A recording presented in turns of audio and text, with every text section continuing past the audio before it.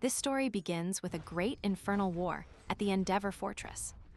There is an explosion against the walls, and soldiers are cut down by enormous orcs scaling the ramparts. The soldiers scream to fight in order to live. The orcs raise their shouts to keep attacking. There are even orc mages attacking the fortress. The barrier barely resists their attack, but things get worse, activating their berserker state. The commander is stunned by this madness, believing it's only a matter of time before the barrier gives way. And even their large number is not the biggest problem, but the beast standing behind them. It emits an infernal aura throughout the place. Seeing the scene of death and desolation, he feels that this will be the end of his kingdom. He has no alternative but to accept defeat with honor. The orcs, meanwhile, continue attacking and killing everywhere. However, the corpses emitted a celestial aura. A small glimmer appeared, drawing the attention of everyone present. And even more so when the corpses started to rise, and everyone began fighting against the living orcs. At that moment, we see the gigantic aura of the orc boss annihilate everything around it. The protagonist believes he cannot defeat the boss with simple corpses, so he summons his 4 best soldiers, ordering the undead army to attack, starting a battle that leaves anyone who enters the orc's radius in pieces. But an elite soldier manages to attack head-on, and as he dodges, a giant cat appears, striking him, executing a combination that the orc barely manages to dodge, but the last blow connects. Leaving him surprised, no one could believe that a necromancer could be so strong with a sword. And furthermore, he could have high-level summons, even entities that were supposedly extinct. Those present cannot believe what they are seeing. The scenario had now turned in their favor. The orc cannot believe that someone would even use magic that is forbidden in the kingdom, like black magic. But even so, he never thought that simple corpses could force him to stop. The protagonist was happy. He had finally found a usable body, qualified to be one of his property. Launching a bone whip-like sword that enveloped the entire beast, although his attack would cost him his arm. It was just an illusion. However, the beast thought he was slow, attacking him with all its might. However, a large wall of bones appeared.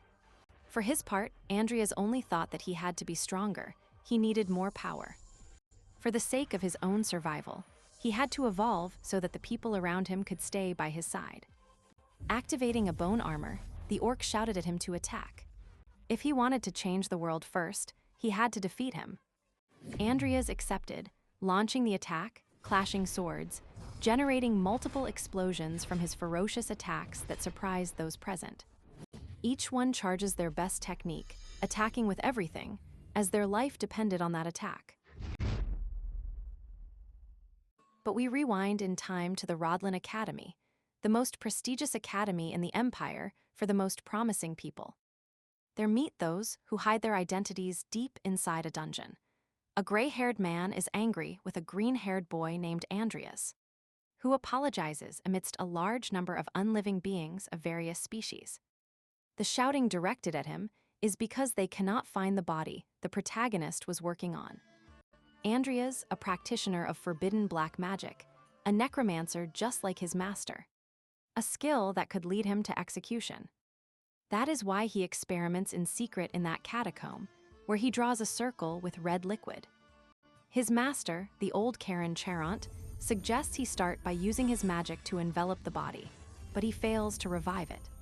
And it decomposes until it is only a skeleton, annoyed by the failure. Karen orders his assistant to clean up. Andrias sees it as another waste of time. Cleaning up and thinking about how he is in such a dangerous job from which he gains no benefit. To his misfortune, it is the only place surrounded by black magic books from which he can learn. Finishing his cleaning, he reports to his master, who is annoyed by the delay. Andrias also complains about not learning anything, but he can't do much, so he apologizes and asks for another chance. Karen, not very pleased, grants it, sending him to the Vinals cemetery for an errand, not forgetting to remind him that he has an eternal debt to him for taking him in after he was orphaned. The protagonist understands this, knowing that if he does not show his worth, he will become another experiment. With his deathly pale face and clear disdain for life, He leaves annoyed for not even receiving travel expenses. However, when he leaves the hiding spot, he appears in the middle of a hallway of the academy where all his classmates are surprised. He is alive and mock him seeing him there, feeling like a spectacle. He walks past them, shouting angrily. Leaving behind all the uncomfortable stares of those classmates, he only thinks about how he didn't ask for any of this nor knows how to stop it. But the important thing is that he is now Andrias Cronwell, a third-year student with no talent. Orphaned from a broken family, a typical man who does favors for the strong and bullies the weak. A coward who is the lowest rated in the academy, a mere third-rate villain, a pathetic type of character no one wants to play. But he cannot help it. He must continue living as Andrias, telling his story that begins with a mysterious disc immersed in a huge red environment enveloping a destroyed city. Called Pekkata, the world of the great sin, where Makoto Kenshiro, the protagonist's real name, finds himself trapped, being a man around 30 years old, part of the special forces, who could not adapt to life in society, with no other options, lived like a vagrant. And he confined himself to the only thing that filled his heart, the great sin, a game in which he was immersed until his 12th week. When he received a call from someone who told him all his personal data and game habits. Scared, he turned off his computer, but he couldn't, and this ended up transporting him into the game, where the body of Andrias awakens. 6 months before the main story begins. Andrias is an NPC who, no matter which character you choose, will always face the same fate. That the protagonist discovers his master's identity and sends them both to the other world, so his main mission is to escape Garant before the main story starts, and thus avoid confronting the main characters, doubting if he can avoid it. He has no choice but to get stronger. While resting on a bench, he recalls his 2 abilities, which he gained after his 13 game campaigns. One is useless, as it depends on chance, but the other is the dual core, which allows him to use magic and swords. It was useful, as he doubts he would survive if he only concentrated on one. And as he walks, he thinks of another characteristic to choose, activating the game screen, searching through a large number of options and analyzing which is the best, until he finds one called evolution, which he understands as the ability to adapt and reach the highest level. He doesn't really know it completely, but he assumes it can work for his development, so he selects it. With this, he unlocks a vision of the future that this ability will bring him, becoming a powerful necromancer who rules over the undead. Determined upon seeing what fate throws, he thinks he will manage to surpass the game as Andrias.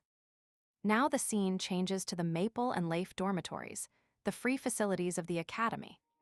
In this awakens the being now known as Andrias, recalling his character's starting stats.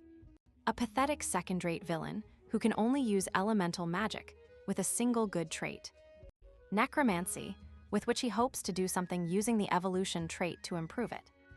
Getting up to continue his day, first passing by the underground research center, and then going to the cemetery, determined to stop wasting time and become stronger.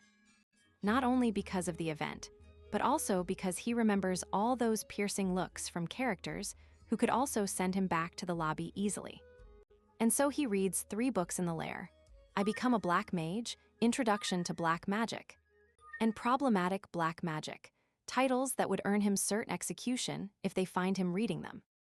Although his greatest fear in the room is a girl locked in a cage, whom he is almost certain is a vampire. In the game, vampires are not affected by sunlight and use powerful magic, a being that his master could not have captured easily. She is basically at the level of a mid-game boss.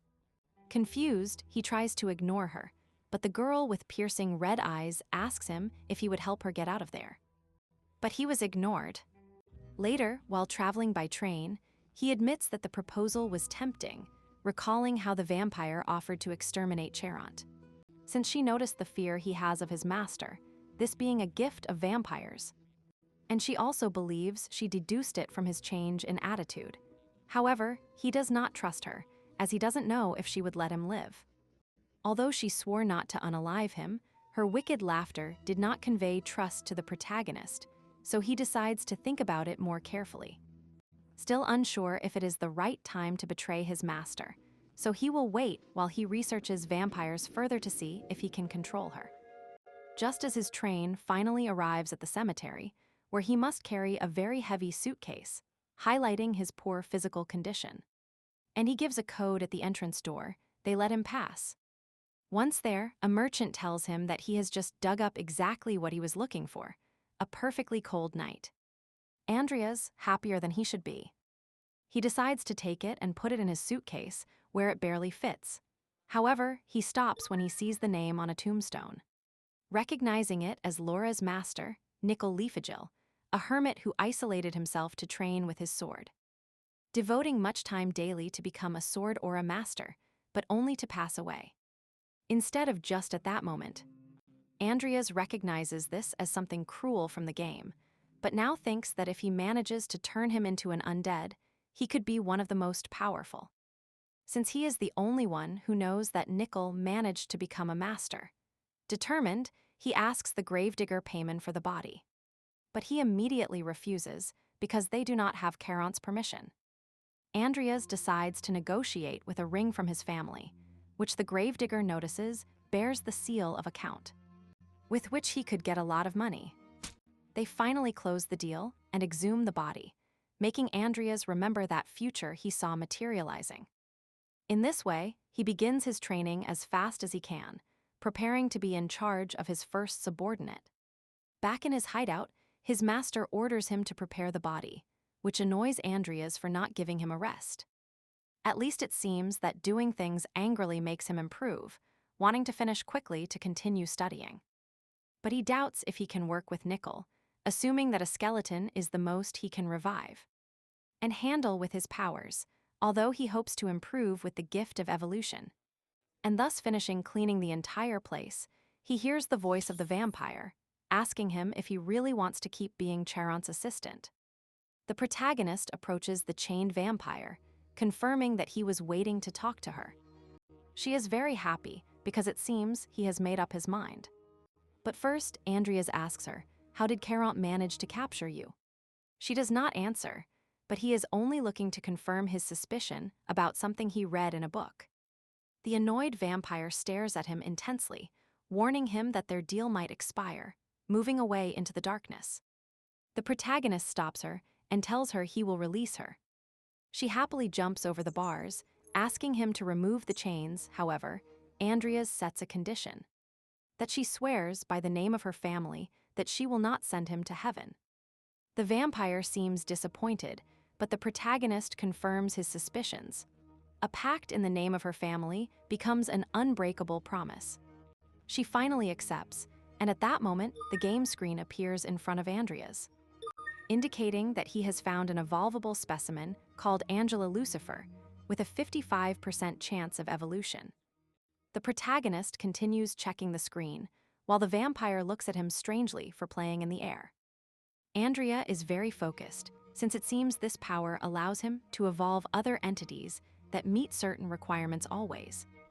And when they are not hostile towards him, seeing this as a perfect opportunity to test it before using it on Nicol.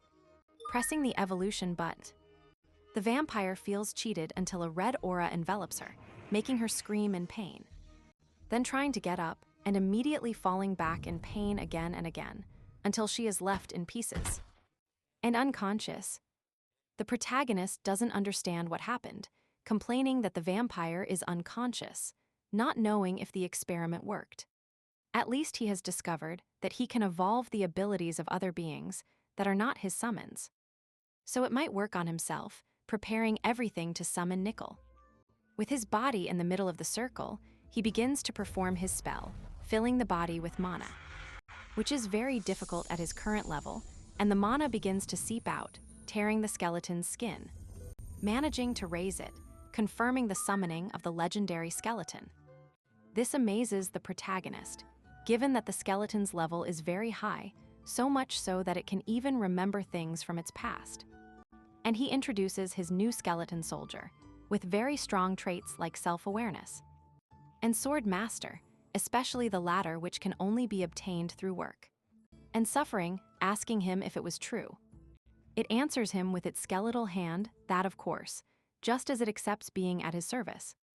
After that, Andrias rests in his room counting the days until his master's end, although he cannot rest much because his competition keeps increasing, thinking about taking out his new soldier shortly after, summoning him in his room.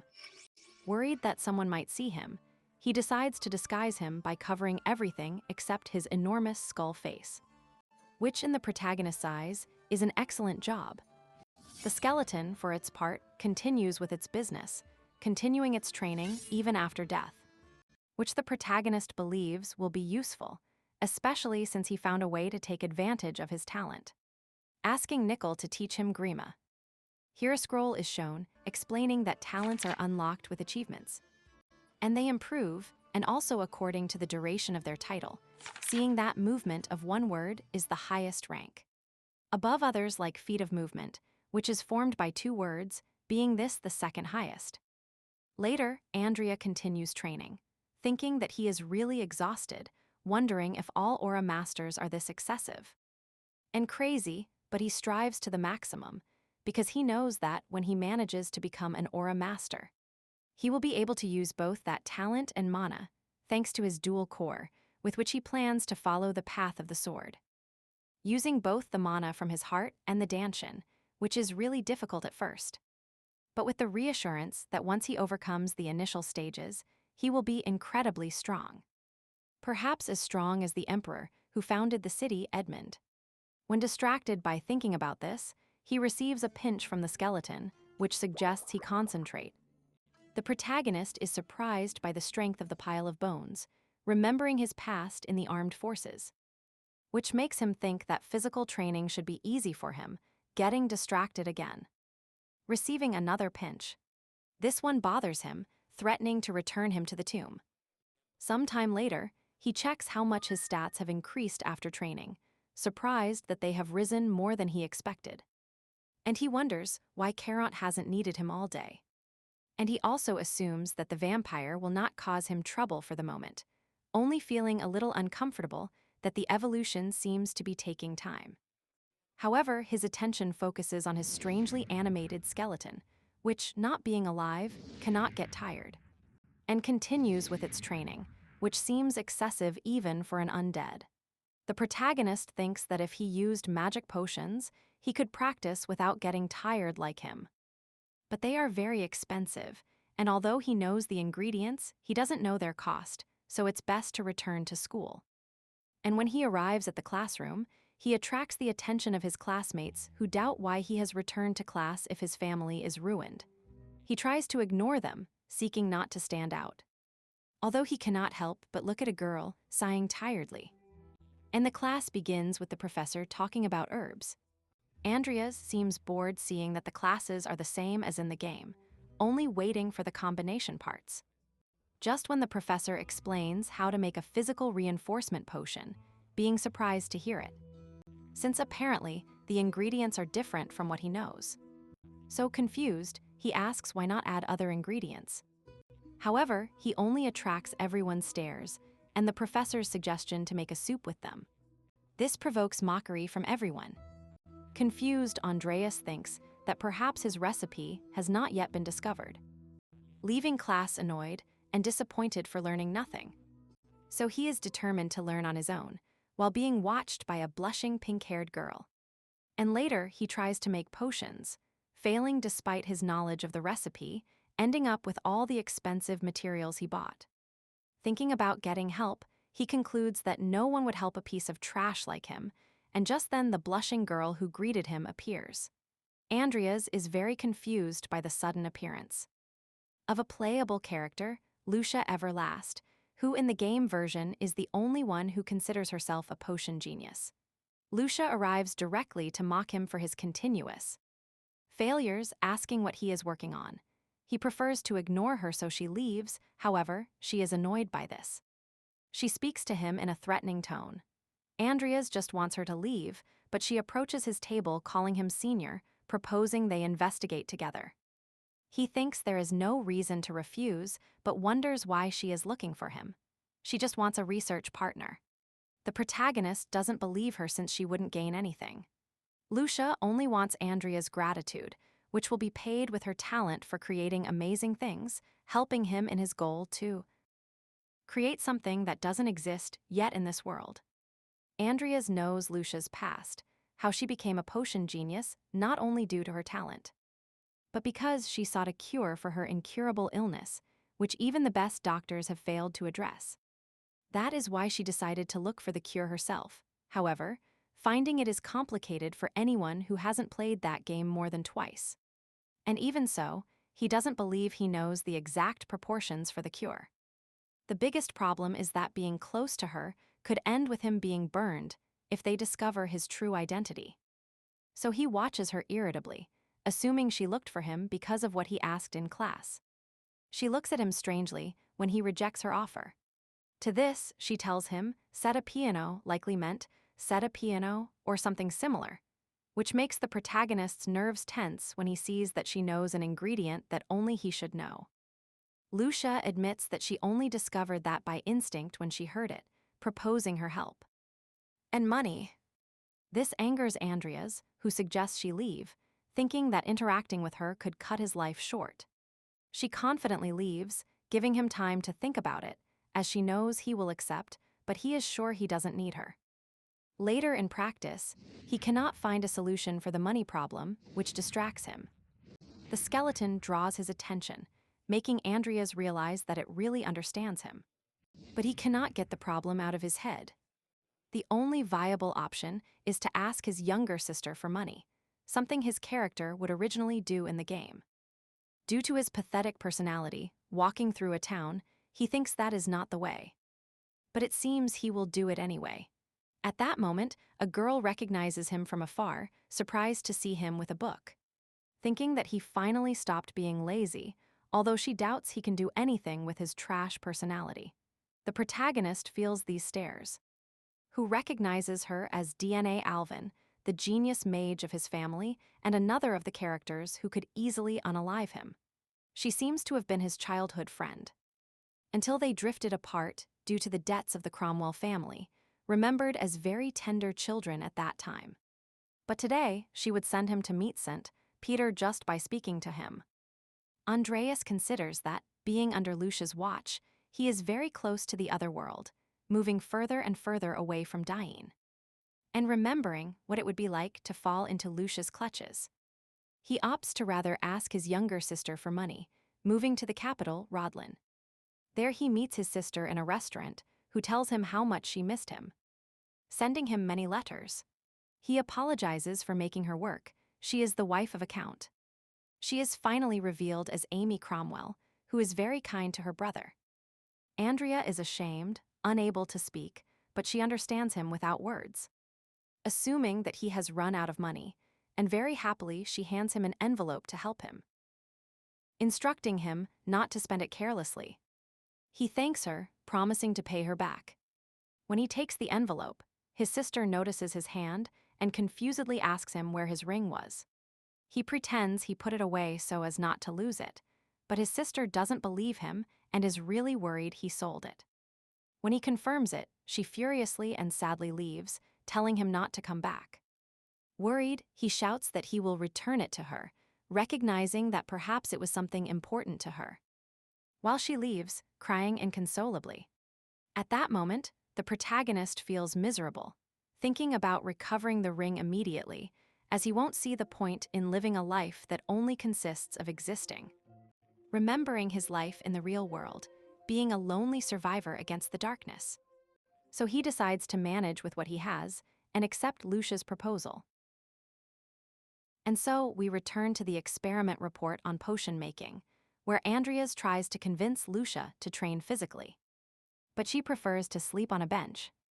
This situation repeats day after day. He trains and she sleeps. In their free time, they work on potions, where sometimes Lucia gets motivated to help and advances faster. But other times, she prefers to sleep like a feline, even despite her companion's complaints about having to work alone. But Lucia's answer is always a lazy, caramel daemon, likely a sound or phrase, although later she gives good instructions for the potions. And the protagonist reflects if, despite his financial poverty, this was a good choice, just as the last drop in his vial makes the formula shine.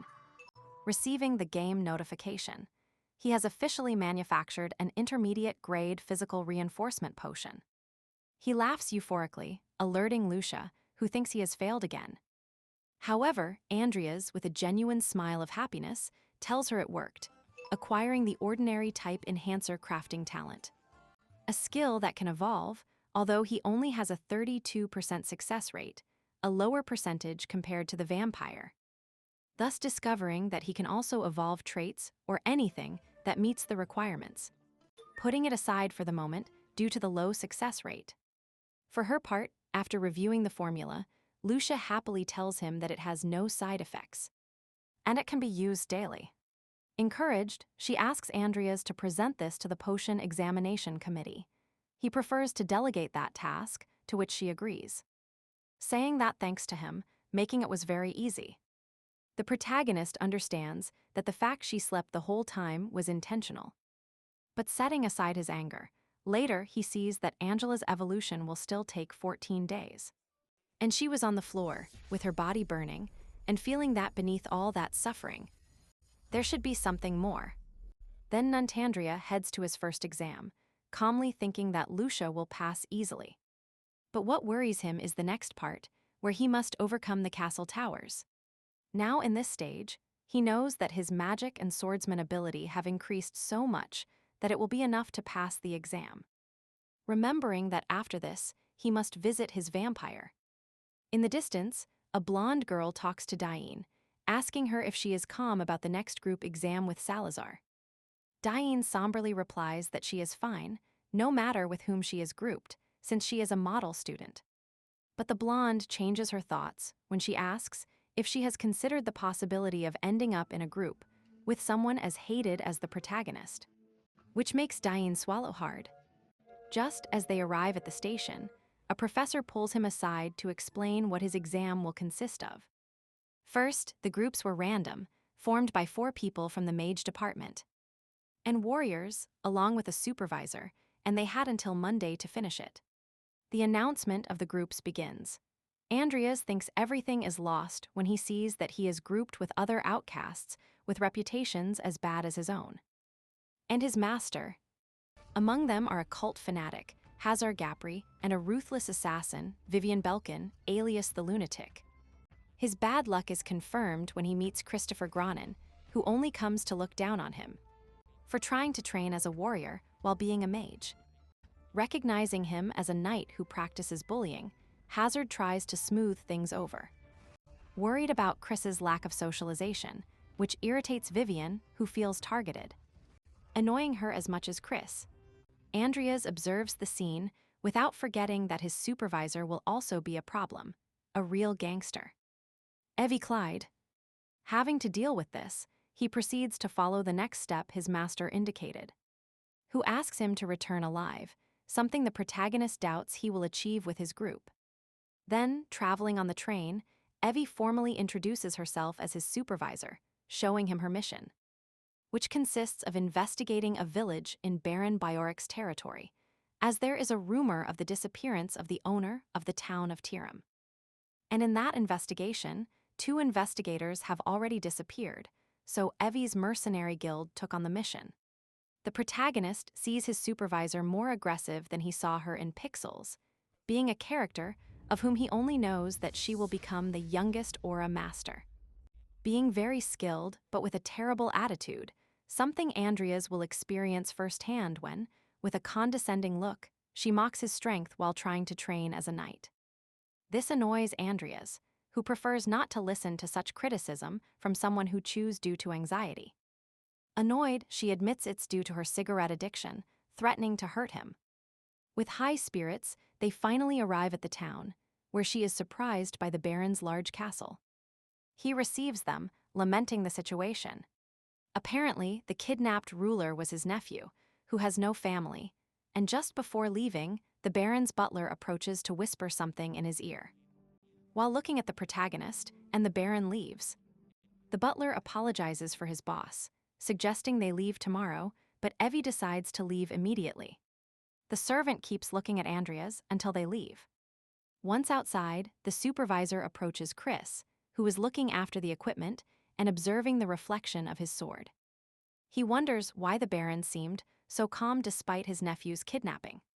Andrias asks her if that is why she insisted on leaving the same day, to which he affirms, pointing out that the story of the investigator's disappearance is suspicious.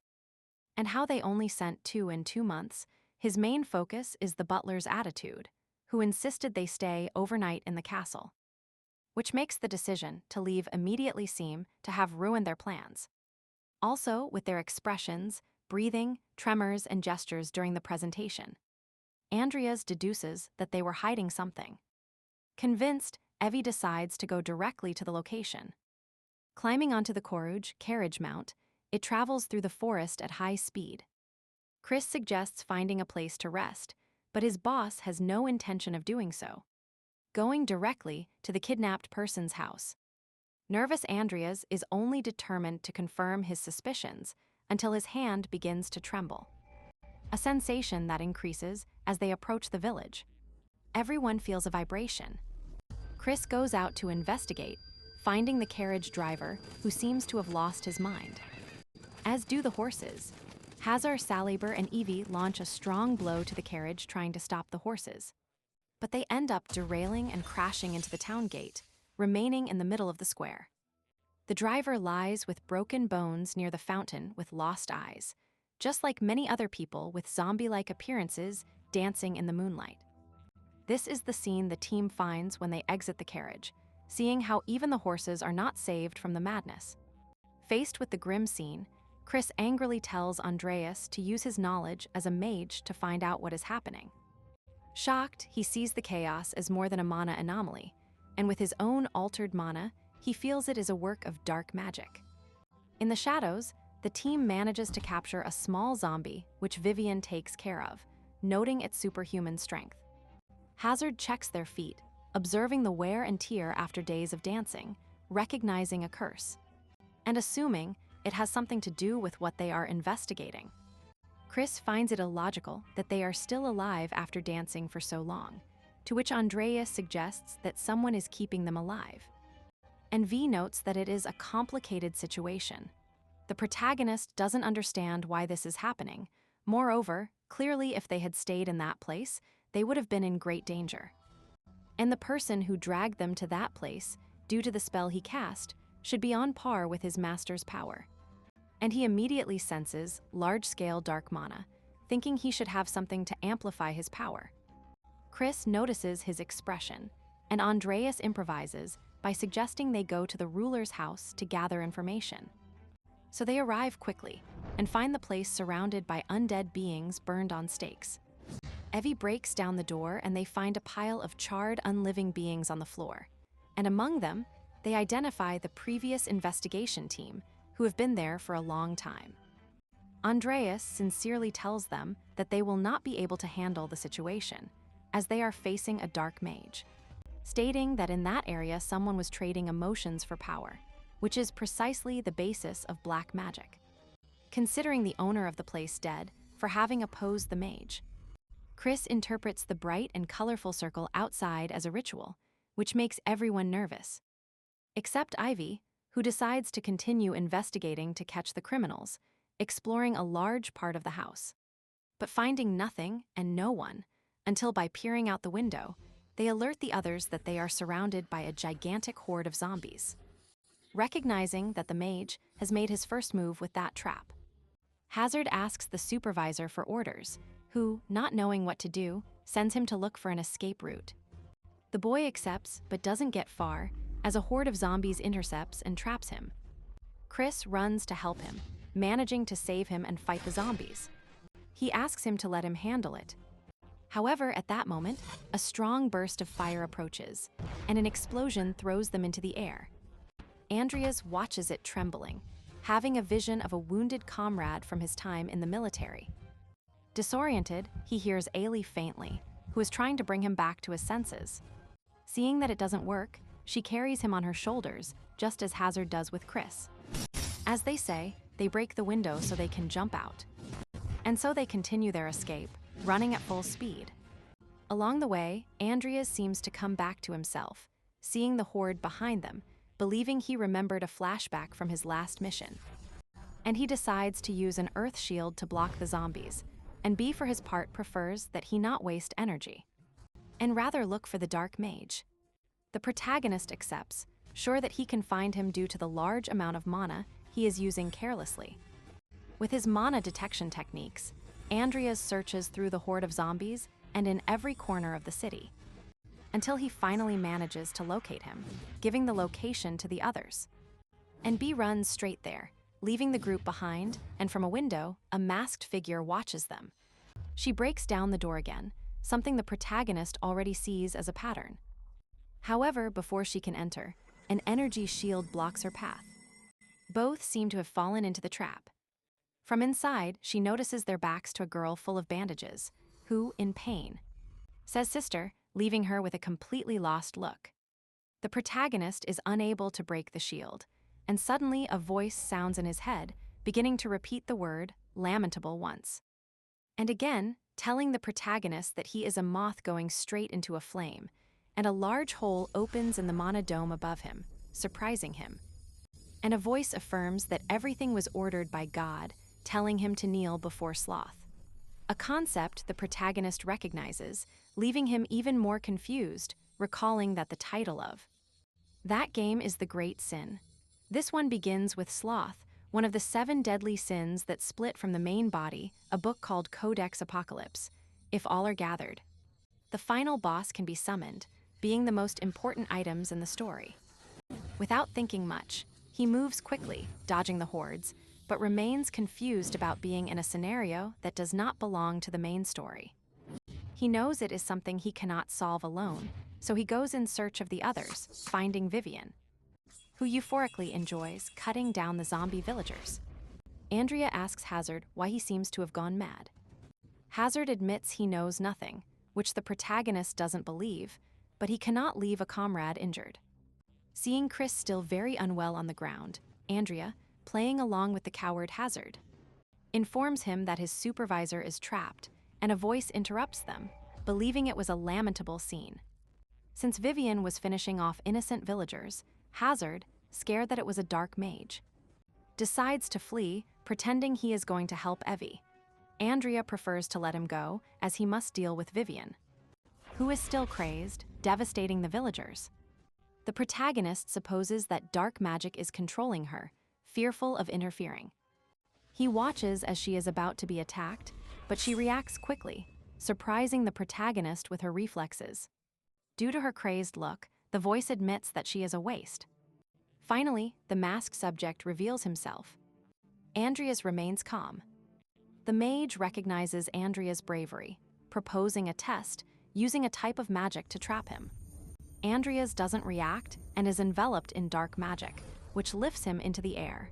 His gaze fills with fear as he watches his fingers begin to disintegrate, just like the rest of his body, slowly disappearing, until almost nothing is left of him. His deadened face transforms into that of his real version, the soldier, who thinks he was dreaming in the middle of the battle. Badly injured by a large explosion, he gets up running quickly across the battlefield. He looks for his comrades until he stops with one bloody eye, looking surprised at what remains of one, shattered by fire. Recognizing him as Cho Hai and runs to help him, shouting desperately, worried about what to do. But his face begins to transform into that of his father. The near corpse extends his hand to him, handing him something. This was the same ring he exchanged for Nickel's body. This one has accredited him as a true descendant of the Cromwell family. And with his last words, he tells him not to worry any more about his family and to be happy with Amy, leaving the protagonist with a lump in his throat. While in the distance, the masked one observes the dome he created to trap him. However, Andrea's arm emerges from inside, which begins to shine with great power until the dome explodes. The dark mage does not understand how Andreas shattered his curse of sloth. For his part, Andreas, with fury in his eyes, observes the game screen, seeing how his real personality has synchronized due to the trauma with Andreas. Acquiring the exceptional combat skill from his time in the army, telling the dark mage that his curse of sloth is just a simple curse that amplifies traumas, or perhaps he just has a poor executor. This angers the mage, who launches a powerful black ray. The protagonist dodges it thanks to his training in the special forces, which further enrages the dark mage, who attacks again, only to be dodged once more.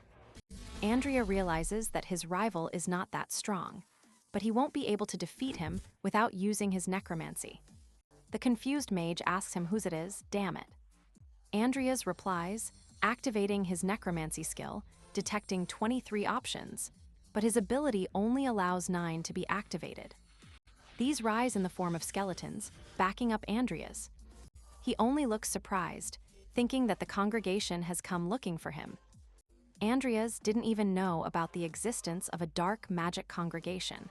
However, he sees that it can be useful to get rid of him. And he tells him that his mission is to recover the Page of Sloth from the congregation.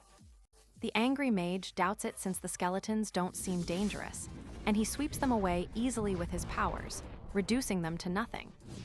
Andrea takes refuge behind an earth shield while calling someone. The irritated masked man tells him to stop pretending since he knows he is a weakling, launching another attack.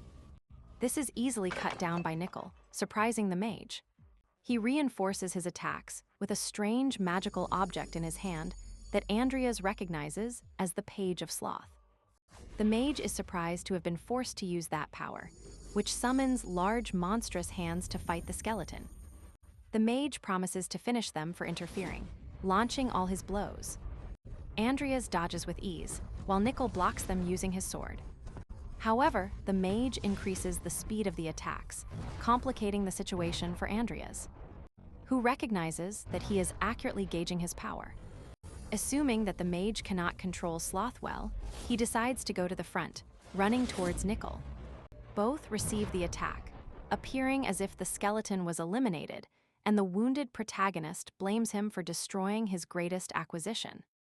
The masked one recognizes the protagonist's persistence, but decides to send him along with his skeleton, attacking with everything. However, while a gigantic hand approaches and there seems to be no escape, Andrea smiles as behind the masked man, Nickel appears newly summoned, splitting the overconfident mage in two. The battle ends. Andreas recognizes the Baron's butler, assuming he is also involved, picking up the Page of Sloth, which transforms into a cube and is marked as the 7th chapter of the Codex of Apocalypse, granting a 200% mana booster. Not knowing what to do, he remembers that he must also hide Mikkel. So he gives him the cube to keep it among his summons. Left alone, he sees that the mage's barrier remains over Vivian, although he could let her die like the others. He prefers not to have to give explanations and returns alone. Besides, he cannot mention black magic. Noticing that the barrier is different, and when he touches it, it absorbs him. A miniature version of Vivian's mind appears, who is scared to see something invisible sit in her chair. Andreas in spirit form tries to calm her, saying that there is nothing he can do to help her. The girl keeps crying. The protagonist, not knowing how to deal with children, remembers that when he entered Vivian's memories, he saw her being mistreated by a noblewoman. In his investigation as a ghost, he discovered that that woman was the second wife of Count Belcam. Thus begins a very torturous family history, recounting that Baron Belcam is the descendant of a family of fencing experts. He wanted an heir to train, but he only had Vivian, which caused her mother to repudiate her and abandon her. Once alone without anyone to protect her, a seed of madness began to sow itself, which grew to such an extent that at one point she ended up murdering all the fifth-year professors. During a meeting, enjoying it with a sadistic smile. Returning to his fairy act, the protagonist recognizes that he has no way to make Vivian forget her past.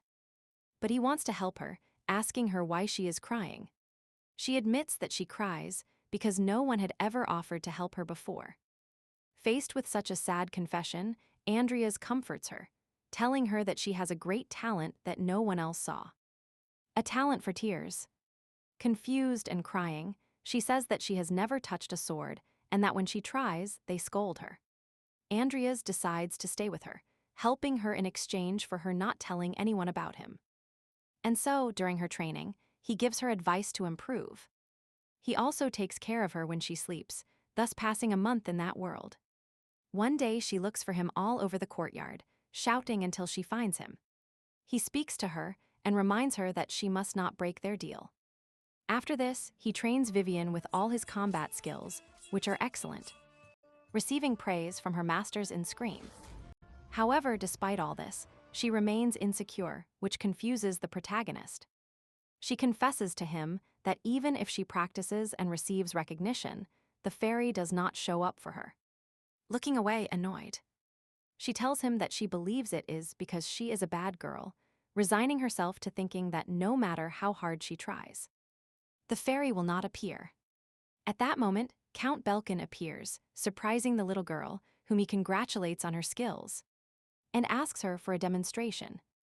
The girl happily performs the demonstration, and upon finishing, the Count recognizes her talent.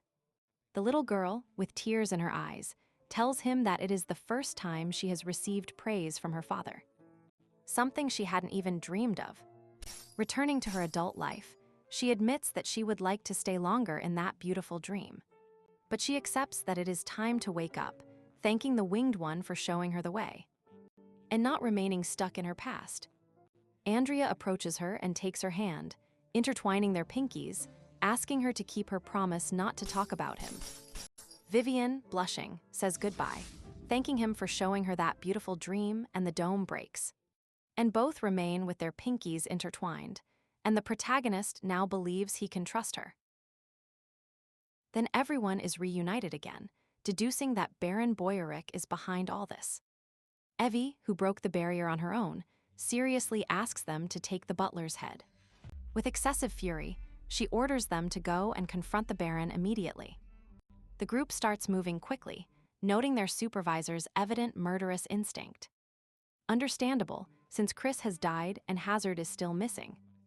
In the Baron's castle, furious Eddie threatens a knight.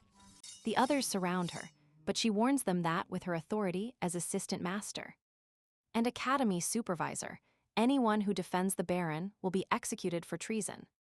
This slightly scares the protagonist, who carries Chris on his back. Eddie, lifting what remains of the butler, tells them that he was the one responsible for what happened in Tarim. Faced with this, the knights agree to let them pass. Once inside, the Baron awaits them in a room next to his son Al, who has turned into a gigantic morphing mass impregnated with mana. Balori recognizes that his son should have died months ago, but a robed subject offered to help him. And he ended up accepting at all costs, even if it meant leaving the poor boy in that lamentable state. The Baron apologized to him, telling him he just wanted to save him, which provokes Ibai's anger, who grabs him by the neck, throws him to the floor, expressing that he should say those words to the people whom he and his butler harmed. Evie orders that the investigation team take the creature away. Without thinking twice, Andrias creates a sharp rock to finish her off, which causes the Baron to cry and run towards what was once his son. The surprise is general, including Evie's, who asks Andrias why he acted without waiting for orders. He replies coldly that any creature born of black magic must be exterminated before it has a chance to make a move. After the Baron was arrested by the investigation team, they also transported what remained of his son.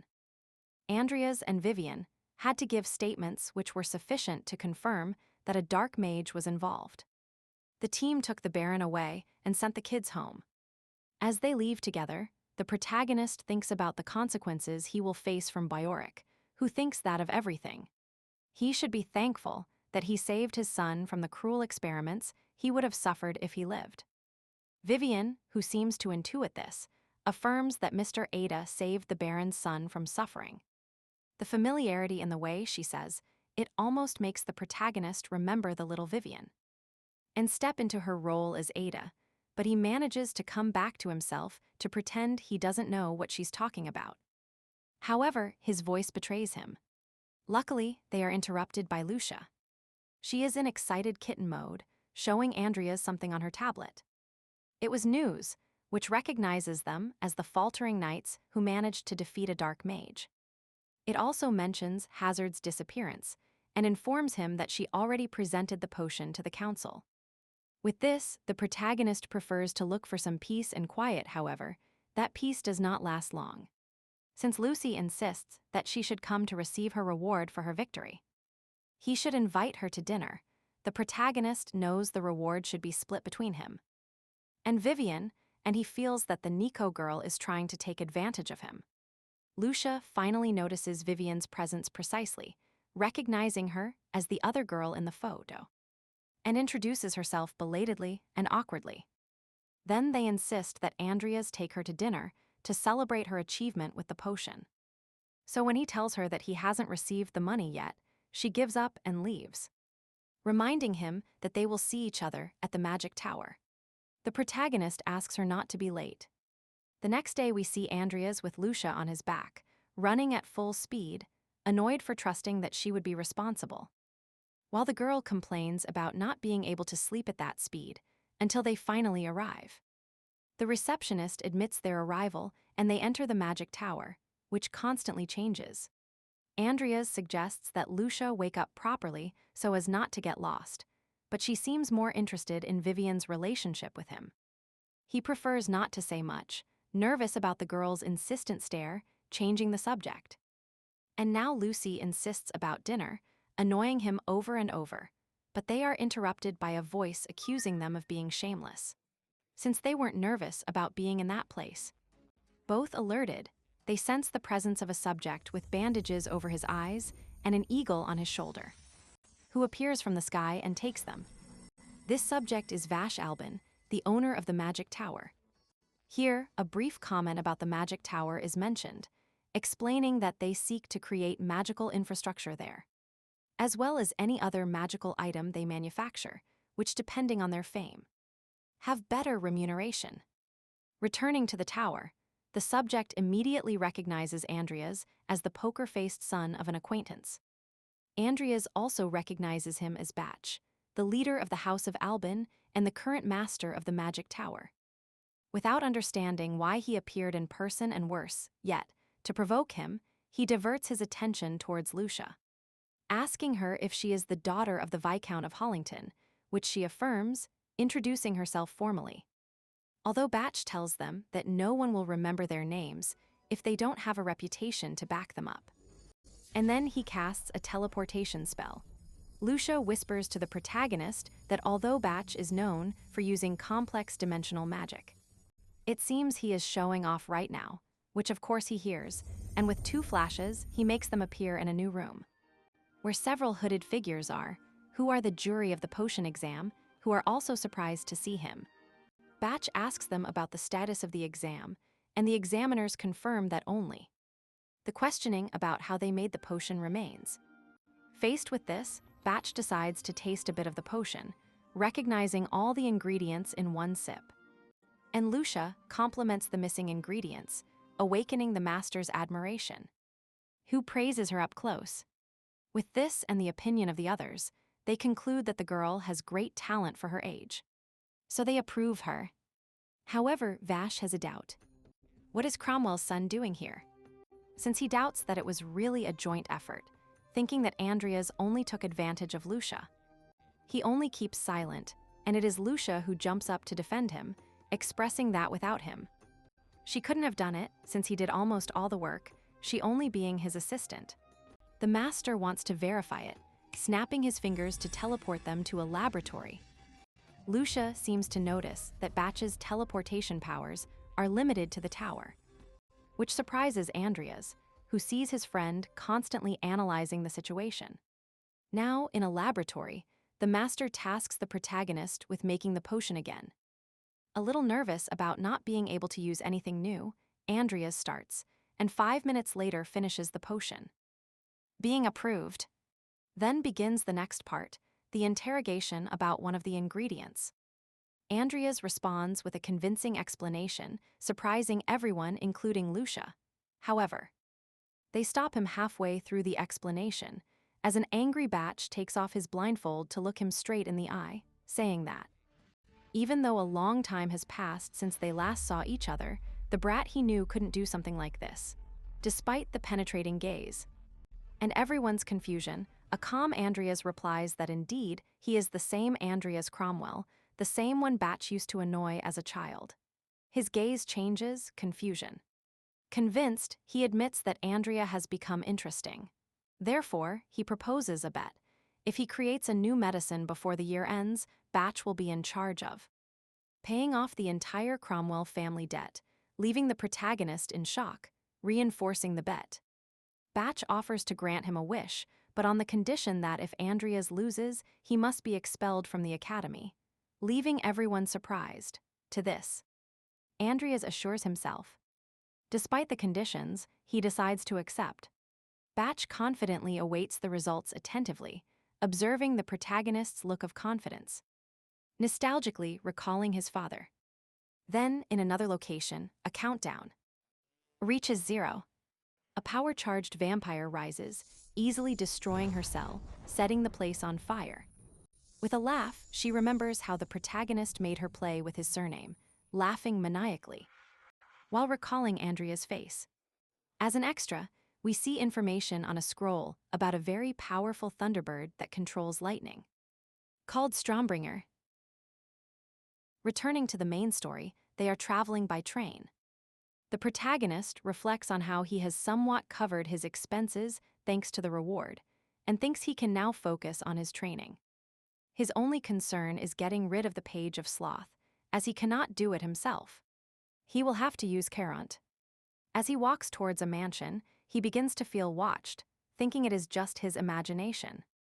However, hidden among the trees, Angela watches him with a big smile. For his part, Karen is annoyed that his student appeared in the news, and even more so when he tries the potion he researched without telling him. With his irritating attitude, he orders Andrias to follow him without complaining to discipline him as a disciple, opening a portal to his hideout, looking visibly resentful. While the protagonist thinks about avoiding mentioning business for the moment so that his mood doesn't worsen, since his plan is only to check how the vampire is, but upon arrival, they find the place destroyed and in flames. Andrias confirms that his evolution technique was a complete success, regretting not being able to see the result.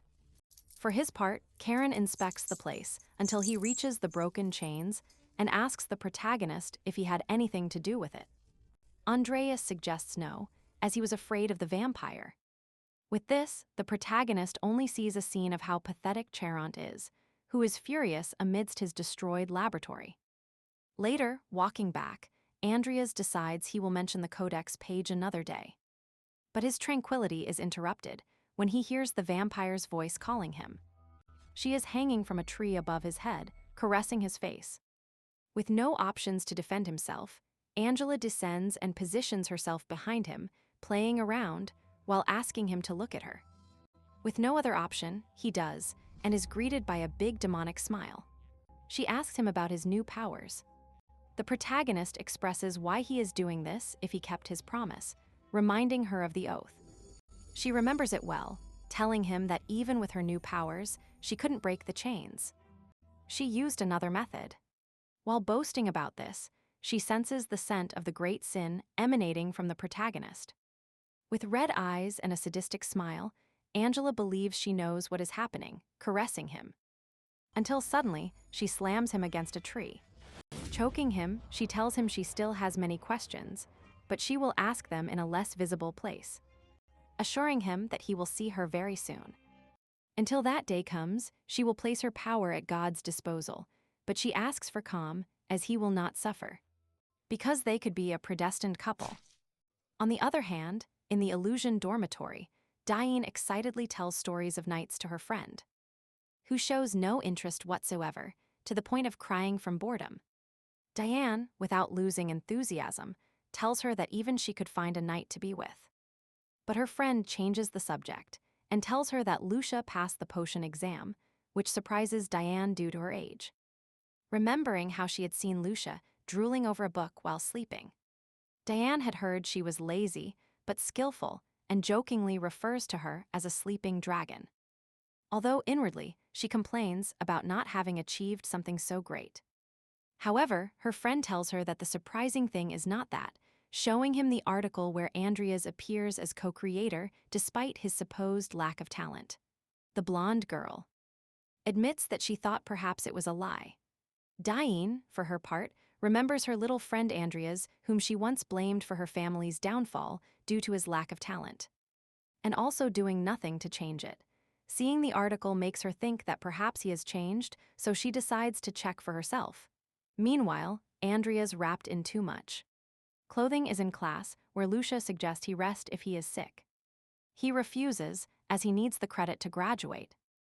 All this while recalling the previous night, which was crazy, with a sadistic vampire leaving him a huge scar on his neck, declaring him her predestined partner.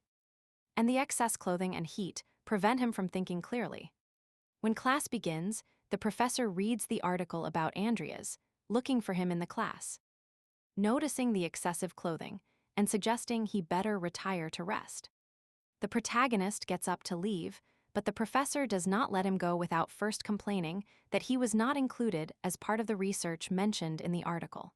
This infuriates Andrias, who remembers how the professor belittled the ingredients he suggested in class, stating that he said they would end up being soup, under Lucia's gaze, who immediately notices the hostility. The protagonist replies to the professor, saying that the soup he made was too good, with the professor annoyed. And everyone's surprise, Andrias continues his way to the exit, ignoring the professor's shouts, with no intention of looking back at those who mocked him before. Determined and knowing he can earn credits in another class, he leaves the room, ignoring the teacher. Before leaving, Lucia tells him that she will explain to the professor, as the other co-creator of the potion, that the fundamentals were learned in his class, and then they continued their own research. As is the duty of students, her serious and refined gaze charms the professor, who nods at her. The girl finishes by saying that on a future occasion, she will always ask him for advice. This flattery is enough for the professor, very excited to put himself at her service, calming the situation before a very confused Andrias, who leaves thinking about thanking the adorable Lucia, who winks at him from her seat. Later in an office, official Gu Anguo, Laura Master, educator of Sinclaria, Cloche, prepares the report for the Academy explorers. There they read his tablet about Lucia's discovery. According to his assistant, they called it Everlast Potion, and they are looking to monopolize it. The Duke asks for a sample, which he receives thinking it is very small, taking it all at once. And he feels an excellent result in his body, classifying it as better than the current ones on the market. And with no side effects, affirming that once commercialized, it will generate excellent profits. Despite this, his assistant shows him another important detail, the co-creator. Gluttony immediately recognizes him as Cain Cromwell's son, doubting that someone like him could be talented in potion creation. His assistant tells him that rumors indicate otherwise, and that he is probably taking advantage of Lucia. Something the Duke doesn't understand, as he sees no reason for her to add her name without reason. Still not fully understanding it. And wanting a nap, he tells his assistant to investigate him and adds him to the list of explorers, complaining while falling asleep. On the other hand, in a darker place, a figure sitting in a chair asks a butler about the year-end award ceremony. This was an old man with a large beard, informing that the Cromwell family will be demoted. Swirling his wine glass, the figure recalls Andrias, showing a huge and sadistic smile. With a malicious look, he watches the protagonist's silhouette through the window, waiting to see if he is different from his father. Meanwhile, Andrias practices in his room, delivering 10,000 sword strikes until he collapses from exhaustion, using a potion to recover, combining an amplifying potion that improves his muscle recovery rate, another healing potion to combat fatigue, and the physical reinforcement potion, forming an infinite training system. Holding several potions, he considers that although evolving his potion crafting skill was risky, it was the best option.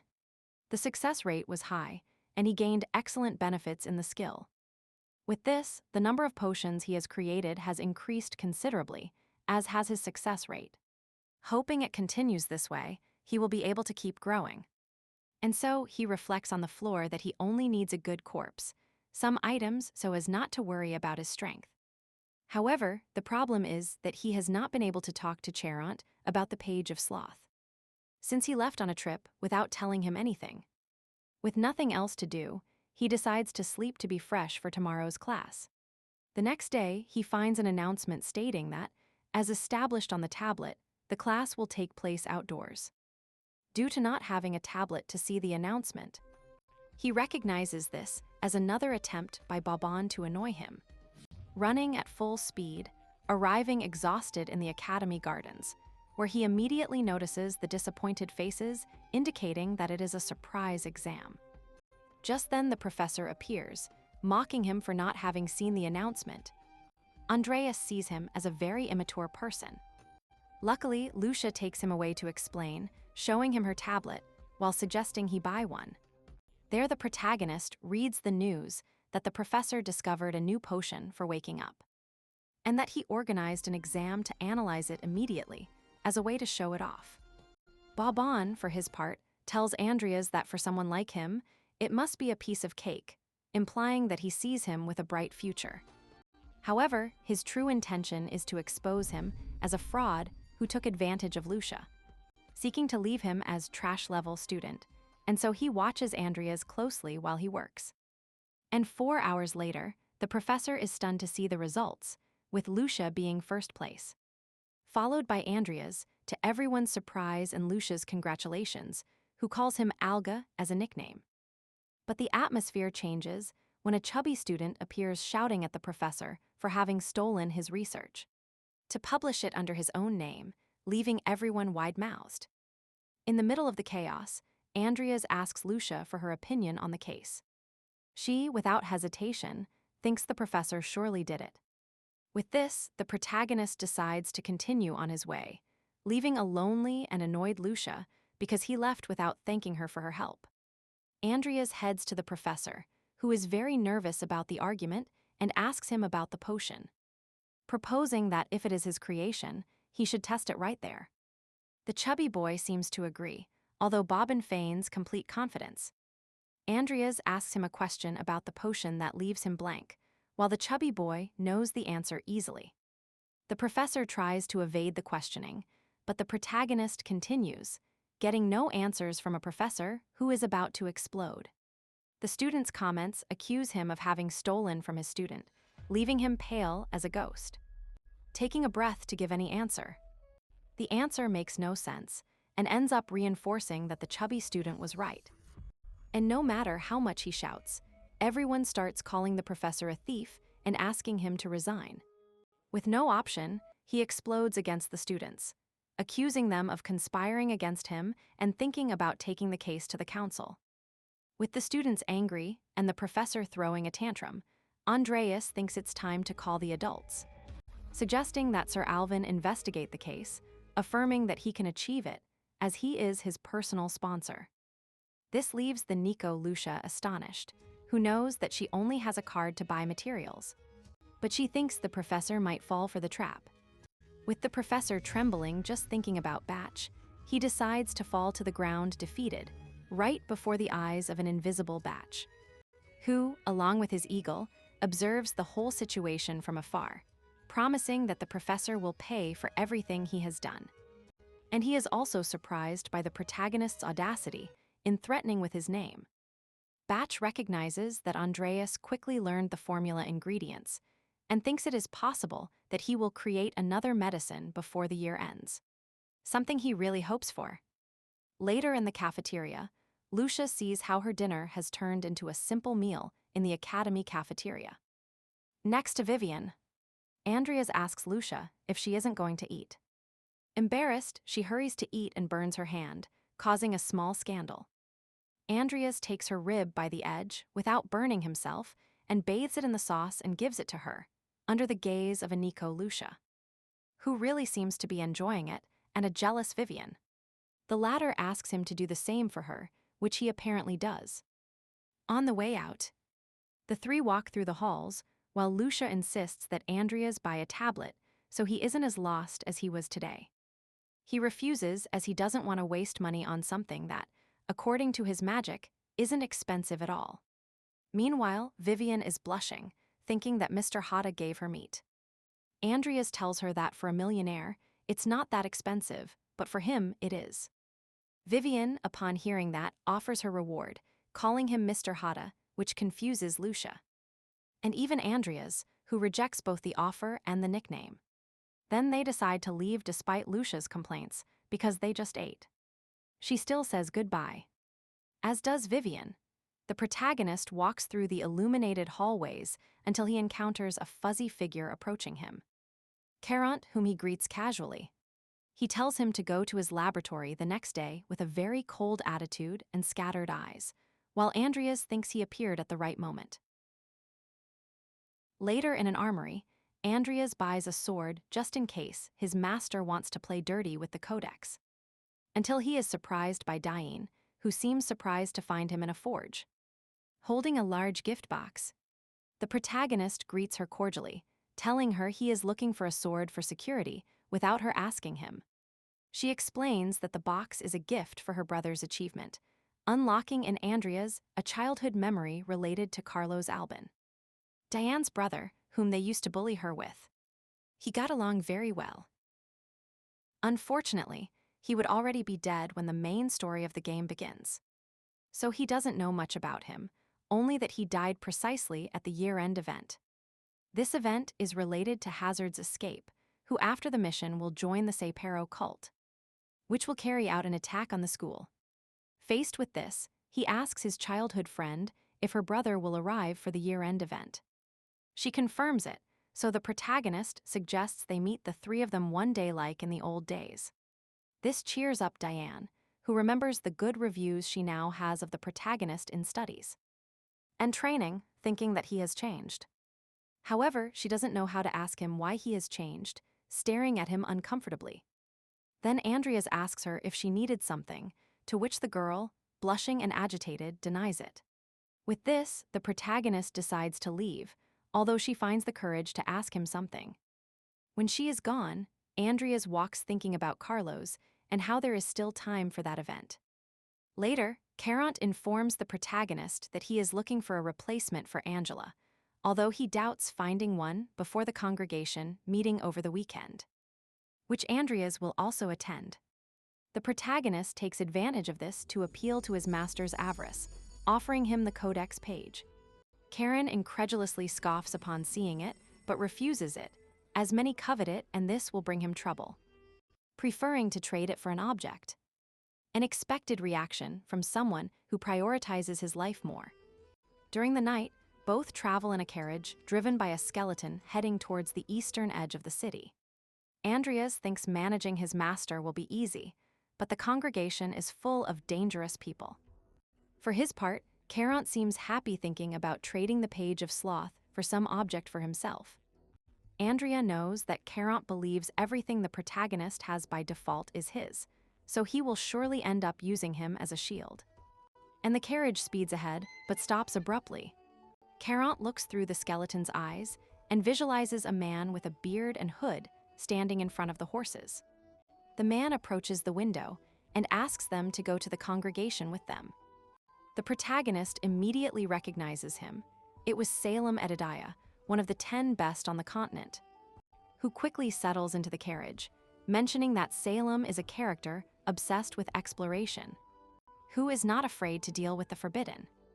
He has the nickname the Devil, who seeks the truth. Andrias believes this will complicate things. Karen, for his part, does not hide his expression of disgust, which annoys Salem, causing his master to nearly die of fright while apologizing humbly.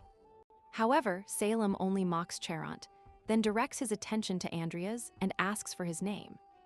The protagonist introduces himself, which immediately surprises Salem, who enters affectionate mode. And he tells Carant that he has managed to get another Cromwell, confusing the protagonist. And so a blushing Salem approaches Andrias to give him advice, to fight as much as he can. With this, the journey becomes silent, without the protagonist being able to ask Carant anything, since with such a serious expression, she doesn't seem willing to answer. Then the carriage stops again when a black shadow with a hat appears on the ground. It materializes, introducing itself as Dragon, a man with a monocle who apologizes for the interruption. He was planning something until he saw Salem getting out of the carriage, changing his expression. And so the four walk together deep into the forest, with Salem bothering Dragon, whom he clearly can't stand. The protagonist walking behind saw Dragon, a being that comes from the depths of the sea, probably looking for the page of sloth. Until he ran into Salem, and as they walked through the forest, Charon observed a giant tree with a light inside. Assuming that the congregation was there. "Too tall," said Salem, complaining. He cheered up when he noticed ambitious mages nearby, taking out his staff to have some fun. These sought to attack, an attack that seemed foolish according to the protagonist, since they had Salem with them. However, the mysterious mages tried to attack, enveloping Salem's legs with branches. However, he casts a wave of magic that reveals the magical cores of his companions, and of the hidden mages, counting 7 victims with whom he will have fun by launching himself at full speed. The mages, noticing the danger, try to flee, but have no chance, as Salem was ready to release an enormous green explosion. This could be seen even from the congregation. There was a girl with pointed purple hair. A giant monster, a sleeping girl, and a mysterious mage. Later, everyone arrives at the place. Salem comes out very excited, greets the mysterious mage named Morch. The others also greeted him, though coldly, which annoyed Salem, who expected to be congratulated for saving the codex. Showing the little gift in the bag Andrias carried, containing the remains of the mages who had attacked them. Everyone was surprised by this macabre scene. For his part, Morch was annoyed that Salem had reduced the number of those summoned to the emergency meeting. The protagonist thought how those intermediate or high-level and very problematic mages in the game had been nothing more than a game for Salem, recognizing his strength. He, for his part, was annoyed by the criticism. Morch, for his part, asks to see the page of sloth. Charon ordered the protagonist to show it to him. Salem surprised by Andrias' attitude, seeing him as interesting since he was unfazed by the massacres or bloody tasks. Furthermore, he aroused his interest because he had discovered with his spell that Andrias had 2 magical cores in his body. Just like him, so to annoy him, he blew on his neck, telling him something that Andrias interpreted as a romantic insinuation, not knowing that character had those inclinations. The other annoyed mages asked them to stop playing and finish the matter.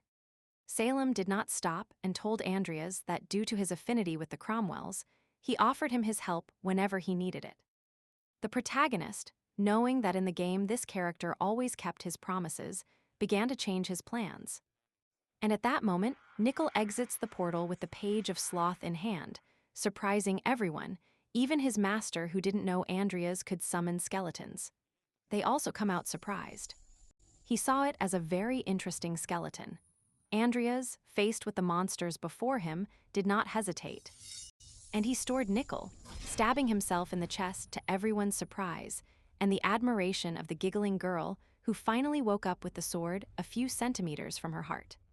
And spitting blood, he demanded a fair reward for having found the page, annoying the sharp-haired girl. Summoning many thorny branches that surround Andrias.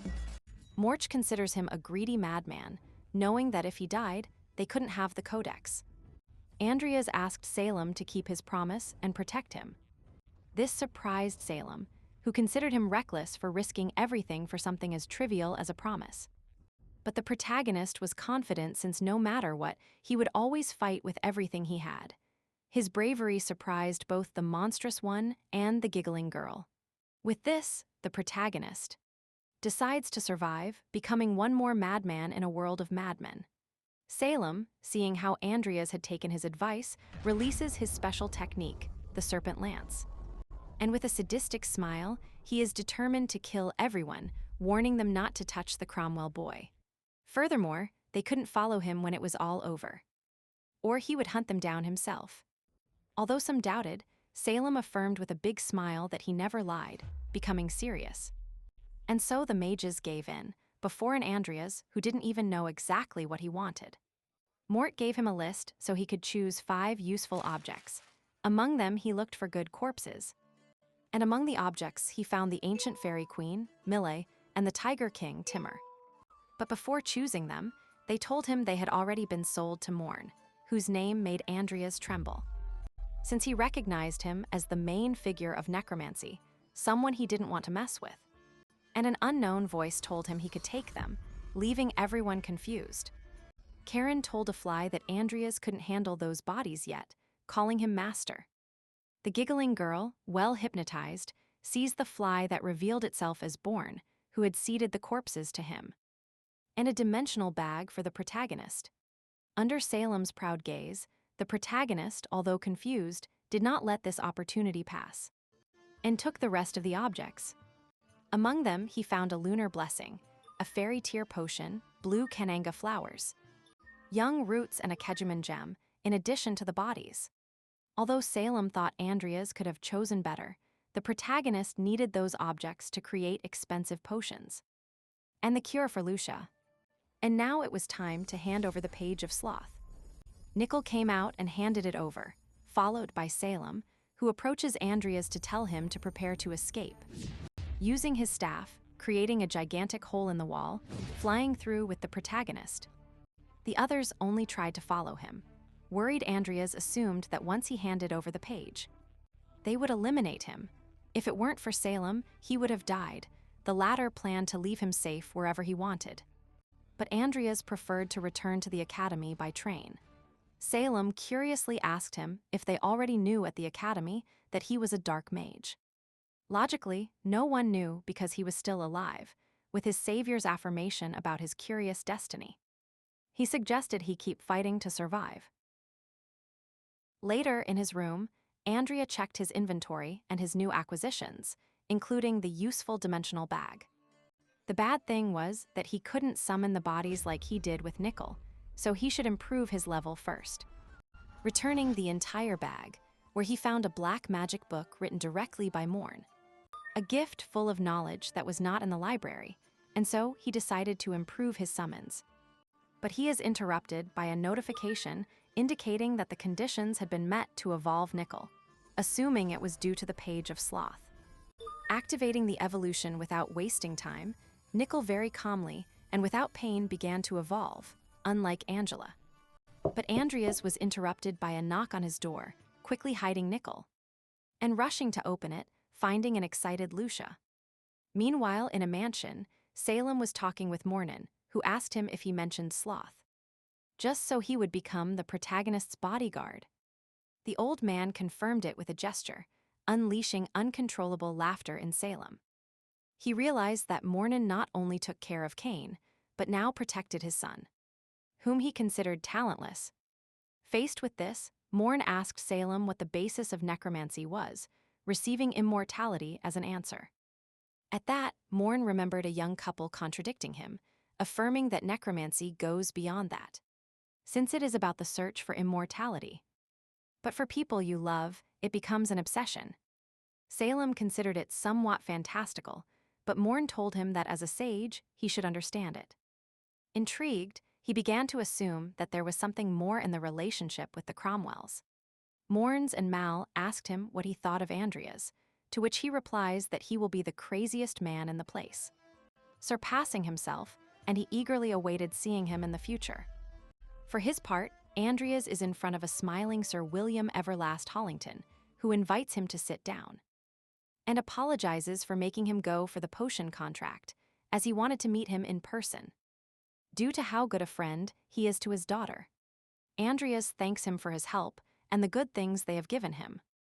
Arrogant Lucia reminds him that it was thanks to her that the excellent agreement was reached, which she hands over for him to review. With 60% of the potion's profits, Andrea learns that he will receive an incredible 800 million wells, the game's currency. The amount leaves him completely in shock, and even more so when Hollington predicts that this figure will increase in the next payment. After becoming a millionaire, Lucia's father invites him to leave business aside and have dinner together.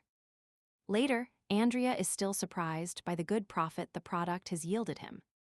And now, with his tablet, He admits he would never have imagined earning so much with a single potion. The product is very popular for both battle and general use, which will allow him to receive more support from the nobles. With 1 billion gel in his possession, he reflects that the Cromwell debt only costs 3.5 million, and even buying everything, he would have plenty of money left over. He then heads to the National Cemetery, where he plans to start recovering his belongings, starting with his ring. Once inside, he finds Payman and a masked man. The protagonist asks who he is, and the answer is that he is an intermediary to avoid problems in the deal. The three enter a house where they have tea in the shadows. Andrias observes the masked man, thinking that someone as a guarantee shouldn't hide his face or carry his sword.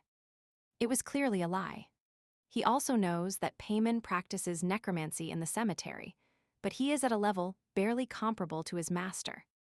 Not presenting a challenge, as he has greatly improved his necromancy skill and has good control over earth magic. And great physical capacity. The only detail is not knowing the masked man's strength.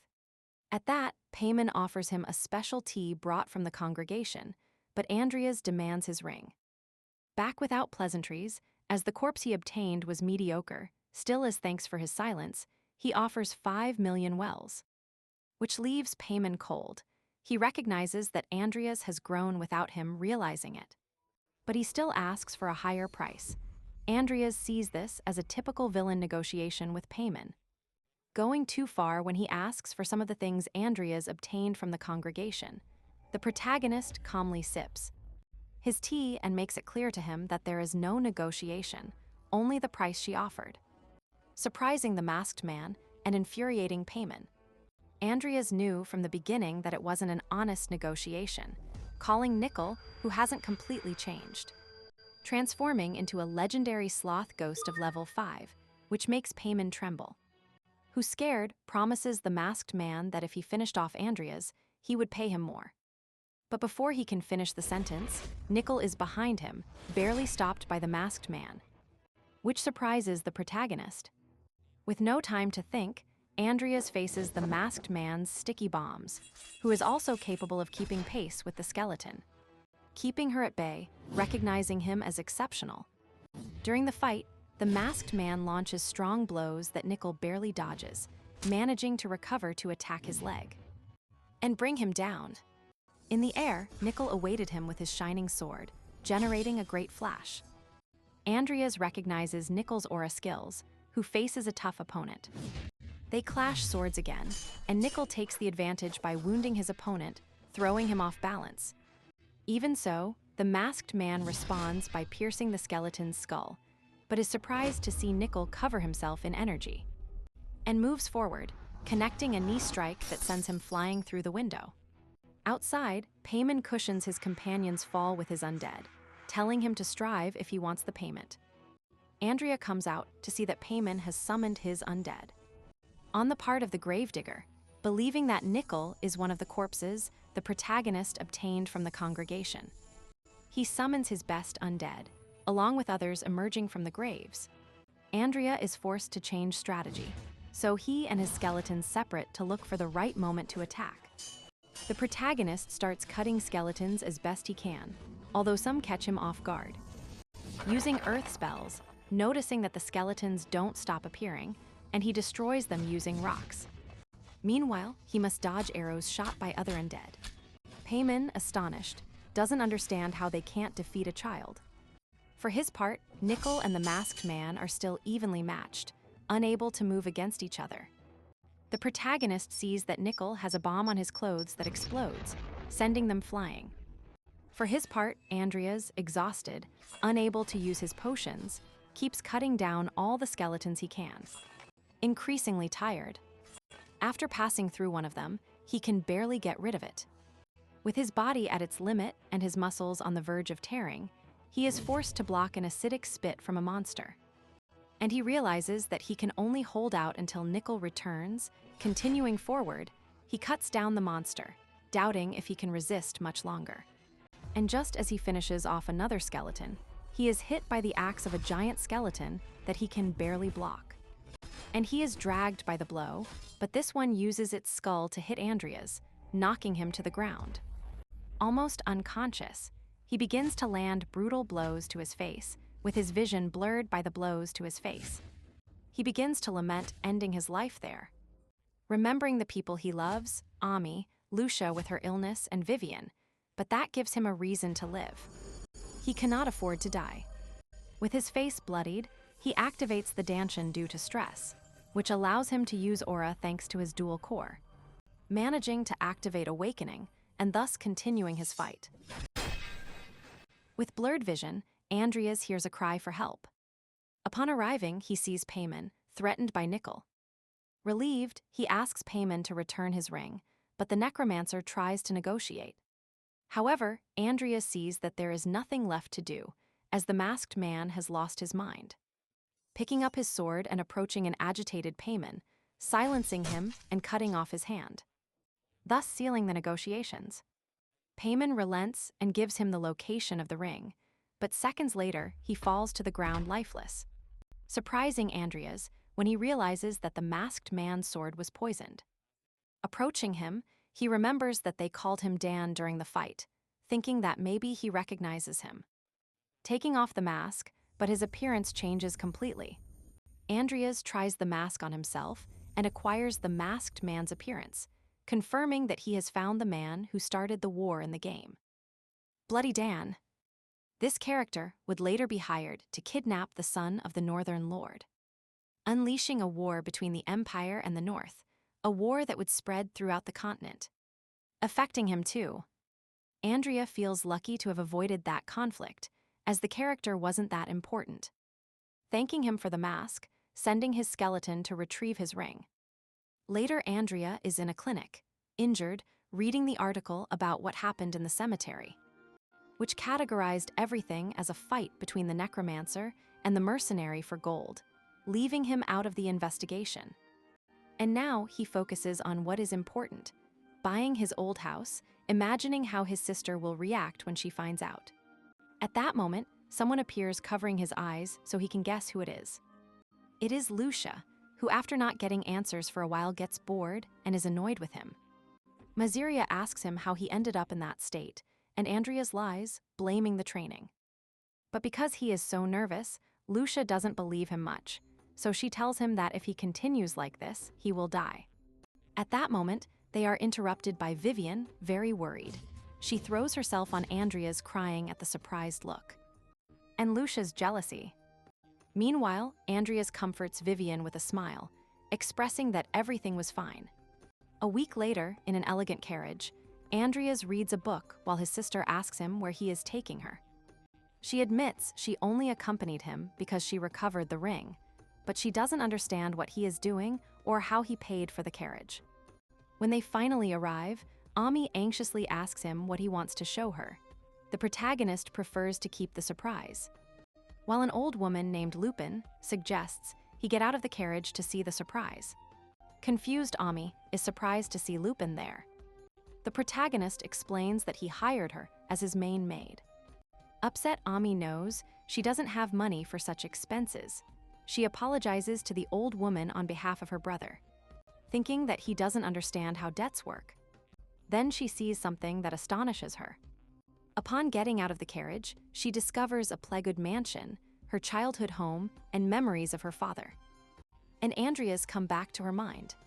Incredulous, she asks what they are doing there. Lupin happily hands her a letter. Reading it, Ami worries when she sees that Andrias bought the mansion. Surprised, she thinks her brother did something wrong to get the money, but somewhat hesitantly explains that he invented a potion and shows her the details on the tablet, promising her that she won't have to work so hard anymore because he will help. Barely containing herself with a trembling voice, she sees all the effort her brother has made. And she remembers how she treated him when she found out he sold the ring, breaking down in tears, recalling that she told him never to come back, asking for his forgiveness. Andrias calms her with a smile, promising to be responsible. His sister tells him she always had faith in him, but sometimes he was too crazy, and the whole scene is observed by an excited, crying ensign out of happiness. And so some time passes, and Andrias in his room throws the giant cat inside a circle prepared for the ritual, recalling that thanks to his awakening, he has learned necromancy faster, unlocking illumination, which allows him to learn theory more quickly along with new skills like blood curse, death fury, ghoul summoning, obsessed explosions, revenant summoning, and skeleton summoning. Precisely, the revenant summoning is what he will use to attract Timur, feeling that he has good chances. Nervously, he begins his spell, detecting the corpse and beginning to imbue it with his mana. Using his dual core and putting all his effort, thinking that with his evolved skeleton. And the muscular cat, he will have his own army, summoning Timur, the monarch of the tiger tribe.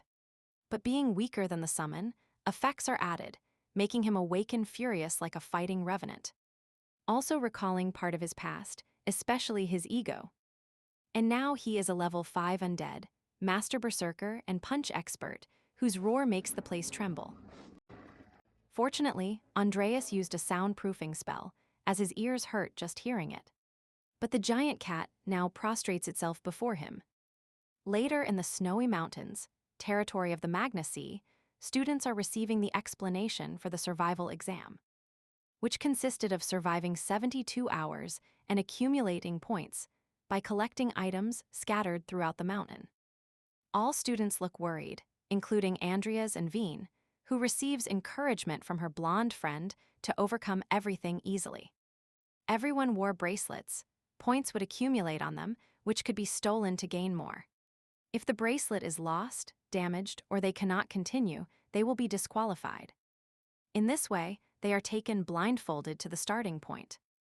Later, Andrias climbs a cliff on Mount Viper, reaching the summit. This is a perfect place to attack and defend. There he finds Diane, inside a magical barrier completely exhausted, since she is not only using the barrier, but also search magic, which is very draining. This takes its toll, and the girl collapses from exhaustion. Andrias approaches thinking that if he takes her bracelet, he could get rid of a strong rival. But he prefers her support to achieve the maximum score.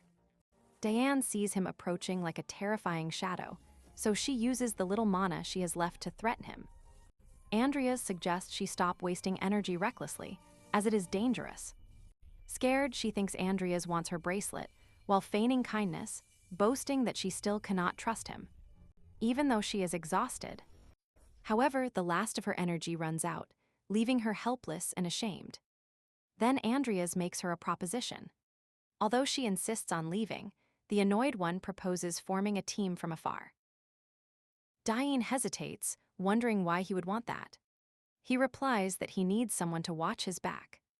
She thinks it's a good plan, but remembers the malicious Andrias she met, so she doesn't trust it, thinking he is looking for some personal gain. Then the protagonist executes Plan B, taking out a chocolate bar, which makes Diane drool, and seems to convince her. Nearby, a student is massacred by a troll with vision problems, who, along with a goblin, is looking for a green-haired boy while holding a blonde captive. And since he doesn't resemble the one they are looking for, they throw him next to the other corpses on the ground, determined to find their target. Then the goblin complains about the weather, and an eye orders them to finish the work. A mage materializes, whom the monsters recognize as Kidwell, asking who saw someone as strong as him for a simple student, but he says he doesn't care, he only wants them to follow Master Gasper's orders. The monsters complain while following the trail, determined to eliminate as many students as possible, believing that this way they will find their target late or early.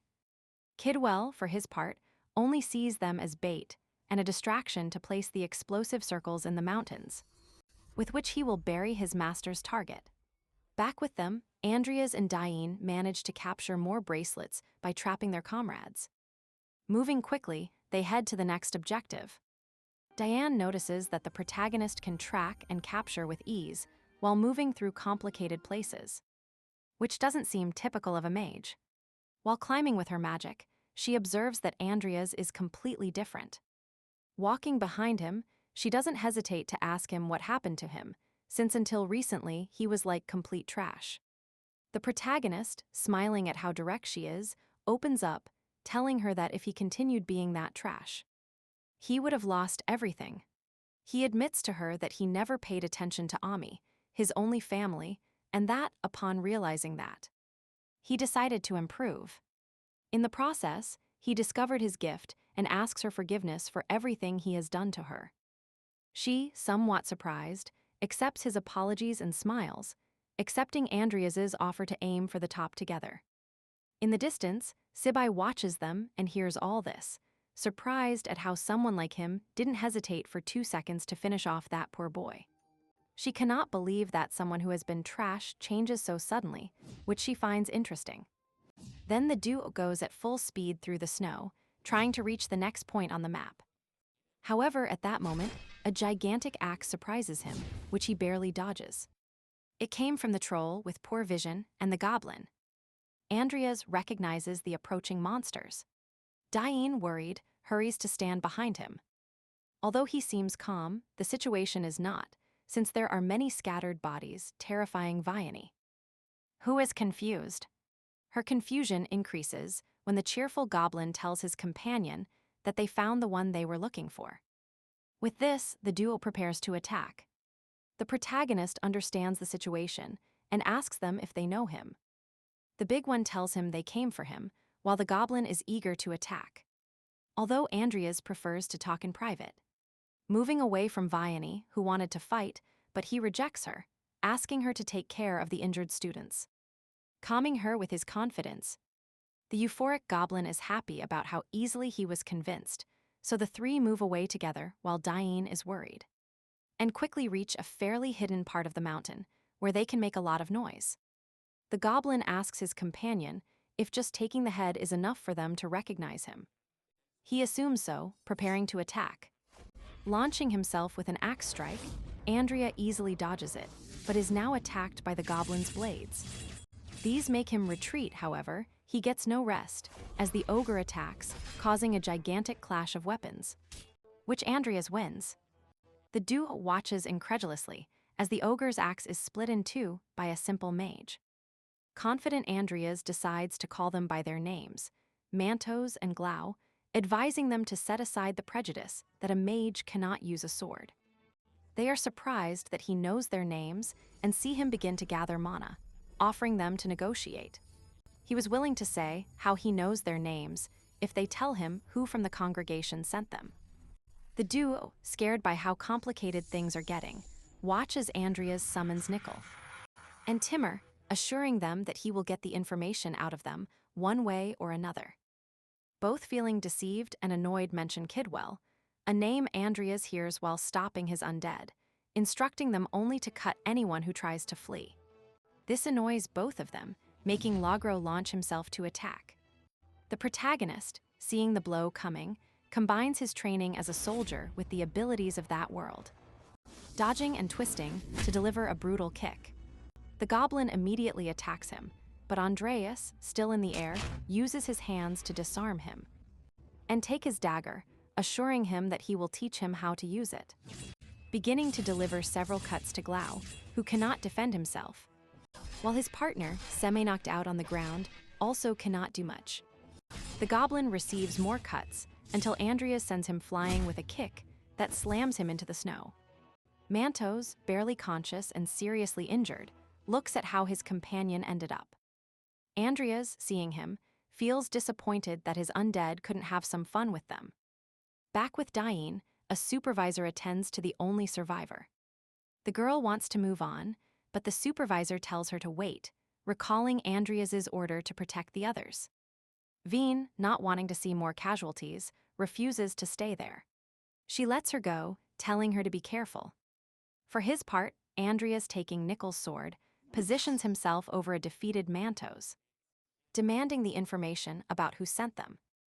The ogre doesn't give in and waits for the blow, until at the last second the goblin saves him, revealing that Morch Rehuben hired them, and mentioning that they are not the only ones there. The protagonist is surprised, as he did not expect an attack from Morch, especially after Salem's threats, assuming he wanted to eliminate him before someone found out. Analyzing, he asks again who else is looking for him. Glau doesn't know everything, but warns him that his enemies wouldn't want enmity with the Academy. So they prepared an avalanche to make his end look like an accident. That said, the duo tries to escape before the attack begins, something Andrias will not allow, since they must pay for the massacre. Meanwhile, Diane fails to find anyone, but a gigantic red circle is observed in the snow, and multiple attacks coming from several sorcerers. Managing to block them, upon seeing that it wasn't the monster duo, she directly asks them who they belong to. Kidwell, with a big smile, is surprised by how strong the girl was. Not receiving an answer, Diane decides to attack, sweeping away the mages with a technique he recognizes as double canto. A mixture of spells. It contained ice and a snowstorm. The gust sends the hooded figures flying, taking them out of action and leaving her facing Kidwell, and two more mages who manage to block the attack. The villain admits that she is strong, since few can control mana like that. Still, he sees her as a brat, so he takes out his eye with tentacles and places it on her forehead, determined to play with her while finishing the job. This eye deploys giant tentacles. Diana recognizes this as black magic. In the distance, CB finds the duo's victims, confused by the powerful presence she feels from the top of the mountain. That presence is the monster Diane is fighting, barely resisting the tentacles' blows. These drain her mana, putting her at a disadvantage. Then, the hooded figures join the attack, and Diane resists as much as she can until she runs out of energy, being thrown to the ground, unprotected in front of Kidwell, who believes himself victorious, mocking the little girl's lack of experience. This brave girl mocks the monster on her head, confident that she can threat him again with her mana. But as before, it turns off, leaving her defenseless against the furious octopus's tentacles. With no other options, she accepts her death. However, the tentacles are cut, surprising the monster. And the girl, the masked one, is clearly Andrias, who pretends to be an Academy mercenary.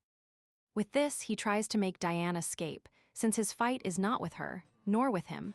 His objective is that they don't collapse the mountain. This infuriates Kidwell, who sees that they know his plans. For his part, Andrias tells him to disappear while he continues facing the tentacles. And the mages. The protagonist dodges all the blows until he blocks one with his sword, causing a smoke explosion that confuses the mages who don't even notice when. They are torn to pieces by the protagonist's speed, leaving Diane admired. She sees a mage charge a gigantic amount of energy, throwing it towards Andrias, who is caught off guard and seems to receive the explosion, even though a gigantic crater was left in the center of the battle. Everyone fixes their eyes on Kidwell, who had been pierced by Andrias. This causes the monster's eye to become bloodshot, full of anger, throwing the masked man through the air, who barely manages to stay on his feet, covering Diane. She asks him if he is okay, but he doesn't pay much attention to her and turns his gaze forward, confused that this creature is still alive after finishing off its base body, assuming it is a complete possession. And he confirms it when the giant octopus screams mana, completely deforming Kidwell's mouth and inserting its tentacles inside. The creature rises to attack them all, missing and trying to reach Andrias and Diane in the distance. After getting the girl to safety, the protagonist repeats to her to escape, but she refuses to leave him alone and concentrates on gathering all the remaining energy. In this way, Diane forms an ice spear, making it as sharp as possible. Meanwhile, Andrea continues fighting, complaining that it would be easier if he had summoned Nickel or Timur. Suddenly, behind him, he notices Diane's mana, whom he considers stubborn for not listening to anyone. Starting to dodge the blows, just when Diane finds the right moment, launching her attack, hitting the creature head-on. Both amazed, they see how the octopus loses a large part of its side, revealing a shining mana core. Andreas's next target advances at full speed, almost being intercepted. At the last moment, but for its part, the injured creature has no choice but to launch its tentacles towards its own allies, who scream in pain, calling their boss. And with no other options, they are all absorbed amid screams of pain, leaving them dry while the beast grotesquely swells. Andrias standing, begins to feel different upon seeing how his body is covered with an ice shield. The blade of his sword sharpens, and his speed is buffed, understanding that it is thanks to Veen, who continues using the last of her mana to help him. Worried, he tells her to stop doing it and run, while he advances determinedly. The creature begins to launch thorns everywhere, forcing the protagonist to retreat. With no options, he continues his path, striking as best he can, looking for the creature's core. But he barely manages to make a superficial cut, and just at that moment, something invisible seems to cut the creature in half, which writhes in pain before exploding into 1,000 pieces. From among the remains, Evie appears, who looks at the protagonist very seriously and asks him who he is. The protagonist, in shock, sees his supervisor. She repeats the question, warning him that it will be his end if he doesn't answer. However, a tremor interrupts them, and Andrias tells her that there are explosive circles in the mountain that will finish off the students if they don't destroy them. Evie tries not to change the subject, just as the tremors intensify, and Andrias takes the opportunity to run away, suggesting that they stop him if they can. This annoys Evie, who finally accepts and jumps towards the mountain to deactivate the circles. Andrias arrives behind some trees to take off. The mask, sweating almost from being discovered, believing that Evie can handle the situation alone. Meanwhile, in a remote castle, a siren lies lifeless over a ritual. The mage Morch is performing a spell when he is interrupted by Salem, who annoys the mage because he never announces himself before arriving. Salem comments that he feels underestimated, implying that Morch did something that he already knows. This infuriates the mage, who begins to show his bright green aura, threatening to incinerate him. Salem calms down upon seeing that Morch is not trying to lie to him and asks him to borrow something to let him go this time. For his part, Andres walks through the school, reading the latest news, which reports how the Dark Mage Kidwell was defeated by Evie, with Diane as a witness who affirms that he was saved by an unknown masked man, and upon seeing that Saravach is the one investigating the case, he decides to avoid trouble and keep a low profile, thinking about training a bit in the Knight's Field. And he is intercepted by Evie, who complains about having searched for him everywhere. Reluctantly, he orders her to accompany him, insulting him in the process, calling him a virgin mage. Andrias sweats cold, fearing he has been discovered. But when Evie turns around, she asks him if he knows why he is there. He replies seriously, believing she already knows. Evie is surprised by how easily he admits it, but before she can continue, the protagonist interrupts her, telling her that he is not ready for a relationship yet. This infuriates her, but now the interrogation begins. First asking about the monster duo that finished off the students, Andrias supporting his official version. He tells her he knows nothing, as he escaped when he could, but Evie doesn't believe him. Andrias calmly insists it's true, and he is about to walk away, but Evie attacks him, managing to dodge then block, being thrown backward. Evie was surprised that he blocked her attack.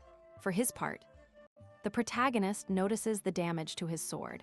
Evie thus demonstrates her skills, increasing her suspicions. The protagonist, without holding back, asks her if she is accusing him of being a dark mage. All this is heard by Vivian, who is hiding and surprised by these words. She bases her suspicions by saying that Andrias has been too involved with the dark mages, even having finished off the butler who trapped them, although she remembers that the masked man's voice was different. He had the same physical build. Andrias understands that Evie doesn't believe the versions he has given. Evie asks him another question, this time about the change in Vivian during the exam, asking him why he did it. The protagonist replies that he simply saved her, literally entering a dark barrier to get her out.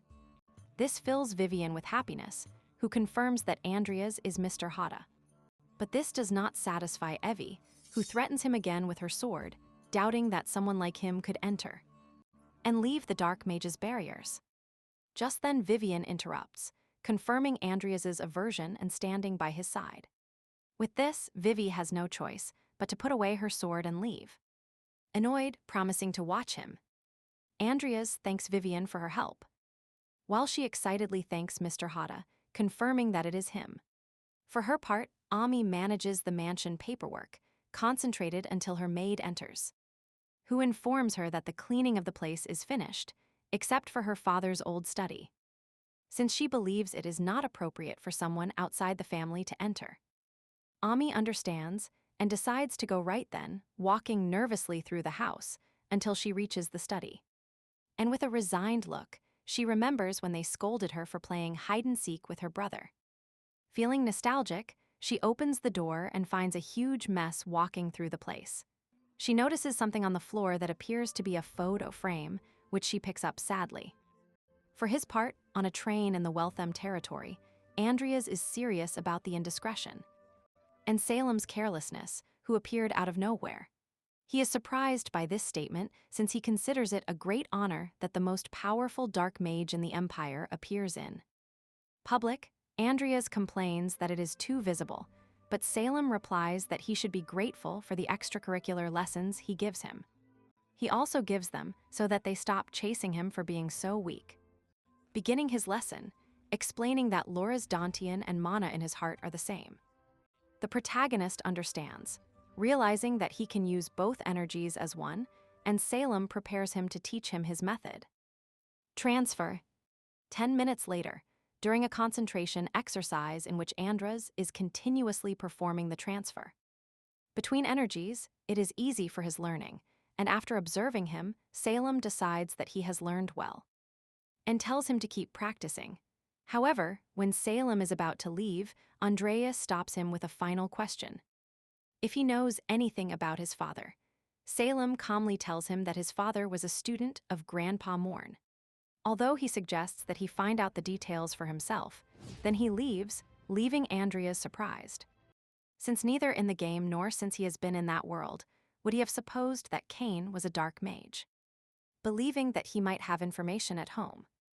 Already at home, both siblings see how the mansion turned out after Lupin's cleaning. Andrias notices that it is his father's old study. In this, AMI has equipped it with new furniture, leaving some things, like the family photo that she shows her brother.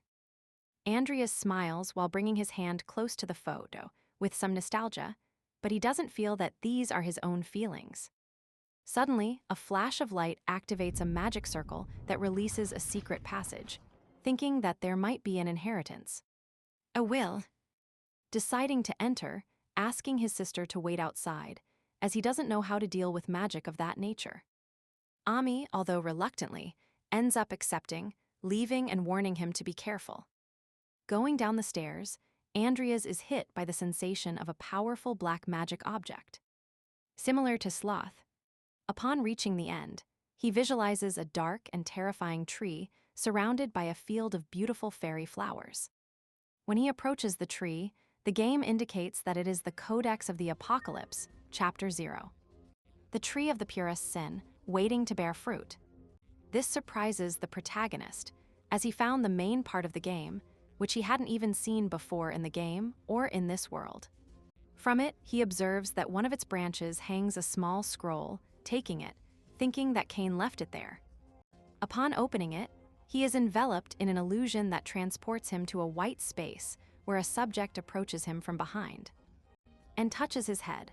There, the subject takes him to a vision of how his father received Morn's seed, which he managed to cultivate, and present to the emperor, who seemed very happy. Some time later, Cain's wife passed away, and he fell ill while the emperor was planning something with the two little ones, realizing what was happening to Cromwell. He used a seal. This set of scenes is explained to Andrias, confirming what Salem said about Cain, who was under de Morn's care, but was discarded when the seed germinated and ceased to be useful, which unleashed their misfortunes, death, illness, and the loss of status. The emperor being responsible, Cain took revenge, sealing the original sin in a place where it would only be revealed if Andrias and Ami found it together. At that moment, a subject with his father's appearance in the game speaks to him by his real name. Mekhovd. Becoming defensive, he draws his sword, but this being remains calm, disappointed that he still doesn't understand who he is. Until he tells him a phrase, "Thank you for playing our game." Andrias remembers the moment he was transported there, deducing that this is the developer who brought him to that world, who put him there because he wanted him to win, something simple for someone who has already seen the endings of the EAs. Lewis and Diane, although every ending ended the same way, as they all ended with the apocalypse generated by the original sin upon observing the deadly sins, and their bearers forming the final boss. Andrias asks him if defeating the final boss will revert everything, but he replies that there is something more to the game's story. An inevitable end that will persist as long as the original sin exists. His task is to control the original sin, something that only someone with Cromwell blood can do. A notification from the object Original Sin pops up. It indicates that it is immature and demands the blood of a contractor.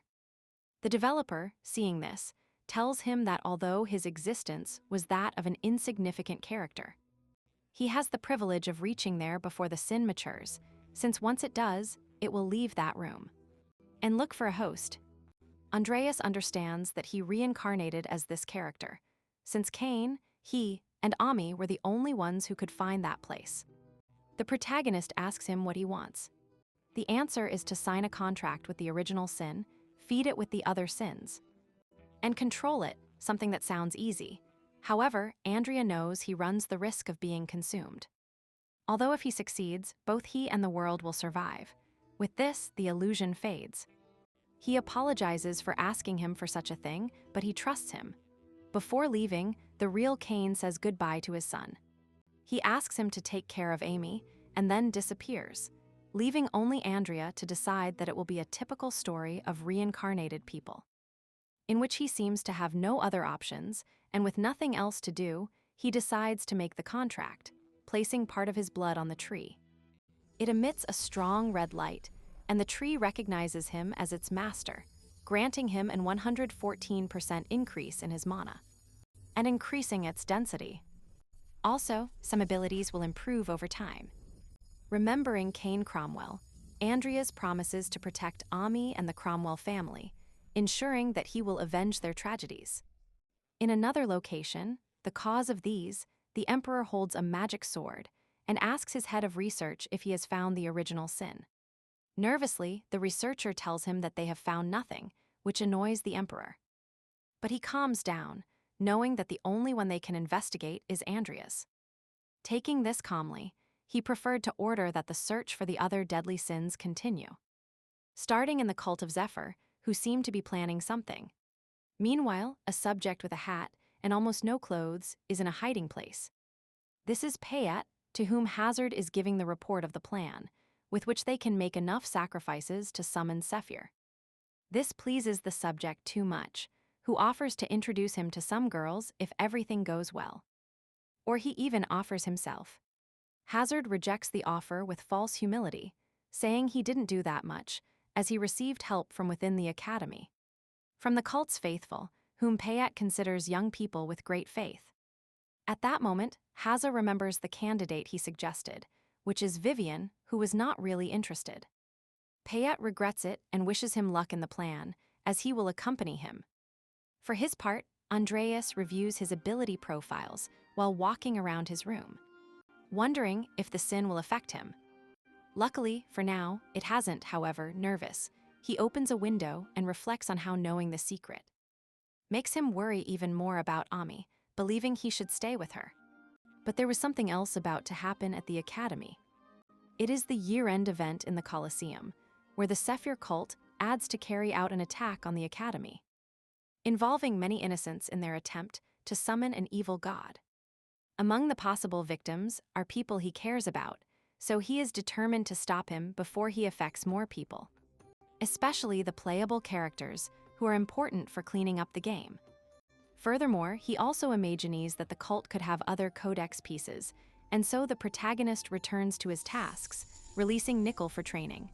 However, when he does, Nickel begins to shine with a purple aura, which indicates that he has recognized part of the codex, which is Diligent Sloth linked to him, since both level up quickly and bond. Confused Andrias notices that the original sin recognizes Nickel as Sloth, assuming it's due to the time he spent with her, which has increased his mana and sensitivity even more, and he also obtains the ability that can be used once a week. Despite his skeleton's complaints, the protagonist suggests he train with breaks. Later, we see him undercover in the city, which seems very lively. His intention is to find the cultists who are recruiting, failing to recognize any. Until he sees Khazar, the subject who had disappeared, reading that he finally found something. So he follows him. Going down some tunnels, he encounters an ogress whom he quickly knocks out. Being in the place, he doesn't think twice and takes out his summons, as he sees that they are planning an attack. Along with Nickel, they continue their way, while Timur keeps watch. In the cult's hideout, Hazard supervises how they are placing the last explosives, which was the difficult part, and now they have started the easy part, which is installing them. And they are ready for the ritual, being proud because this will make her rank up, until he notices how one of his companions literally loses her head. The protagonist appears before him, who euphorically sends all the scantily clad crazies against him. Andrias calmly destroys them easily. Hazard, furious with his companions for not being able to catch him, decides to do it himself. However, the expression of surprise was the last thing he could make, as his head fell to the ground. Courtesy of Nickel, Andrias doesn't care about his former companion, and they stare at how skillful his skeleton is. Just after, he stops to inspect the place, considering everything finished and beginning the next stage. Collecting the explosives, calling Timur to help them. Timur arrives flying through the air directly into the wall, to Andrias's confusion. However, something appears from the passageway. It was Payat who returned to see his subordinates, finding Hazar's head.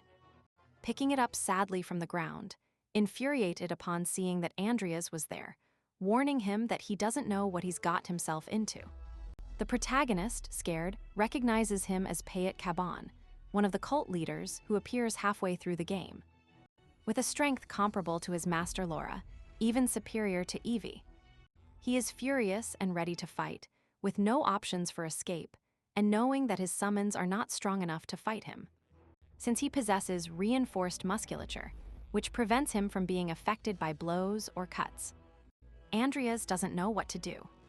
He completes his transformation into a gigantic chrome muscle mass and launches the attack with incredible speed. Timur intercepts him, beginning a battle of strength in which they are evenly matched. Nickel takes advantage of this to launch himself with everything, but his blows don't seem to affect the giant at all, who only feels tickling. Andrias attempts a direct blow to the nape of the neck, but only manages to infuriate Payatsu more, who with a headbutt. And a kick sends Timur flying, then he launches himself against Andrias, who awaits him preparing his aura. However, at the last second, Nickel deflects the blow, giving the protagonist a chance to attack again. However, again he achieves nothing, only further enraging Payat, who goes after him. Andrias tries to protect himself with his earth shield, but it is destroyed with ease, sending the protagonist flying through the air. In the flight, Andrias is interrupted by Payat, who grabs him by the head, delivers a brutal blow to his face, shattering his mask and exposing a face full of pain, which seems to be to Payat's liking. The summons try to attack from behind, but Payat responds with a human strike that sends Timur flying, and then knocks out Nickel, finally taking Andrias in his arms, giving him a hug, compressing his back while he can only scream in pain, which apparently pleases the muscular one. Almost without strength, Andrias is about to fade, but the purest sin appears, offering him to activate his special ability, Sloth. With no options, Andrias accepts, not knowing the consequences. Upon activating it, a strange sound is heard that disconcerts Payat, who recognizes an ominous presence. While all the spilled blood begins to gather around the protagonist, separating him from Payat, to then suspend him in the air and give him a great aura that covers him. With this, he obtains a tremendous buff in all his abilities, becoming a magic genius, immune to techniques that affect his mind, and entering the transcendental mode of sloth. For 66 seconds, the protagonist opens his eyes with difficulty, literally feeling too lazy to think, to move or breathe, activating his earth shield, ripping Payet's arm off, who terrified of Andras like a demon. He sees his rival begin to levitate rocks, surprising even his own summons. In an apathetic tone, the protagonist admits that he is even too lazy to keep his heart beating. And with no more time to waste, he launches his attack. Piata barely manages to cover himself, but comes out without a scratch, mocking the protagonist's power. Andrea, not wanting to prolong the fight, decides to finish quickly to be able to rest. While in the distance, Batch seems to sense a presence. He observes the event in the Colosseum with his children, noticing the presence of black magic. Confused, he decides to follow it, thinking it might be an error in the barrier. Returning to Andrias, he forms sharp rock spears, which are ridiculous to Piet, who knows they won't harm him, and while he distracts himself, Nickel tries to surprise him. But he fails and receives a heavy blow that makes him lose an arm. Meanwhile, Andrias continues sharpening the rocks. Piet, tired of being underestimated, attacks with everything. But he is stopped by Timur, who immobilizes him. At that moment, Andrias throws the rocks, which hit the villain head-on, leaving him lifeless. Just at that moment, the ability time runs out, which causes him a great debuff, accompanied by many side effects. Now he cannot even move his body or use magic, and worst of all, he suffers severe physical damage. The ability proves too draining for Andrias, who falls to the ground and spasms. But still thinking he must finish off Payat, without mana his summons disappear, and he finds himself helpless. It is then that the game interface notifies him that he has an evolvable object, himself, with a 33% probability. The protagonist considers it a gift before his end and accepts the evolution, falling completely unconscious. For his part, Vashj arrives in the sewers, finding the remains of the Serper cult, and relating it to black magic, following the trail of this to the cult's base, where he discovers the explosives. Infuriated, he thinks that if they had exploded, many innocents, including his children, would have been killed. But his attention focuses on a finished Andrias lying unconscious on the ground. Vacha approaches, sensing that the black magic comes from him, and thinks that his father might have inherited the original sin. Then some time passes, and Andrias's evolution finishes. The two cores have merged into one, and he wakes up hearing Batch's voice, who is surprised that he survived with so much damage. And even more so that it only took him 2 weeks to recover. Andrias doesn't understand anything, but he begins to interrogate him, asking him what he was doing in the sewers. The protagonist replies that he saw a fight in the area and was dragged there, but the story seems little credible to him. Batch continues to insist before an Andrias who closes up to say nothing, which annoys him. However, the memory of Cain asking him to take care of his children invades him, and he finally gives up, accepting Andrias's version. At that, Vash leaves, telling him to look for the cult members, since the dying man cannot give him useful information. Andrias, surprised by the change in attitude, watches him leave, not without him reminding him of his bet. As he fades, Andrias reflects on the fact that Bach was in his father's memories, and on how Salem didn't seem worried about being discovered at the academy, which makes him suppose that Bach knows everything about his family. At that moment, Diane and Carlos arrive very happily to see him, before an Andrias who doesn't know why they are there. Diane tells him that her father told her everything, while Carlos is surprised to see that he looks better than he thought. And so they are happy to be reunited, the three of them again. This embarrasses Diane a little. For his part, Andrias, with a big smile, remembering the past, says that he is also very happy that the three of them are reunited. Reflecting on how in his past life he tried to save lives and failed, but now seeing the happiness of Vian. And Carlos, he knows that thanks to his power, he can protect those he cares about. Then a week passes, and the news is that Carmen Regaff won the event with a large attendance of people. Mentioning nothing about the cult, which Andrias supposes is because it is an infiltration threat. Thinking about this while he arrives at the magic tower, where the receptionist takes him to Batch, who happily waits to see how he fared with the potion, pretending as if they hadn't seen each other in a long time. Andrias hands him the formula, and Batch tries it in one gulp, immediately recognizing that it is a potion with no side effects. something Andrias knew he would notice. He sees it as a fun way to challenge him, but his expression changes to surprise when Andrias takes out another potion. This time of Dairon, also without side effects, surprising Vatch, who didn't expect him to have made two in such a short time. The protagonist comments that it is thanks to his moral and financial support. The professor finds him increasingly interesting. And accepting that he lost the bet, he teleports him to a magic warehouse, where he instructs him to choose something. Andrias is surrounded by magic objects like a cursed organ full of magic, a clock that stores mana, realizing that they are all expensive objects. While reviewing each one, his gaze focuses on Galaxer, a sword with good mana conductivity, and a sealed character. It is an object he had only heard about, and surprised to find it there, he decides to ask for it.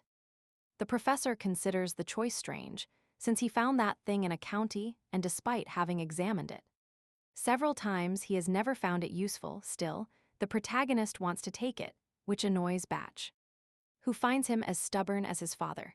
Seeing that he won't change his mind, he tells him not to come back crying for a refund. And also before he leaves, he hands him a letter.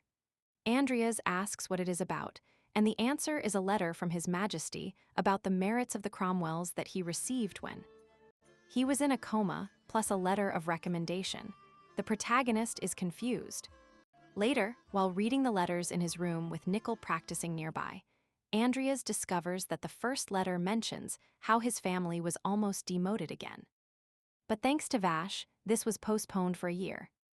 Andrias sees this as a direct threat from the Emperor, so he plans to contact Ami in case there is any suspicious activity near his house. His consolation is that at least Vash seems kind by giving him a letter of recommendation that contains a map to reach a place where an elderly master could teach him something. The map reminds him of the location of a powerful master from the game, Desram, one of the 10 greatest on the continent, and a sword master who would surely have rejected him without Alvin's recommendation. Now, thanks to this letter, he could learn something from him.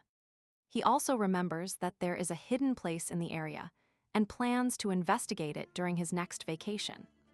But it seems the vacation will be immediate, as Andrea looks exhausted while testing his new skills against insects in the desert. After fighting Payet, his new evolution allows him to use mana and Danshin without problems, alternating between them easily, which has considerably improved his energy reserves, being the improved version of Salem's transfer technique. While collecting everything useful from the giant cockroach he eliminated, he looks at the summit of Mount Catlan, the highest peak in the crater mountain range, a place infested with monsters, and the shroom is right there. But before that, he must visit a hidden point in the mountain, the Giant's Guard, where he plans to find its corpse. After putting the insect's heart in a bag, Andrea hands it to Nickel to store it.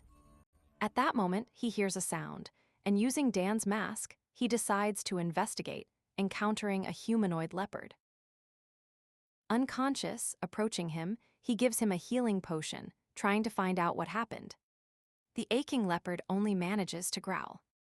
Andrea knows that although leopards live isolated due to the Emperor's discrimination, they are among the best melee warriors, and few can do something like that to them.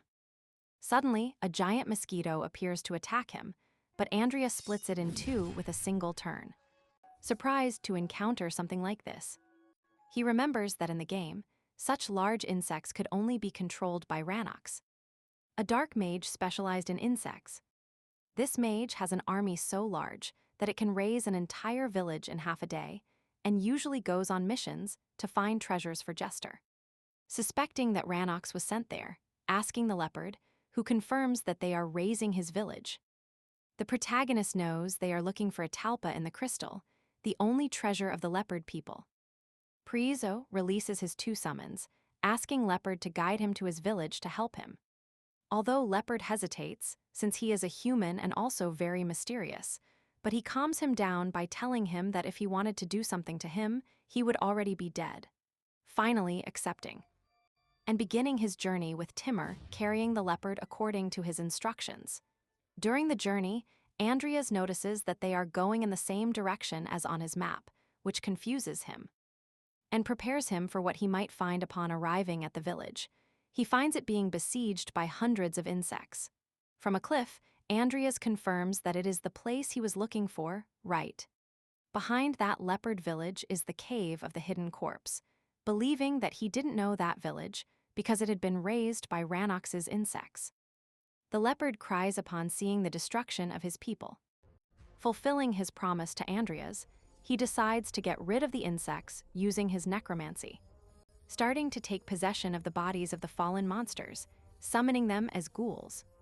Although he can only summon 24 out of 39.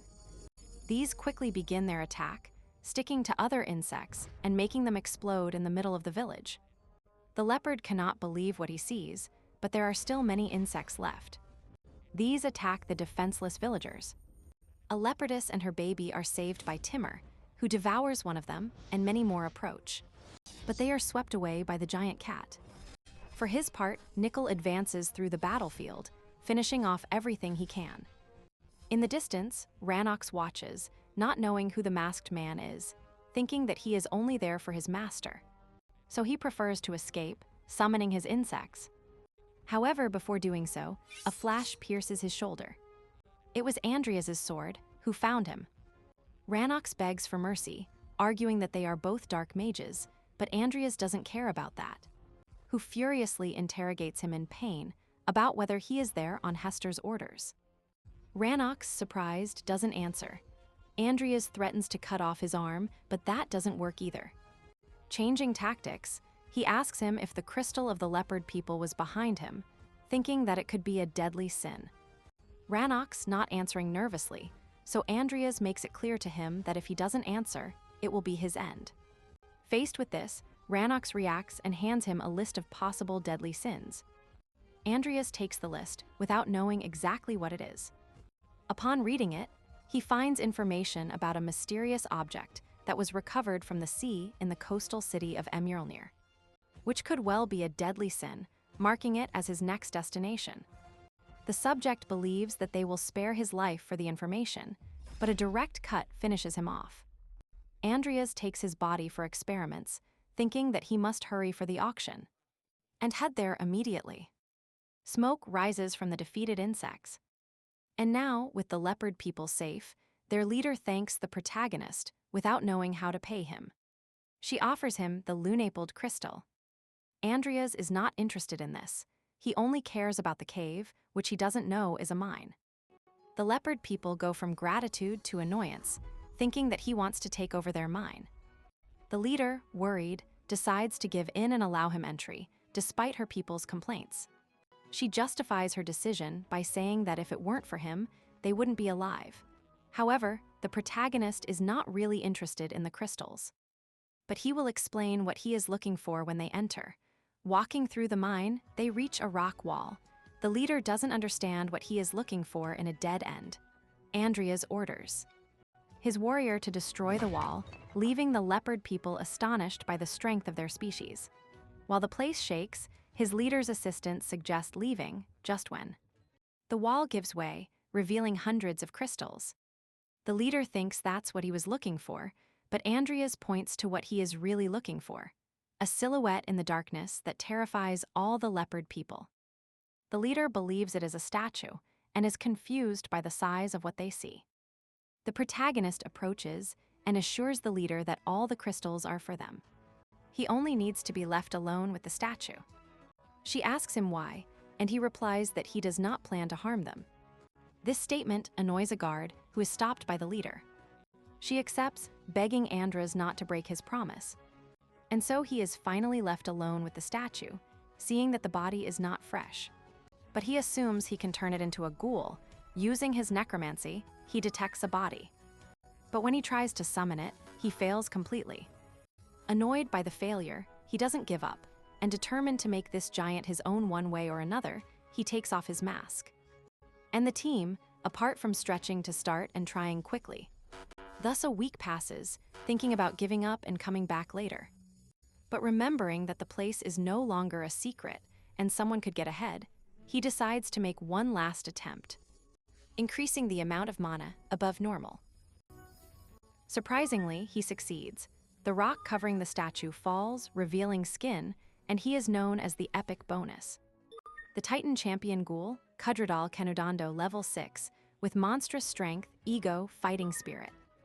And untamable. The Titan bows before him, although intimidated Andria feels happy, since he is the only one who possesses a giant. Something that will be useful to him in future battles, feeling that his effort has been worthwhile. For his part, Esther is in his study, watching one of his insects explode, which indicates that his pawn has died. However, he doesn't care, since he has many more.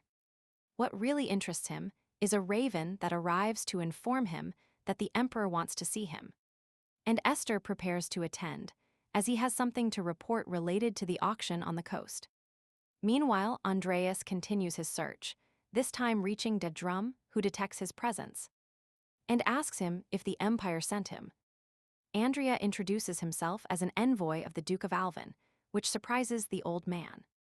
He apparently ends up accepting him, but with a test, which consists of a confrontation. Andria stands face to face with the master, feeling more intimidation than with Salem. Although he will only use a stick to fight him, wounding the protagonist's ego.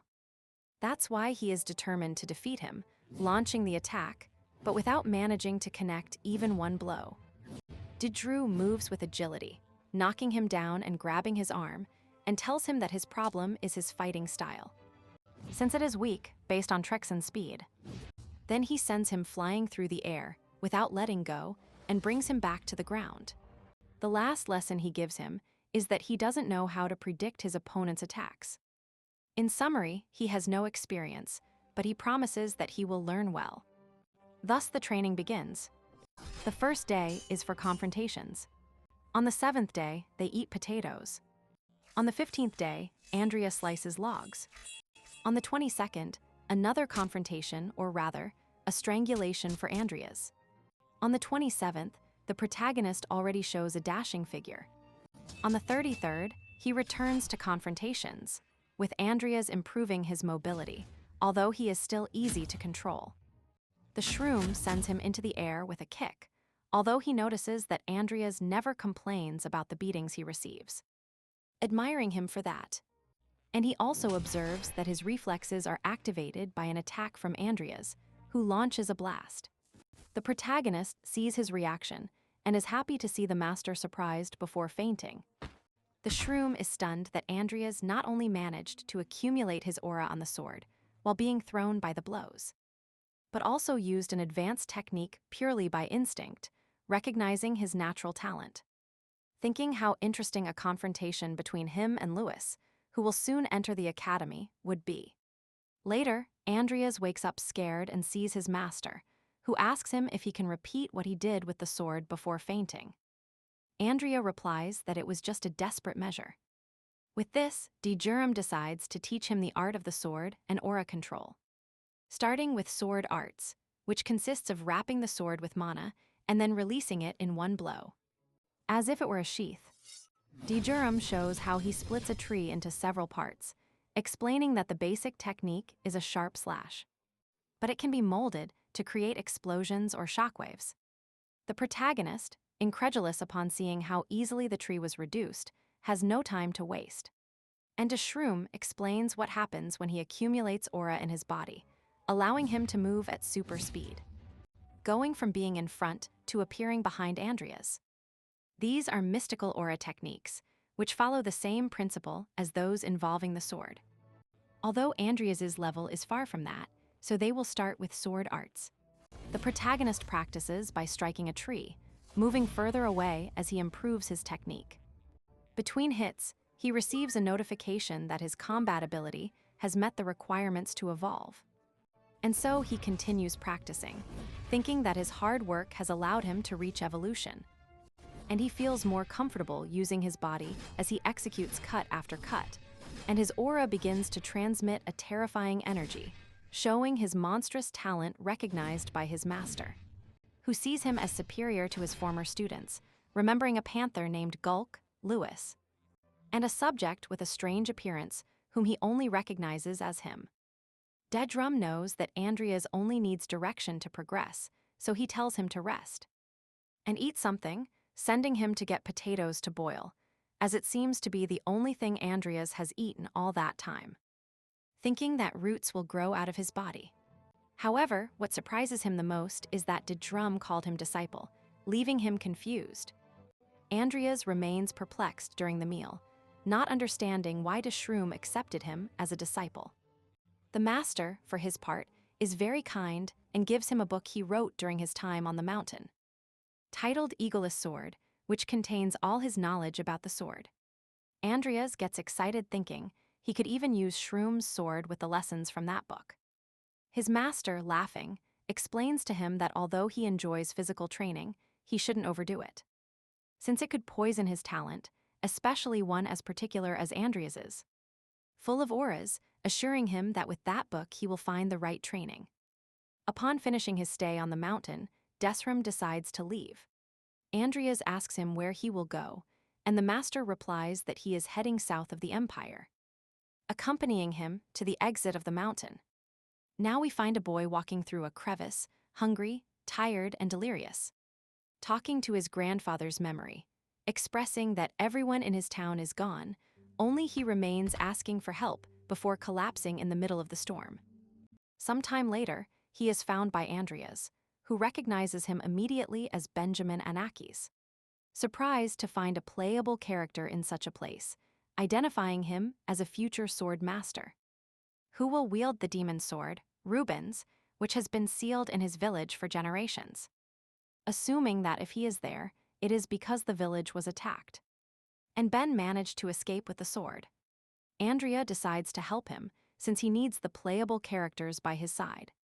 Sometime later, the boy wakes up confused, seeing the improvised camp and the protagonist offering him roasted meat.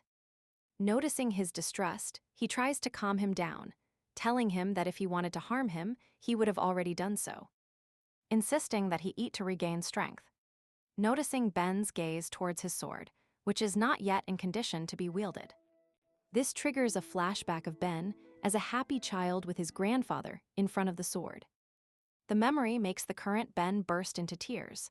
Andrias sees him as sentimental, which reminds him of his friend, Shoheim. He insists on the food, and finally, Ben tearfully accepts and thanks him. The protagonist suggests he drink a potion to improve his strength, but the paternal moment is interrupted by the presence of a group, and Andrias lets them know that he has already detected them. Surprised by his perception, they reveal themselves as a group of masked men whom Ben furiously recognizes as those who attacked his village and killed his grandfather. Andrias, for his part, identifies them as the Acolytes, a group of orphans raised by Hester as her personal mercenaries, who train brutally until they master the aura, and their mask is the final prize for achieving it. People with whom negotiation is impossible. Ben gets up, entering his demonic form thanks to his sword, and walks towards them, asking Andrias to step aside as they are looking for him. This arrogance annoys the masked men, who launch themselves against him. Ben doesn't wait and launches a gigantic blast of air that forces the masked men to protect themselves. One of them fails and is split in two, but that doesn't stop the others. Ben barely manages to block them. Andrias watches the combat from afar, although he would like to see everything the talented Ben can do. He thinks it's unnecessary for him to get hurt in that battle, especially because of what comes next. So to lighten things up, he enters the fight and cuts down several masked men, finishing off several without hesitation, surprising Ben, who begins to emerge from his fury and passes admiration towards Andrias, and sees the last of them fall at Andrias's feet, which makes Ben think that if he had been as strong as him, he could have protected that village. The protagonist, seeing that everything is over, worries about Ben, who apologetically replies that he is fine. Andres, noticing the change in Ben's attitude, decides to introduce himself formally, and they exchange names. Then he asks Ben if he has a place to go. He hesitates, which makes Andres understand that he doesn't have one, remembering that Louis and other important characters will arrive at the academy, thinking about meeting him. Determined, he will start with Ben, so he offers to train him as a swordsman. He is surprised and listens as the protagonist tells him that he cannot waste a talent like his, asking him to enroll in the academy with his recommendation. He tells him he doesn't have the resources. The protagonist insists that when he said recommend, he also meant sponsoring, covering the money he needs, which makes Ben cry buckets, kneeling before him and promising to return his kindness. Something that the protagonist finds excessive, counting that it was a memory of Andrias, who sees on his tablet that Ben managed to be admitted. Reading his thank you message, assuming that with his ability and sponsorship, he won't have problems. So he will concentrate on the next thing, Muriel and the auction, contacting Carlos by message, whom it costs him nothing to convince to use his influence to reach it. Thanking him for his connections, he heads to the place, the anarchic training district Deadly Sin. For his part, Jester receives the information that Ben escaped with the sword, which he planned to use to produce more swords that would enhance the forces of his army. He was so annoyed that he explodes the demon he was dissecting. Now he must think about the auction, sending Lev to obtain the crown of the depths at all costs, as well as sending insurance just in case. Returning to the coastal city, the host begins the biggest auction called Night of the Fruitful Gold, where masked men enjoying the drinks are Carlos and Andrias. The latter thinks that if he also wants the sin, he will look for useful objects, seeing the first item on his tablet, a sword called White Nightmare, and he plans to give himself the win. Carlos sees his bid, surprised by his taste for fencing. The boy tells him it's a gift. Although he considers the offer low, but he doesn't want to overspend, but in the end, he manages to win it. A little more expensive than he thought, believing that now he really has to save more. But the next bid arrives, an indecipherable map, which indicates the location of a dragon's tomb, which suits a necromancer, so he buys it, surprising Lev, who is next to him, amazed at how he spends money. Since Alef's only interest is the crown, it is useful for others to spend their money first. For his part, the protagonist cannot resist buying a teleportation scroll with 2 daily uses, and an alchemy clock, which leads Carlos to think he is a compulsive buyer, until the time for the main event arrives. The crown, which Andrias immediately recognizes as a sin, that of benevolent greed. The bidding starts with a very high price, which he cannot afford, disappointed until Carlos notices, and decides to buy it for him, leaving Andrias very confused until the boy reveals that, although he doesn't know everything, he does understand that what happened in the sewers was to save him. The protagonist tries to deny the topic, but Carlos is proudly determined to show off his economic power by starting the bidding that surprises Alef, who is also determined to use everything of his master's fortune, so he starts a bidding war that makes Carlos's competitive blood boil. With the bid reaching its highest point, worrying Andrias, Alef speechless doesn't know if he can raise more, although his master told him to win no matter the cost. With no other options, he tries to bid again, but it was too late, losing the auction. However, he sees someone behind him, admitting that he was sent to cover his mistakes, telling him that honestly, even if he had one with so much money, he would have sent him to heaven anyway. Now seeing Andrias and Carlos, he decides to leave them to enjoy the victory before finishing them off. For his part, Carlos only thinks he will get a small scolding for the expense, but he still invites Andrias to eat, who thoughtfully concludes that they saved him, they are too rich. Later, he mocks Andrias for the crown. He can't do much, since Carlos literally bought it, enduring the mockery. After laughing a lot, Carlos proposes a toast, and the protagonist joins him with gratitude, having achieved his objective, and without a trace of the congregation. Everything seems calm, until screams are heard outside. Suddenly, a group led by Hassan smashes the door. Carlos is really scared, but Andrias remains calm, not even getting up, which is something he theoretically expected. Observing the situation, he recognizes the jester's dog, Hassan, the devil's sword, who does not use hidden techniques. However, he has a strength comparable to that of a Laura master. Andrias remembers that they both shared a master, Dreshram, but Hassan separated, immersing himself in the criminal underworld, where he was recognized by Jester. The plan to leave quietly failed, Andrias takes the crown and suggests to Carlos that they run. The mercenaries follow him, so they decide to jump out the window. Jocelyn is happy, thinking that at least it will be fun for him, starting the hunt. Later, the boys reach a river. Carlos believes that once they cross, they won't be able to follow them, since upon leaving the town, Sinla and Muriel will return to the Empire's lands. Andrias decides to stay to distract them, while Carlos should ask for help since it is dangerous to move together. He recognizes his stubbornness and accepting, promises to return with help. While watching him leave safely, Andrias can let loose, just when the acolytes arrive asking for the crown. The protagonist offers them to them if they can take it.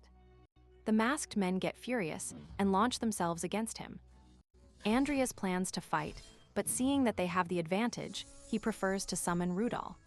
Kasin, watching from afar, sees the summoning of a non-living being, surprised to see a gigantic hand from a summoning circle. This caused a large explosion. The masked men, confused by the large hand, are distracted, which Andrias takes advantage of to attack and finish them off. Hassan sees him as an interesting boy with his dark magic. And his skill with the sword, launching brutally into the attack, Andrias can barely block. He asks him who he belongs to. Andrias sarcastically replies that he should guess. Both move away. But Hassan calmly approaches again, thinking that Andrias's sword is wasted on him. For his part, the protagonist watches him worried, believing that his power is greater than Payad's. Thinking of using his sloth ability, although Jocelyn's is very risky, and Jocelyn promises to keep his sword for his collection, which Andrias finds pretentious, telling him to try it, releasing Nickel and Timur. He also raises all the fallen acolytes. Jocelyn only laughs, surprised that a necromancer also uses the sword. Preparing to attack with his sword Kainos, designed to eliminate demons, Andrias sees it as a bad counter for his undead. And not knowing how many swords he can draw from that magic sheath, he decides to start a war of attrition by launching the acolytes. Kasin smiles as he sees his resurrected minions coming towards him, but he cuts them down with great ease. Andrias only manages to see the flash of the battle, while Timur moves out of the attack line. The villain gloats, saying that zombies are easy because they are dumb, until Nike surprises him from the side. And Timur from the other side. Jocelyn, jumping in the air, admits that for being cold, they move well. At that moment, Andrea activates another portal, preparing the gigantic hand behind Jocelyn. But he just smiles, taking out his magic sword called Farron, which enhances the wielder's abilities by absorbing energy from the opponent. When the swords clash, Andrea gets worried, knowing that Farron will absorb the giant's energy. This makes him a bad counter for him. Jocelyn, charged with energy, thanks him for the recharge he received, while the acolytes attack him. He easily tears them to pieces, thanking Andrias for using them, since he brought them under his employer's orders. But he always wanted to eliminate them for being weak. The protagonist thinks that if one of Jocelyn's swords touches his summons, everything will end. Seeing his opponent, he proposes moving on to the real fun. Nigel attacks first, being dodged. Now Jocelyn soars into the air and prepares to use his sword-breaking attack. Andrias, from a distance, notices that Jocelyn changes swords very quickly and warns his skeleton not to be complacent. The clash begins between both, and Andrias launches himself to help, but is blocked. Jocelyn smiles while preparing to attack, but is interrupted by Timur, who arrives with bestial strength, delivering a blow that shatters the ground. However, Jocelyn manages to dodge, moving away from him. With the three tired, Andrias is grateful that Timur intervened before he and his skeleton were cut in half. And his skeleton. However, Nickel had suffered damage to his left hand, and his sword was damaged. With no options, Andrias decides to use the sloth ability, asking his skeleton to return. Nickel does not obey and stands ready at the orders. The villain admits that he is a gutsy undead. Andrias understands that Nickel wants to use the sloth ghost, as they are connected. The protagonist thinks that although he was destroyed after using it, Nickel feels no pain. So he should be fine. Kasin, seeing that he is running out of ideas, decides to end everything. Nickel prepares himself while the villain advances towards him. Andrias, using the last of his energy, tries to buy him time, but is easily repelled, having to be saved again by Timur. Kazan considers Timur annoying and tries to go after him, until he notices Nickel floating with all the power gathered in his aura. Prepared to attack. For his part, Andrias smiles upon seeing Nickel's secret sword art released, a blast that hits the villain directly. Nickel briefly recovers his human form, only to vanish and try again. Andrias gratefully sees the great destruction caused by one blow. Amidst this, surprisingly, Hosanna appears alive, although his swords were destroyed. He, seeing the giant kitten approaching, tries to use Ganos to attack, but the cat sees the injured one, repels him with a tremendous blow. Andrias, seeing the opportunity, decides to return to combat, concentrating and gathering the aura in his body. Hassan sees it as a challenge and furiously decides to launch himself against him, ending in a new clash. And so we enter a flashback of Hassan being celebrated by his master, Didrum. While eating potatoes at a picnic, he explains to the boys' complaints that if a fight comes between two men, the one who has the best tool wins. Among aura masters, the sword doesn't matter, as it can complicate things for those who lack insight, even with a simple wooden branch. Didrum considers relying on tools to burn talent. And we return to the present, with Jocelyn seriously injured, remembering how an undead, with a broken sword, used such a powerful aura technique that it was worthy of admiration, thinking about how the old man was right. As he fell to his knees in front of the protagonist, asking if old man Didrum was his master. Andres confirms it, and Jocelyn, with his last words, admits that he knew because of the smell of potatoes on his sword. On the other hand, on the other side of the river, Carlos arrives with his rescue squad by boat, ready to save Andrias, who gets out of the water screaming, scaring them so much that he almost takes their souls. And the squad. Then they ask him how he swam there. The protagonist pretends that he distracted the masked men and then swam at full speed. Carlos wants to go after them, but Andrias calms him down, telling him that his luggage is safe, and that those kinds of things are normal in that town. Carlos doubts his story, remembering how, among the masked men, there was one with a very strong aura. Even so, he tells him that he understands, while the protagonist is surprised to hear this. Carlos, seeing Andrias's expression, tells him that he finally understands why they call him Algae. Mocking. Sometime later, after repairing Nickel's arm, the protagonist receives the notification that his summons can evolve.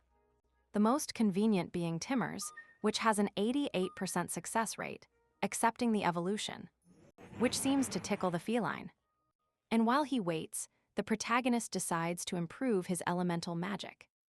For his part, in Yester's castle, Carant complains about being expelled from the congregation to Yester, who is actually promoting him because he cannot control his disciple. Also, he doesn't have enough merits in the organization, even being surpassed by his insolent disciple, who carried the sloth page. Still, he offers him a way to stay. Desperate, Carant accepts, now tasked with finding the magical beast Kuchain, located near the academy, a creature that dominates intelligent beings through lesser spirits. With the location and a way to control it, Jester sends him to capture it along with his disciple.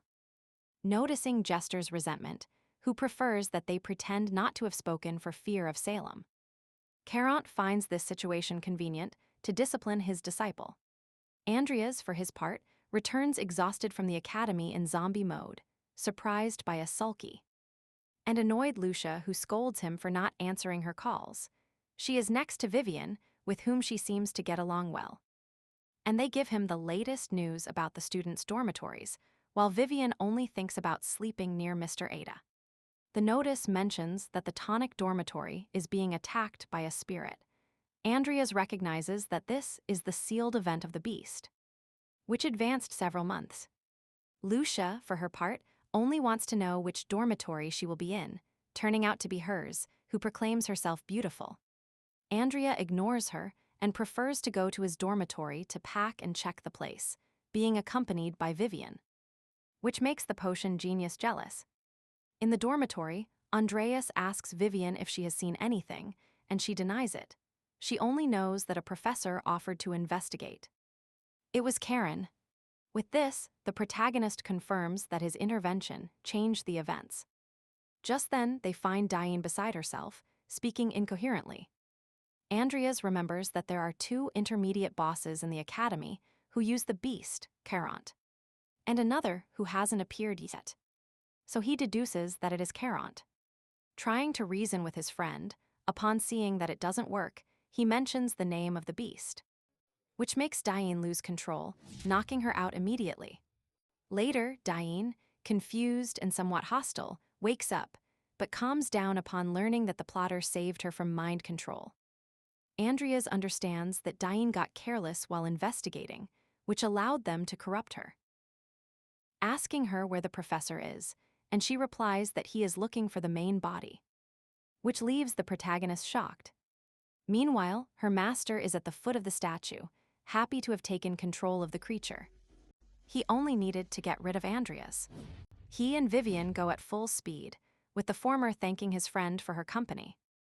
Although inside he thinks he only brought her because he had no excuses not to do so.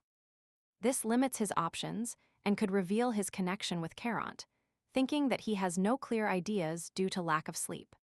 And he tries to find an excuse for her to leave, but it was too late because they encounter a large number of zombie students. Vivian wonders if Caront has controlled them. Since they are from her class, confused Andrea sees the opportunity to leave her behind, asking her to subdue them without hurting them while he deals with Caront.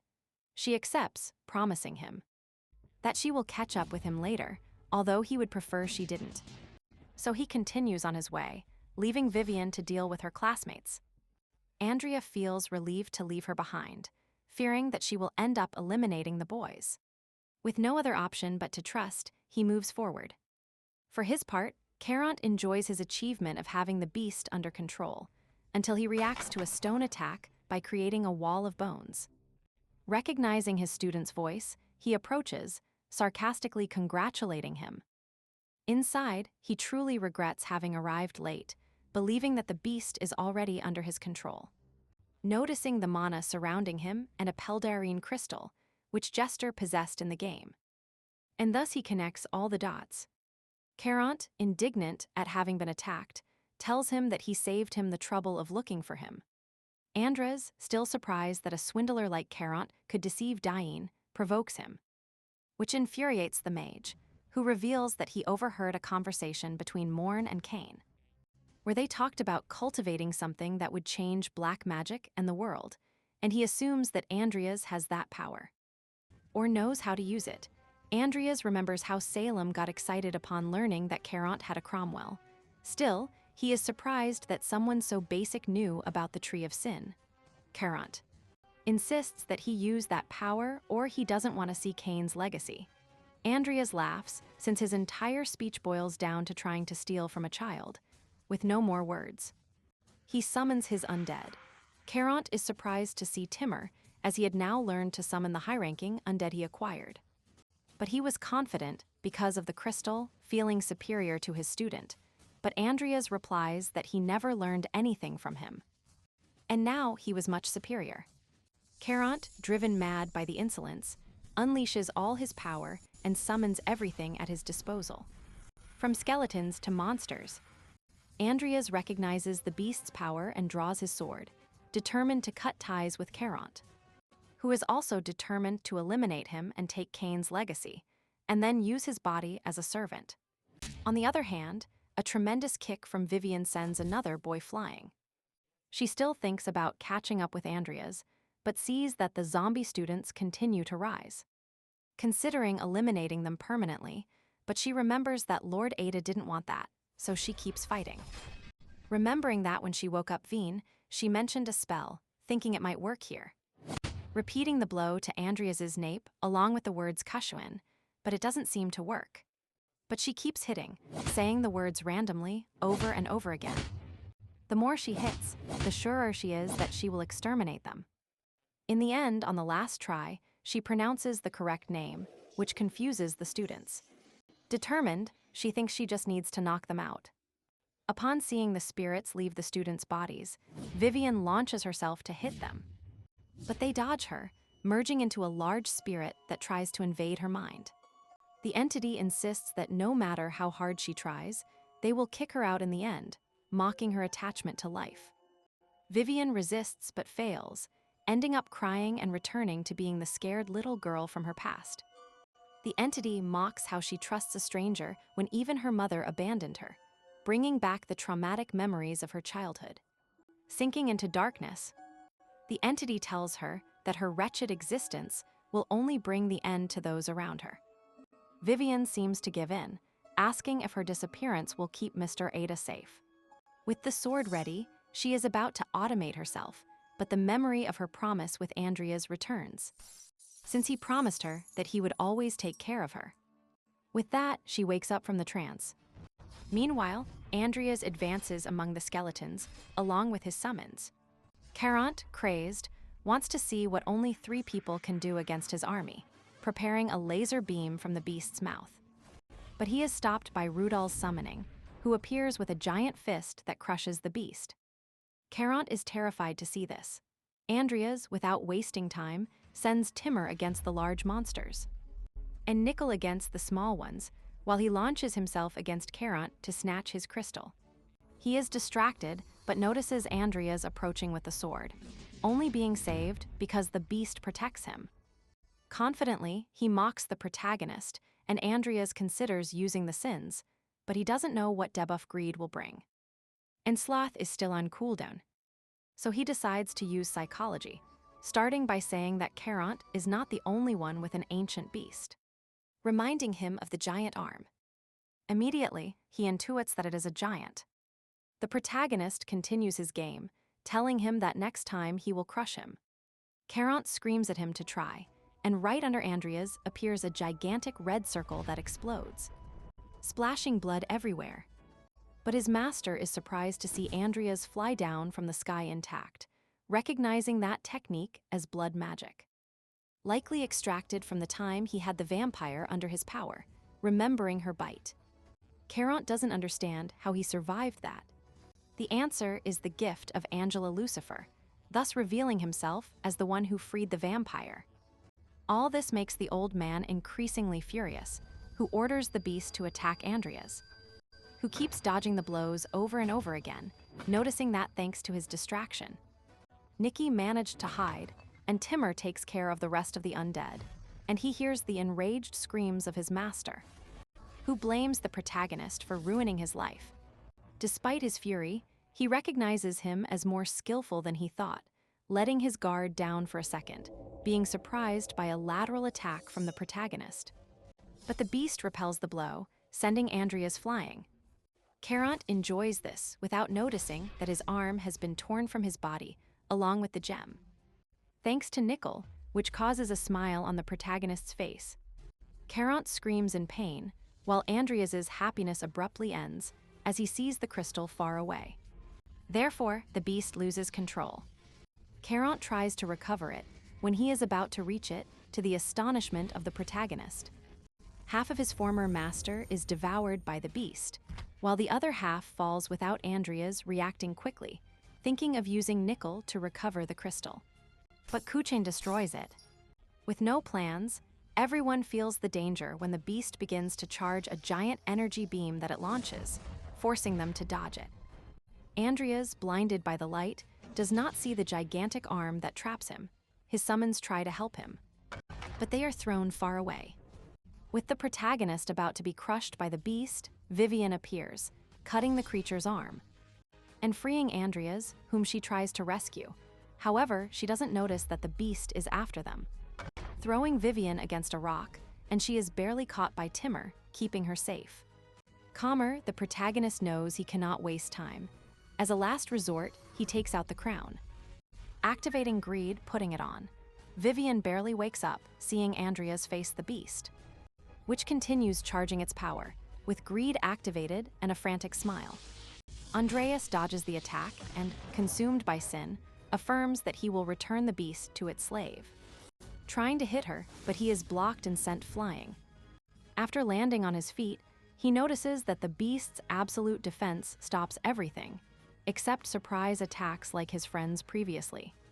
So he sends Nickel as a distraction, and Vivian finally reacts, observing the skeleton. And the giant kitten protecting her, noticing that they are corpses. For his part, the protagonist and Nickel combine well, managing to distract the beast, so that Andrias can stab it in the back. Euphoric, he thinks about adding it to his collection, until the Galaxar sword activates, absorbing the creature's blood. At the same time, the effect of greed takes its toll, leaving him without energy and forcing him to drop the sword as he falls to the ground. Vivian runs desperately to help him. The sword continues to absorb the creature, while Vivian holds the half-dead Andrias, who did not know that Kuchain was part of the sword's seal. Everything seems to be over. Andrias, in Vivian's arms, apologizes for putting her in danger, and hiding that he is a dark mage. Vivian doesn't care, since she only wants to be with her Lord Ada. The brutal listener, surprised, smiles upon realizing that perhaps no one had trusted him so much. Then time passes, and the Academy inauguration finally begins, calling the student of honor Louis Artman. Andrias, in the audience, reflects that the real game begins there, managing to survive barely despite all the surprises and changes. And now he has a large number of people to protect, seeing a cheerful Lucia. And next to her, a quiet Vivian, admitting that having them close gives him the strength to face the dangers that come in this war for the sins. With the motivational speech of the best first-year student, Louis is heard by the audience full of new characters, and when he finishes, the boy retires. Not without first noticing the mage carrying a sword, recognizing him as an interesting person. And so we follow Louis as he heads to the cafeteria, thinking about attending the spring tournament, which distracts him enough to bump into a boy who spills coffee on him. This furious boy sends him flying with one blow, crashing him against a table and spilling another cup of coffee on Diane. The bully is Talon, one of the best in the cavalry faculty, and he is surprised that a first-year student blocked his attack. Louis, for his part, thinks that although he tried to stop him, the blow was too heavy for him. Talon decides to charge him for dry cleaning at an exaggerated price. Luckily for Louis, Lucia, who is also at the table with Vivian, decides to intervene, considering the situation extortion. She also defends the boy, warning the bully that he will be in trouble for causing disturbances. Furiously, she turns to Talon to charge him for the coffee and demand money for her clothes. Seeing this, the boy prefers to leave upon seeing that the girls are defending Louis. The young man thanks both of them, who recognize him as the representative of the first year. Embarrassed, Louis watches as the girls introduce themselves, who suggest that he shouldn't get into trouble so quickly in a very casual interaction. Vivian, who is also at the table, barely gets involved, only speaking to leave, very happy to see Andrias's combat. Louis finally notices her and tries to greet her, recognizing her as his superior in the faculty. But he only receives a look of repulsion. It is Lucia who rescues him, explaining that Vivian is a bit strange, but that she will also go to see the match. Diane is surprised to see her excited and decides to accompany them. They also invite Louis, and the four head to the arena together. He is surprised by the previous combat, but for the girls, it seemed ordinary. The important thing is the next confrontation, which will be between Talon Terry, the bully, and one of the best in cavalry, against the surprise of the magic faculty, Andrias. His presence greatly pleases Vivian. Louis, for his part, recognizes him as the boy he saw at the ceremony, although he doubts that he can face a knight. Talon also shares this, who is annoyed that a mage uses a sword. The protagonist doesn't care about his opinion, downplaying the importance, while the boy moves at full speed against him.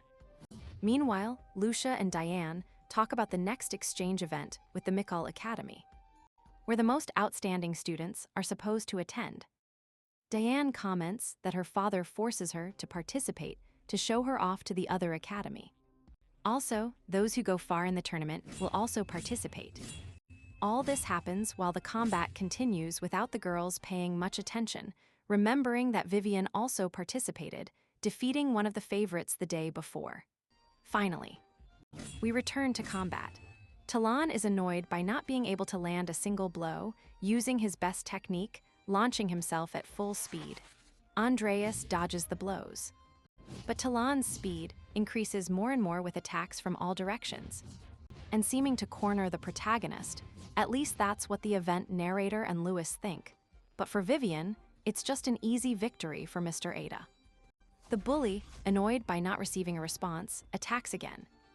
However, Andrias' speed is such that he doesn't see when he places himself next to him. To everyone's astonishment, Andrias slams Talon's face into the ground, knocking him out completely. Confidently, he affirms that it wasn't worth using magic or his sword against him. This surprises the entire audience, including Lewis, Lucia, and Vianney, and Vivian's proud look. Butch Alvin, for his part, recognizes the protagonist's double core ability, which he has stopped hiding. Assuming something big is coming, this being the last combat of the day. With this, the protagonist retires, being greeted in the hallway by an animated Lucia, along with the other girls. And Lewis, Andrea, surprised, observes the strange group gathered. But what surprises him most is seeing Lewis, with whom he feels nervous and nostalgic, since he was the first character he used in the game. For her part, Diane interrogates him about how he can now use the aura, understanding that's why he started practicing with the sword. Discovering his double core. Andrias, uncomfortable with being analyzed, gets no rest, as he has to deal with Lewis, who, admiring him, wants to know how he learned to use the sword so quickly. Meanwhile, Vivian, stranded, only thinks about how Lucia slipped away to be next to the protagonist. Lewis insists on knowing his training method, to which Andrias replies that he uses his aura to improve his body. Still very far from what de Shroom could do with his speed, remembering how after Hassan, the master received no other disciple until him. And since he only gave Lewis brief training, he didn't mention those techniques, knowing the future. He knows that Lewis will grow on his own, so he refuses to teach him for the moment. Lucia finally interrupts to complain that despite having spent half a year making potions together, he never mentioned his double core to her. The protagonist explains that he didn't want to attract attention, revealing it only now to participate in the exchange event. Knowing that with only magic he wouldn't get far, although in his mind he knows he did it so that she and the other playable characters would not eliminate them. Lucia believes this version only because she knows his zero magical talent. After a brief discussion between them, Andrea remembers another of his intentions, that Chulk Volga, another playable character. Then, at Lucia's insistence, they decide to watch the next confrontations, in which the three plan to give their all. After seeing that Vivian and Diane could meet in the semifinals, and that one of them will face Andrias in the final. Everyone leaves together. After a few days, we reach the final, in which the tournament's surprise, Andrias, will face Diane, who defeated Vivian in the semifinal, making it a surprising final between mages. In the audience, Vivian looks tenderly at Andrias, while Lucia notices that she is very different from the homicidal person fighting. And with the audience fired up, the protagonist and Diane face each other. Exchanging their ambition for victory, Andrea tells her not to hold back. She accepts, and projects an enormous amount of fireballs that are going to float. He dodges them without fear until he reaches Diane, whom he attacks, missing by a narrow margin, and she appears behind him. Speechless, Andrea realizes that Diane can already use spatial magic, which makes him so happy that he asks for more training, making the girl tremble, who notices that he enjoys the fight. Feeling underestimated, she summons an insane amount of mana, with which she prepares a move that has never worked for her. But she has faith, materializing explosive fire spears that the protagonist recognizes, running towards her with the confidence that she won't hit him. However, one of the spears appears behind him, ending in a huge explosion, from which he barely manages to escape using magic. And his aura, slightly burned, no longer so confident Andrea's, admiringly recognizes Diane's double canto, with which she combined fire spears with teleportation, noticing the great growth of the playable characters. while he is slowly being surrounded by more fire spears that end up riddling him, generating another large explosion. Lucia is worried about the protagonist, but she must worry more about Vivian's homicidal instincts by her side. On the battlefield, Diane feels victorious until Andrea flies out of the ground, destroying the reinforced arena. Landing on his feet, he thanks her for providing him with something interesting and promises that he also has something for her. Covering his sword with aura, enough to then inject black fire into it, affirming that she is not the only one who has become strong. With these black flames, Andrea attacks Diane, who manages to block them with her shield. Still, the flames reach her cloak, which she must quickly remove. Diana recognizes the great ability the double core grants him, while Andrea knows it goes further. Being his vessel ability, something he supposes some in the audience noticed. Perhaps Alvin, although Alvin seems more focused on Andrea using his gift against his daughter.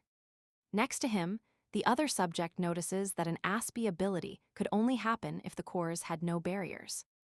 In the arena, Diane, with little mana and only 3 good moves left, must protect herself from the fire. And from close combat, understanding her disadvantage. And she concentrates so much that it seems strange to Andrea that she is thinking too much, although both think the same thing. Victory!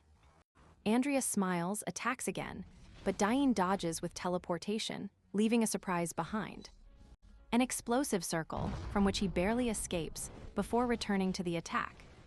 Diane continues dodging, and from a distance, she throws a couple of electric cobras at him. The protagonist, confident that his best element is earth, raises his shield, but it is pierced. Explaining that his mana and aura cannot concentrate so much on the black flames, his physical improvement. And his techniques. Receiving Gino's impact, becoming paralyzed and with no escape, seeing his rival preparing a large fire wave. Proclaiming his victory. And so a blow resonates throughout the stadium. The announcer confirms Diane's victory, as Andrea's was knocked off the platform. A smarter and easier way than knocking him out.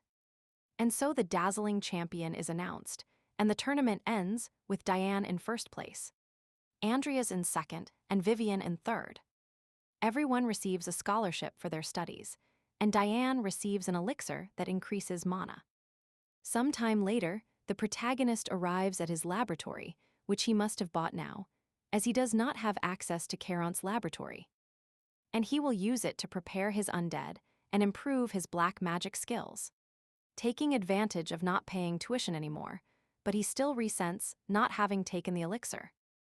With which Diane will surely become even stronger, admitting that for now his mana has increased considerably thanks to the original sin. And the Codex, remembering how some time ago after defeating Charon, when he was still in Vivian's arms, some branches came out of his abdomen to take the crown.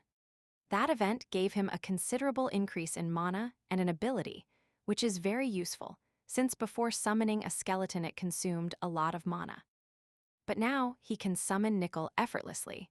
He even thinks he could summon up to 100 normal skeletons. With this, he feels calm to face the next events, although nervous about having changed the timeline. And according to the news, suspicion about the presence of another dark mage in the academy has increased. Not knowing what will happen in a future he has altered, so he must trust that with the information he has. He can handle it. Back to classes, Lucia observes surprised, and he is also surprised that her sloth only disappears in potion classes. She recognizes that she is highly sought after in these for her talent, but what she really is interested in is having the protagonist as an assistant. After classes for a new potion, Andrea supposes it is for her illness, so he asks her what she needs. Quickly, and she explains that she mixed several ingredients and got an interesting result. Just by listening to her, Andrea realizes that without help she has found a clue about her cure. Despite this and feeling that he still has time, he decides to refuse her for the moment, offering help later. This causes the girl to pout, feeling forgotten, but although Andrias wanted to help her. For the moment, he must concentrate on other weaker playable characters, such as Selena. And Chris, Lewis's classmates, whom he plans to strengthen before the first scenario, which seem to include zombies. or something similar. Although it is not a difficult scenario, he doesn't want to take risks. The good thing is that the sulky Lucia is not involved in this due to her treatment. And seeing that Diane has become very strong and that Lewis is strengthening on his own, he just needs to concentrate on them. Although he thinks about skipping class to do it, he remembers that class has something special. The arrival of Professor Killer Chutzman, who introduces himself with an evil smile, being recognized as the boss of the first scenario. Rambling in class, Andrea worries about finding the newcomers in the training ground, and about the fact that Killer knows he is a dark mage, although he seems not to be interested in him. And the entire class passes rambling until it ends. For his part, Killer talks to his master jester to inform him that Batch is neglecting him due to what happened with Caront. The dark mage reevaluates his losses with Rannox, Hasen, and Caront's failure, added to the loss of many acolytes. Now with Killer retreating, he sees his plans ruined. With no options, he asks when he will leave. To which Killer replies that with an approaching exchange event, he cannot leave. This confuses the jester for not understanding the connection. But Killer tells him that before leaving, he will send many youths to heaven before they become a problem. A plan that pleases Jester, who later, while walking, sees that without contacts within the academy, he will have to resort to Andrias, having to drag him back into the congregation. At the academy, Selena Aristeel trains to exhaustion with a very heavy sword, seeing that Chris still has energy left, and suggests he rest, but he has no intention of listening to her. Anyway, the girl approaches to tell him about the tournament where a subject was able to use magic and sword at the same time, which Chris considers impossible, seeing him as someone indecisive. However, she tells him that even Lewis recognizes him without noticing Andrea approaching, hearing Chris mocking. And he decides to interrupt the conversation, which makes Selena nervous, who tries to calm the situation. This turns into a face-off between the boys, with Chris still wondering who Andrea is. Selena tries to apologize on behalf of her friend, explaining that he is just very proud of his path with the sword. The protagonist decides to mock Chris, expressing that he is someone without conviction, capable of watching his girlfriend cheat without doing anything. That specific statement seems to resonate in Chris's mind, who seems to accept it, only to become more hostile afterwards, which leads them to a sparring challenge. The girl desperately tries to stop them, as they could be expelled for fighting, but both assure that it will only be sparring. The boys prepare with training swords, and Selena excitedly asks for a sparring match too. Andrias accepts to do it once he finishes with Chris, who doesn't believe that turn will come. Chris launches himself with everything, and the two swords clash. Both separate, and Chris, somewhat nervous, attacks again, being blocked again. Although the protagonist recognizes his speed and how he has advanced with the Uner sword style, he still sees him as very green, since that technique uses speed to deliver changing sword blows, something the boy clearly hasn't mastered. So calmly, Andrea sends him flying under Selena's worried gaze. Chris, getting up hurt, thinks he underestimated him and demands that Andreas go all out. He accepts, hoping he won't regret it. Chris decides to charge using the Uner style, but ends up in a bad position during the clash. With his sword shattered and his pride broken, Andreas tells him not to give up and to continue his path with the sword without stopping. And without waiting long, he continues with Selena, who is ready but nervous. The protagonist knows that her skill comes from a familiar fencing style that requires a lot of strength, something that the girl clearly lacks.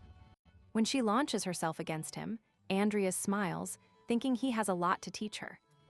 The encounter doesn't last long, with Selena flying through the air, surprising Chris, who noticed how Andreas easily discovered the girl's weakness: the weight of the sword.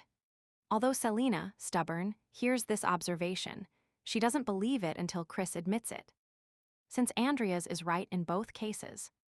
So the protagonist moves on to the real issue between them, asking them why they took up the sword. Confused, neither has an answer, but he does. They took the sword to stay alive. This is because despite being a mage, he has no talent in that area, and due to various situations, they almost killed him. If it weren't for his decision to become stronger, he wouldn't have been able to defeat two swordsmen who practiced all their lives. He asks them why they think he succeeded. Selena thinks it's due to his talent, but the protagonist knows well that it's because they have never faced real challenges beyond winning fights or feeding their pride. For him, it's clear. He wants to live, and he leaves them this reflection as homework, telling them to look for him whenever they want. A week later, Vivian waits for Andrias outside the exchange event. She looks very pretty, admired by everyone, until she pulls out her sword, which scares away the curious. She, for her part, only wanted to see her reflection, thinking she should be more smiley with the protagonist. Like Lucia, and she tries to practice, but only manages to make a psychopathic smile. Being interrupted by Andrias, who is surprised to see her there. She nervously admits that she was waiting for him.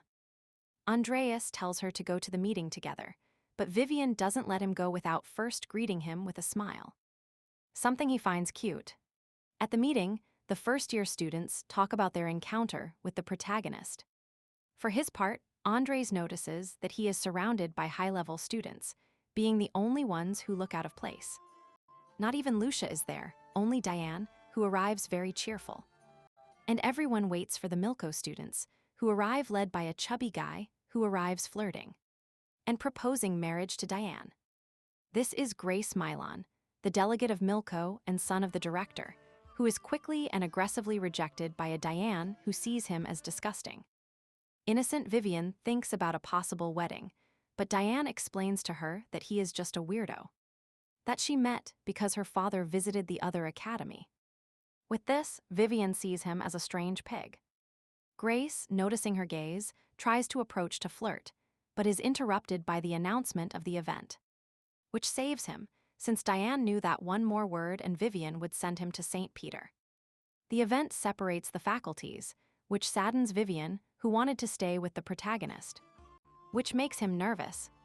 The first shared experience is a magic class, where they must draw a magic circle. In this, Andrias takes the opportunity to meet a student from the other academy, Kelchung Volga, a magic prodigy. After greeting him, he eagerly awaits his confrontation in that class with Diane, thinking they could inspire each other.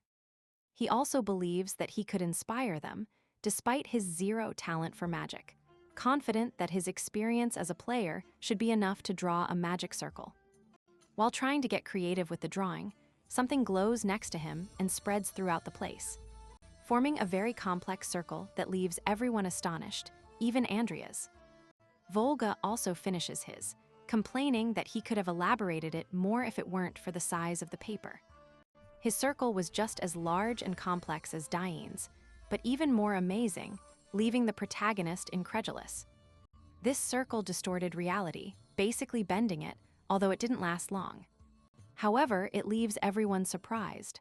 After this, the geniuses congratulate each other. The protagonist, for his part, notices that Ketch is much superior to Diane in magic circles. This reflects the game's playability where everyone has their specialties. Lucy, once healed, becomes the best in combat magic. Ketch Balga is a prodigy in support magic and magic circles, and Diane is the most broken character in the game with all her skills. And teleportation magic being considered the unfair character in the game. After the great spectacle of the geniuses, the professor wants to see what the others did. Andrias, a little disappointed with his own circle, which he doesn't know is the best, forms a flower. Grace immediately starts mocking him. Andrias tries to ignore him, but he is so insistent that it becomes annoying. For his part, Ketch sees the flower with surprise, confusing Grace, who thinks it's a simple flower. Vivian also defends the complexity of the circle, while Ketch explains that it is a simple formula of nature, and life to which rotation and time have been added, forming a vital cycle. With an inversion, a flower is created that is fresh and withered at the same time. DNA summarizes it as something living and not living, a contradiction. The protagonist accepts this explanation, understanding that it is just what he was looking for, something simple for his nature. Necromancer, that allows him to play with life spells, but thinking it would have been much easier if it worked with black magic. Ketch asks him to continue studying the circle, while Diane challenges the mocker to show his own circle. This arrogant one affirms that he will surpass everyone. Upon attempting it, he forms an aura that is not only small, but his cold sweat and attempts to hide fail when Diane. And everyone notices that he literally copied her circle and did it badly too. Grace, indignant, continues forward, not realizing that his own circle is burning his hair. Desperate, he asks for help, and Diane puts it out with a water spell that leaves him soaked and humiliated. The professor silences him, and without support, Grace tries to attack Diane with fire, but is stopped by the voice and the imposing dark aura of Andrias, who suggests he lower his hand or he will cut it off. Surprised and terrified, Grace stops, while Andrias warns him not to get into trouble, neither in that place nor in his school. Humiliated and unable to hold back any longer, Grace runs away crying from the place, while Andrias sees him as a tantrum, thinking that maybe he should hurt him a little later, and his attention focuses on someone who goes to see if the crier is okay. Outside, Grace continues furious, promising revenge. At that moment, the boy who followed him appears. He introduces himself as Antonio Holt, a final-year student and Killer's assistant. Seeing Grace's envy, he suggests that he participate in the trials of a formula that improves strength and the mana of whoever takes it, although it has not been approved because it removes the sense of taste. Grace is surprised that they don't just sell it for that reason and is convinced by Holt, who assures him that he will be able to take revenge. He drinks the potion in one gulp. Upon seeing him finish, he asks how he feels. He enters a state of dementia full of power with mana and brute physical strength. Holt affirms that now Grace will be able to easily defeat his enemies. While the euphoric boy asks for more potions, the next day, a very jealous Vivian asks Diane for the flower she gave Andrias, which confuses the girl since she only wants to study the circle. However, the sad attitude and somberness of Vivian ends up convincing her, and she gives it to her, leaving the circle active with her mana so she can see the flower. In the distance, Lucia, upon seeing the famous flower made by Andrias, approaches to examine it, or as she calls it. Senior algae and half asleep, she notices a small defect in the magic circle, and seeing it as something intentionally hidden. She seeks to correct it, although Vivian fears she will ruin it. And with a single touch-up, the circle explodes, forming an entire field of flowers, leaving the girls astonished. In the middle of the field, a subject appears observing such a contradiction, taking a magic flower in his hand. This is the dean of the magic faculty, Belia El Casello, who, upon hearing Diane's apologies for activating it in an inappropriate place, ignores her completely, since he only wants to know who did it. Upon discovering that it was the now famous Andrias, he is surprised by what he has achieved for a simple task, thinking that perhaps he is looking for the ultimate contradiction, immortality. Once informed, he leaves, leaving them and annoying her for having ignored them, while he walks away inspired and determined to watch the protagonist. Later in the training ground, Lewis thanks Vivian for training with him, surprised by her strength, and that he can't get more than 2 words of conversation out of her. As they watch the combat between Talon and Chris, who can barely defend himself and almost loses his breath from a kick. Aware of his lack of skill, he begins to doubt himself, but upon remembering Andrias, he regains confidence, determined. He uses the Uner style, preparing for his opponent's attack. When Talon attacks him confidently, Chris blocks the blow, and remembering that his style is based on combining blows, he slides his sword, and at the same time breaks the rival's guard, ready to attack a vital point, but he stops before proclaiming his victory. Talon, as a bad loser, throws a tantrum and leaves. Chris tries to be friendly, but the words are misinterpreted as an offense. So an infuriated Talon throws a real sword and asks him to pick it up. While taking out a potion, Lewis suggests he leave him alone. Even Vivian seems worried. But Chris doesn't understand what's happening, and they are interrupted by the instructor, who seems annoyed that Talon is in the exchange, and even more so with a real sword. As he approaches to ask him to put the sword away, Talon, in a demonic state, splits the instructor in 2. frightening everyone except Vivian. Then, in his state of fury, he invites Chris to a second round. In another place, Ketchy asks Andrias why he hid a double circle in the flower. Surprised that he found it, the protagonist admits that he just wanted to be mysterious, remembering when Lucia complained about having time to learn these things. But not for her investigations. Upon discovering his trick, Andrias cannot deny the talent of the playable characters. And continuing on his way, Ketchy asks him, what will he show in the potion class? Since he was the creator of the Everlast potion. Andrias, for his part, really plans to stay out of it, so as not to attract Killer's attention. And suddenly, on the way, they are interrupted by large explosions and destruction. From the chaos, Diane emerges enveloped in a black shield, tired and confused, only able to utter one word. Monster. At that moment, Grace enters the scene, powered by magic potions, frightening everyone. Especially the protagonist, who sees Grace getting bigger and bigger with black sclera, besides being out of control, which he recognizes as a side effect of Killer's potion, confused to see how the event had advanced. Doubting the information he has now, Killer, for his part, seems to be escaping, excusing his farewell gift. Returning to Grace, he launches a gigantic fireball at Diane, whom the protagonist saves with his sword, declaring to Grace that after what he did, there's no turning back. This only further infuriates the monster, who remembers him as the boy who humiliated him, although this is good according to the protagonist, because he keeps his consciousness. Ketch, for his part, is worried to see how the creature continues to deform and grow larger. Andrias decides to distract him while Diane conjures powerful magic, helped by Ketch, and both move away. Grace does not allow it, so he goes after them, but an infuriated Andrias begins his combat with him, launching himself to cut him, missing, since despite being a spoiled child, he is also a mage. And he uses a magic shield, enhanced by the potion. Determined to cut him, he envelops his sword in its intense glow and launches himself with everything, amazing those who see how much he has improved even since the tournament. The attack manages to slightly pierce the shield, beginning a clash of power, which he seems unable to win. However, the mages prepare their attack circles. Ketchy warns the protagonist of an attack that Grace uses while maintaining his barrier, launching it at the protagonist, who tries to dodge it barely, stopping it with his earth shield, believing they must stop him before the final stage. Since Grace is getting bigger and more monstrous, the protagonist launches himself again, straight for the neck, but with no effect, and he realizes that the creature has skin as tough as Piet's.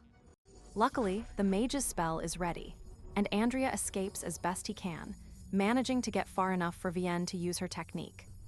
Iron Impale, which does not cause an explosion, but as its name indicates, they are gigantic metallic spikes that pierce Grace. This, besides being advanced magic, coming from such a powerful character in the game, poses a problem. Not only is the level reached to pierce him, but also leaving the son of Director Milko in that state will bring consequences. Seeing the disaster, even Diane admits that he went too far. Luckily, Kayich tries to help her with his testimony, and adding to that, the protagonist knows that Vash will do what he can to keep his daughter out of trouble. With this, the protagonist leaves them to explain the situation, while he goes for Killer, running desperately through the academy to finish off the Dark Mage. Although the place is full of monsters, he tries to avoid confronting them until he defeats Killer, and his potion so it doesn't interfere in future wars, until he sees Holt, recognizing him as Killer's lackey, deciding to follow him to guide him to him, or so he thought, until someone shouts Lucia's name, who is protecting the boys from a creature, using a magic circle. The two injured ones worry about her.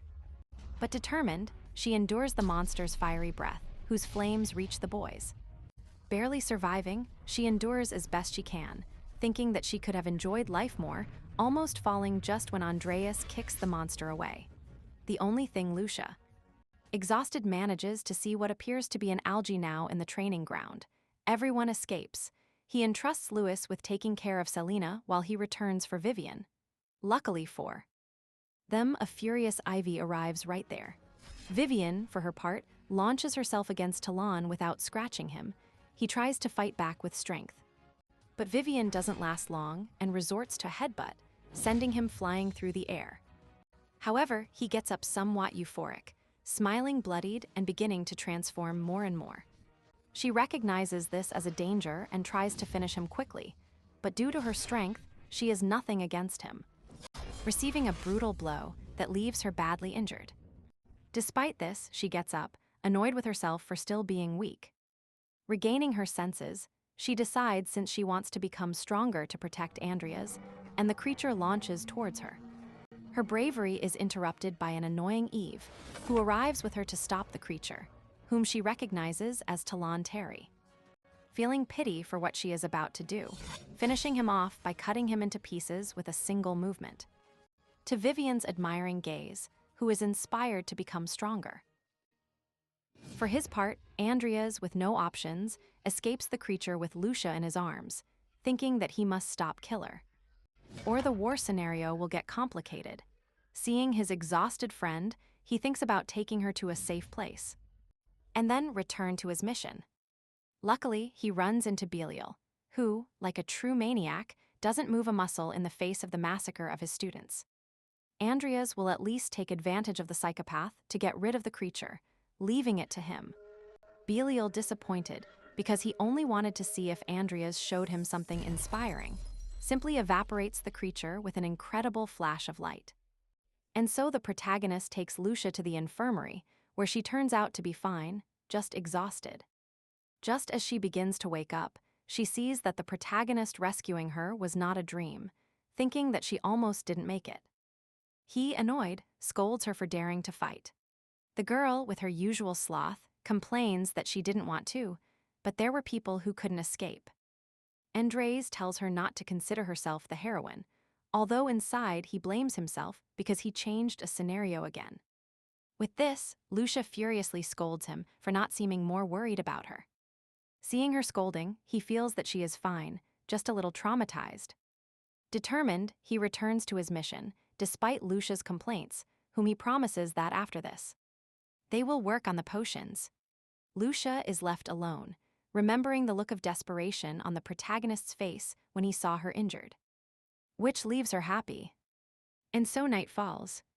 The protagonist goes to Killer's hideout, where the boss fight should occur in the game. However, with the change in events, he doesn't know if he is there, and although he should originally bring reinforcements, he now has his own reinforcements from the underworld, releasing Nickel and Timur to begin destroying the small cabin. Exaggerating a bit for him, finding Antonio Holtz, whom Timur, too powerful after his evolution, and Nickel finish off easily, with the place destroyed, and seeing that his summons could easily defeat a mid-level boss. He finds the hideout under the rubble, determined to go in for Killer, but he doesn't even set foot inside. When a black ray almost pierces him, he escapes and sees Killer appear, enveloped in black magic. Asking him how he knows that place, confronting the protagonist without noticing Rudolph's gigantic hand, which almost crushes him. Dodging barely, he can't even think when his arm flies through the air, courtesy of Nickel, leaving him screaming in pain, although the protagonist admits it was a miscalculation, since he aimed for his neck. However, Killer doesn't seem scared, realizing that the protagonist was the one who finished off Caront. And he is surprised again when Timur hits him, making him crash against the ground. And with the order to finish him, Timur continues his attack, brutally crushing the mage. However, it is Timur who crashes into a shadow shield that imprisons him. Killer stands up with a metallic shadow, really annoyed with Andrias, because despite both being dark mages, he doesn't understand how he can end the life of the man who raised him, Caront. But the protagonist is more focused on his shadow armor, which can even regenerate limbs. Killer is surprised that he knows what it is, since only Jester had that information. And before he finishes speaking, a large blast frees Timur from the shadow. Andrias confesses that he knows everything about the armor, a powerful attack and defense item that cannot be damaged by anything other than fire. Killer knows this, so he attacks him to stop him, but Timur sends him flying. Killer thinks these won't do anything to him, but before his attack, an explosion surprises him, damaging him, recovering quickly to imprison the undead, who quickly break the bonds. Resuming the attack, sending him flying. Killer, confused by the beating they are giving him, thinks that they are not normal corpses, but that he got them from the congregation. For his part, Andrias achieves his objective. Transform his sword into a magic whip. Killer, dodging the undead, doesn't notice that the protagonist reaches him from behind. Using his whip to kill him, even though the shadow is immobilized, it mocks that his trick didn't work. And that clearly Andrias doesn't have a fire technique. With the summons moving away, Andrias breathes to use the double canto, combining his whip with an explosion that envelops Kyler, making him explode. After the great explosion, Andrias admits that it is a very tiring technique for him. But for his first time, it was quite interesting, with the only drawback being that it completely evaporated the shadow, because he overused mana. With this, he knows that the congregation will move, so it will be better to clean up his tracks and go to the academy, where there should also be commotion. There, Batch furiously receives the report, which had left 15 students dead, including the transformed ones, including 4 from Milko. Seeing that one of those involved was Holt, Professor Killer's assistant, he assumes he had something to do with it. But Batch doesn't want anything to do with it, and suspends the academy, while he decides to marry along with Director Zeus. And with his assistants retiring, the professor tries to understand what is happening. And now they find themselves looting Killer's hideout. The protagonist finds new objects, but not useful ones. He saves a shadow magic book and a treasure chest, which could be a mimic capable of attacking him. But assuming it hasn't reacted yet, he concludes that it is not active. So he opens it, finding a portal that holds 3 objects. Searching the dimensional fabric, he takes out a key, the mimic's core, and a damaged sword, known as Changer, which depends on the wielder's magic. With Galaxar in his possession, he doesn't need it, but Nickel wants it, asking for it like a puppy. Andrias hands it to him, saving himself the trouble of buying a new one, and as soon as he gives it to her, it releases an incredible amount of mana, increasing the balance and appearing new. A perfect match for the skeleton. With this, Andrias returns to the academy. 5 days later, Andrias gets off the train, being greeted by a cheerful Lucia, who jumps happily towards him. He didn't expect to meet her. She accepts that she was sent by her father as if she were still a child, to play with him. While he was dealing with an unexpected visit, Andrias goes straight to work, being scolded by Lucia, who prefers to take him out for a walk for a while. Being rejected, she pouts. In the carriage on the way to the mansion, Lucia updates him on the gossip, including that about the son of the director of Milko. This was a scandal, but Diane got off without charges, thanks to Albin's influence. The next news is that Kaler was eradicated by his own experiment, considering the professor an idiot for creating something he couldn't control. With this, Andrias sees that his discovery worked, but they must continue investigating, needing to be more cautious. Once at the mansion, a playful Lucia asks him why he decided to help her. He just says he will, while they sign another contract. Their conversation is interrupted by an argument between Hollington and a blonde woman, who seems to be demanding a hard-to-get material from him. Lucia interrupts them, causing the blonde woman to smile and teleport behind her, expressing that her father did not fulfill the deal. Andrias sees her and freezes at her power, while the Count runs calling her, begging her not to take her away. But it was too late, since both teleported to the roof, and she was determined to leave, wishing him luck in finding the neutralizer. Amidst Lucia's screams, Andrias uses his power to note the tattoos made by magic, remembering that the only one who has them is Salem, shouting loudly, "Salem," Lady Frenin says dryly. And without changing her appearance, she greets Andrias back, to the confusion of the father and daughter. He asks her to release Lucia. Lady Salem, annoyed, tells him not to confuse her because she was kind to him a couple of times. But Andrias does not ask her as a favor, but as a plea with an exchange of information. This makes Lady Salem think interestedly, and the deal is the location of the book written by the god of mythological ages. With this, he convinces her, and she comes down, leaving Lucia on the floor, who runs to her father. Now Lady Salem wants the location. Andrias hesitates to say it in front of everyone, so he asks them to cover their ears. Salem makes it clear to them that if he lies, she will eliminate them all. So Andrias sends her to Lake Irv, on the southwest border of the Empire, in an underwater cave. Where the book should be. Still doubting that he made it up, the protagonist assures her that it is not so, although he cannot reveal how he knows, since it is information from the game. With this, Lady Salem hesitates to let the Everlasts go, who still owe her their promise. Hollington agrees to fulfill it when he can. Lady Salem, with her final threat, says goodbye, still confused about how the protagonist recognized her. He admits it was because of the mana tattoos. Now moving away, the protagonist thinks that Salem is powerful because of the magic circles on her body. That will end up disintegrating her in the future, being another time bomb like Lucia, and the book she suggested is one that contains the harmony ability, which can stabilize her body. Finishing this, Hollington thanks Andrias. Lucia is left with many doubts about how he knew someone as dangerous as Salem. Andrias prefers not to go into details, which causes the girl to pout again, not letting him enter his laboratory, since she doesn't want to be near someone in contracts with criminals, which includes her father. So he sends them to finish the contract and leave.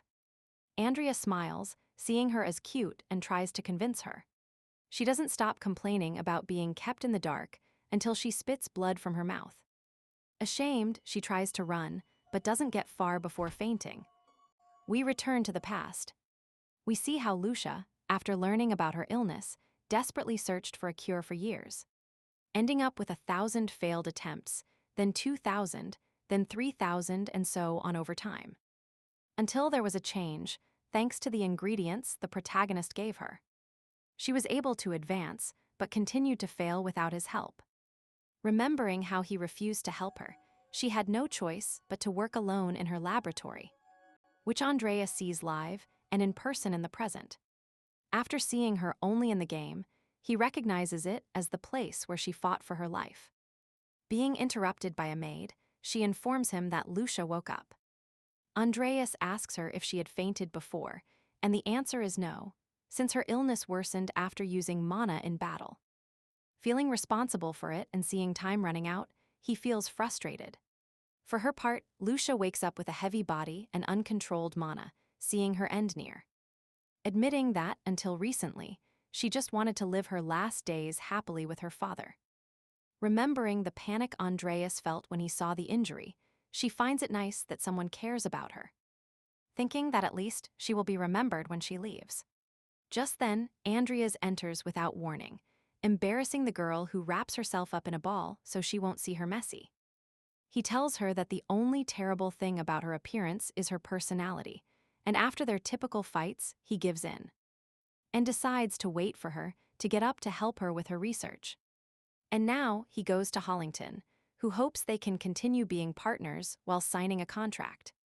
The protagonist only has doubts about his deal with Salem.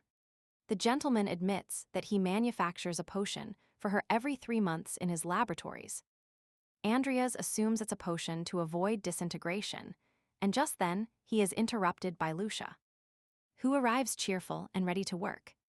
The protagonist watches her worriedly because she cannot find the cure without the help of a player.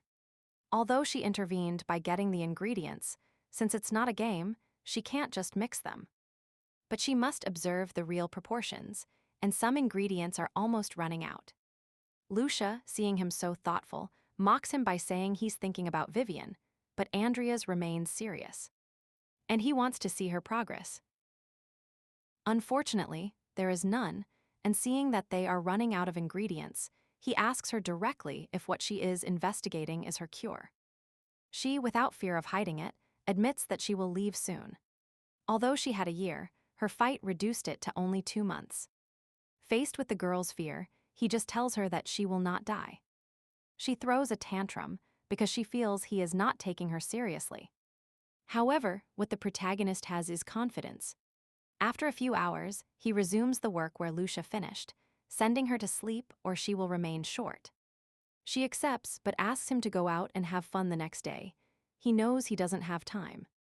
Lucia, sadly and disappointed, admits that she has been researching her whole life and wanted to have other memories before leaving this world. Thinking that everything could be a waste of time, hearing this, Andrias agrees to rest for 2 hours. She suggests they go for a beer, which almost makes him regret it, abandoning that plan. The next day they go shopping, and we see a happy and radiant Lucia, spending the next few days with the protagonist. Between rest and work, which makes her want to live forever when she sees him. 3 days later, Andrea says goodbye to father and daughter to return to the academy, leaving Lucia thinking that although these are her last days, they were not bad. And so, back at the academy. The protagonist fails every attempt with the potion, and even with his improvements, he cannot evolve. His potion skill without finding a formula, and with less than 2 months, he can only wait.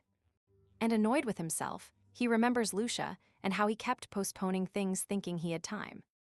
But everything is interrupted by Belial, who arrives at his door to ask him once and for all if he is a dark mage. The protagonist immediately arrives. Belial, very astute, knows that dark mages have a good facade like Killer and suspects the magic circle, which he understands the perfection of its contradiction. And that magic circle is the basis of black magic, assuming that Andrias is one, which doesn't really matter to him. Being even convenient in his search for something interesting. Andrias, confused, hears that Belial's plan is to give him private lessons to turn him into the highest rank among dark mages. A sorcerer, the equivalent of an aura master, capable of creating their own styles of magic. And Belial is precisely the youngest sorcerer of them all, believing it to be a great opportunity. But if it were at another time and not offered by a psychopath, and so he tries to politely refuse him. But Belial only hears a thank you and schedules the classes without options. The protagonist admits that he is under the watch of someone dangerous. The next day, he takes a break, bringing Lucia Sandwich, whom she receives very happily and eats with great appetite, although she thinks she has made progress by skipping classes. The success rate is at 51% without having managed to get all the ingredients. The protagonist feels that the deadline is very close, but luckily Lucia doesn't stop eating, while she explains with a full mouth that by using heat extraction, she has increased the percentage to 74%, thinking that would be enough to try. For Andrias, that percentage is low to bet his life on, assuming that the best thing is to look for another formula. She, for her part, starts playing around like a little girl, eating the sandwich in one bite, and drinking her beverage at full speed, suggesting he do the same with the formula, mix it all at once. Andrias, annoyed by the joke, only receives mockery, repeating it, which tires him, so he leaves. Leaving her even more heartbroken seeing his cold gaze, and with great fear in her heart. But she is not the only one who feels this way, since seeing her pretend to be fine only increases the protagonist's nerves, who needs to keep thinking nonstop, returning to the laboratory where he finds no way out, thinking of using the 74% as a last resort.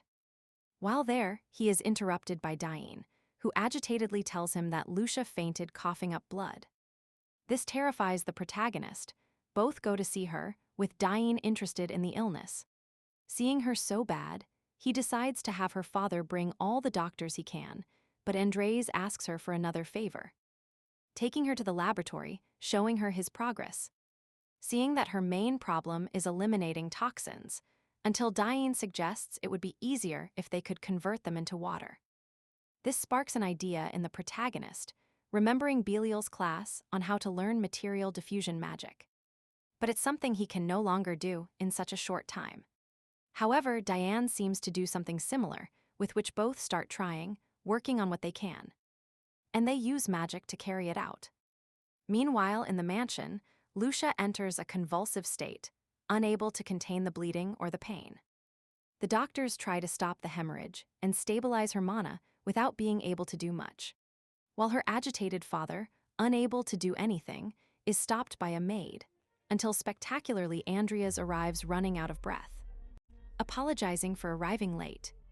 Later, a confused Lucia wakes up in her bed, where she sees Andrias sleeping on one side. Getting up, feeling strangely well, thinking that she has entered her lucid state before dying.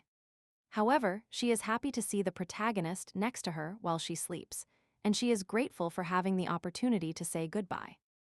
Remembering all the moments with him and the hope he gave her to save her, even making her forget that she is close to the end. Recalling all the fun moments, especially their first meeting, admitting that without him her heart would have died. Sinking into misery.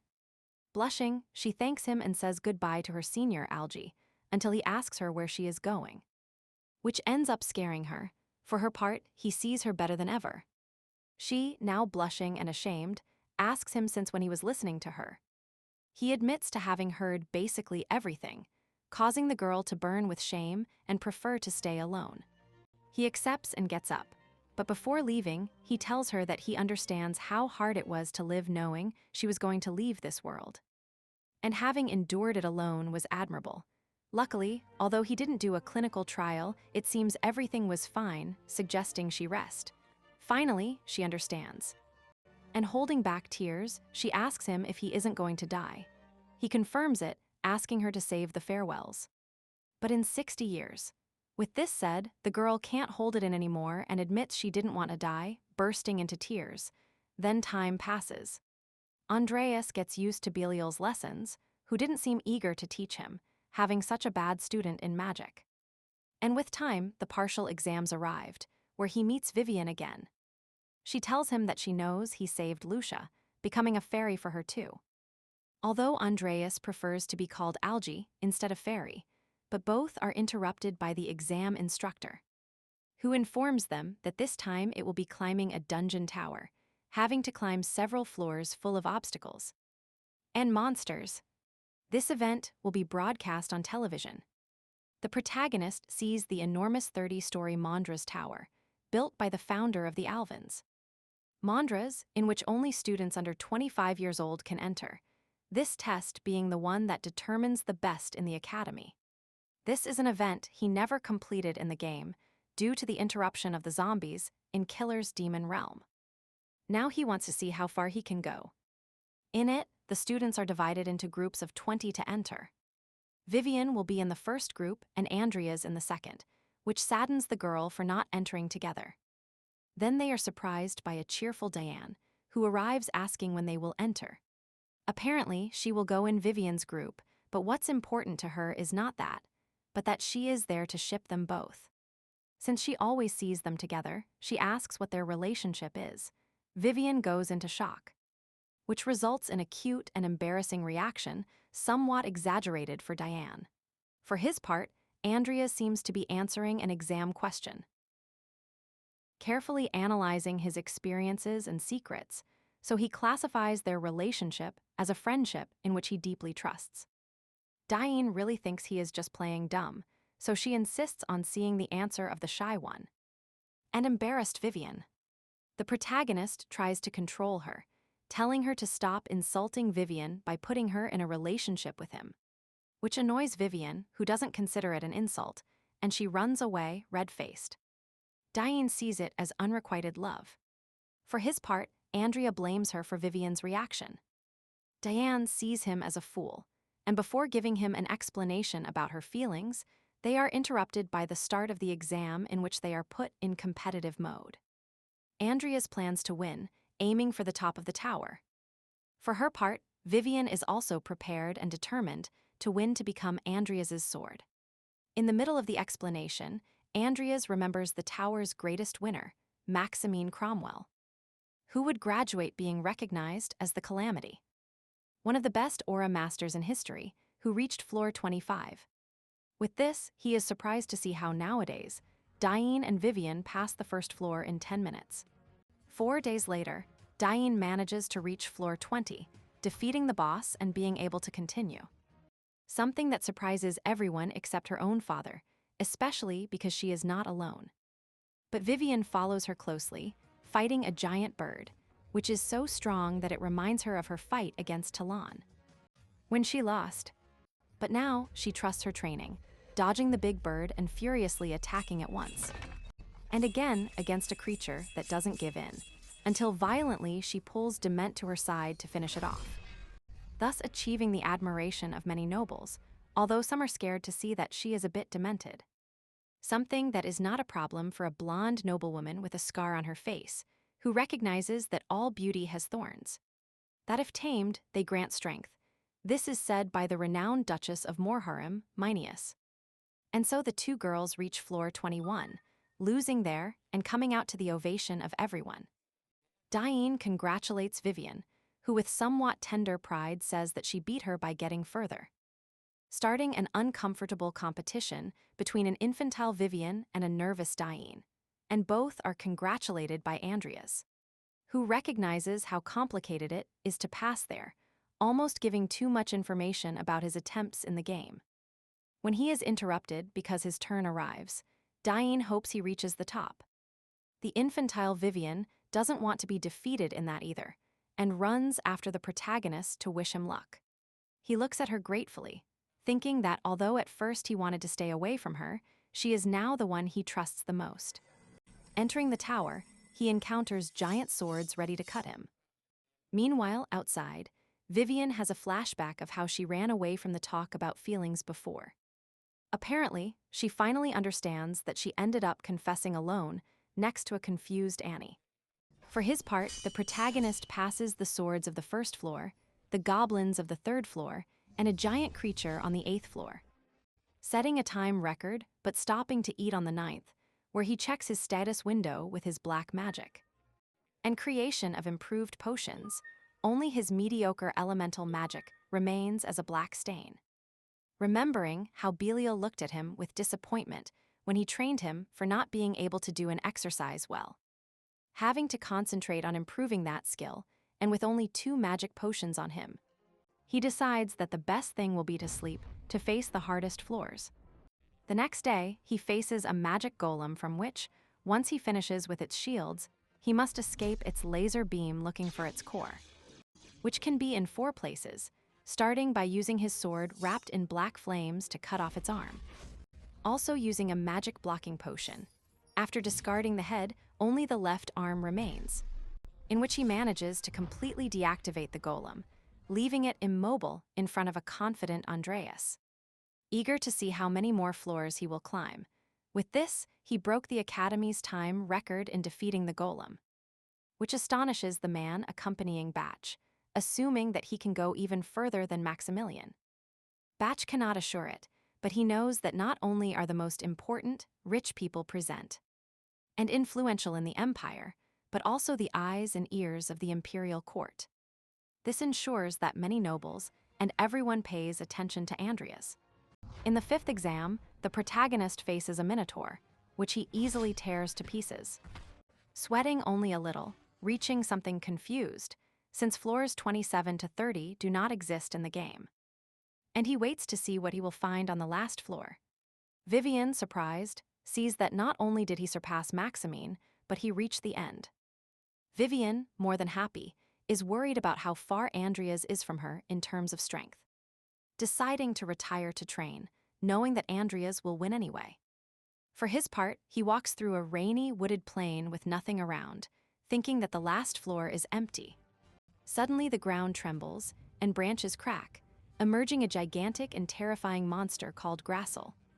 This is the final boss. Drawing his sword, the protagonist dodges the creature's gigantic hand. Jumping through the air, he thinks about using fire, but the rain limits him, so he maintains his distance, having to cut the creature's attacks, but it has excessively fast regeneration, complicating things for him. Even worse, a branch traps his foot, dragging him through the air. Using his aura to free himself and land on his feet, only to see that the monster has a second mouth on its chest, from which some strange spores emerge. The protagonist, without information, can only wait, activating his earth shield.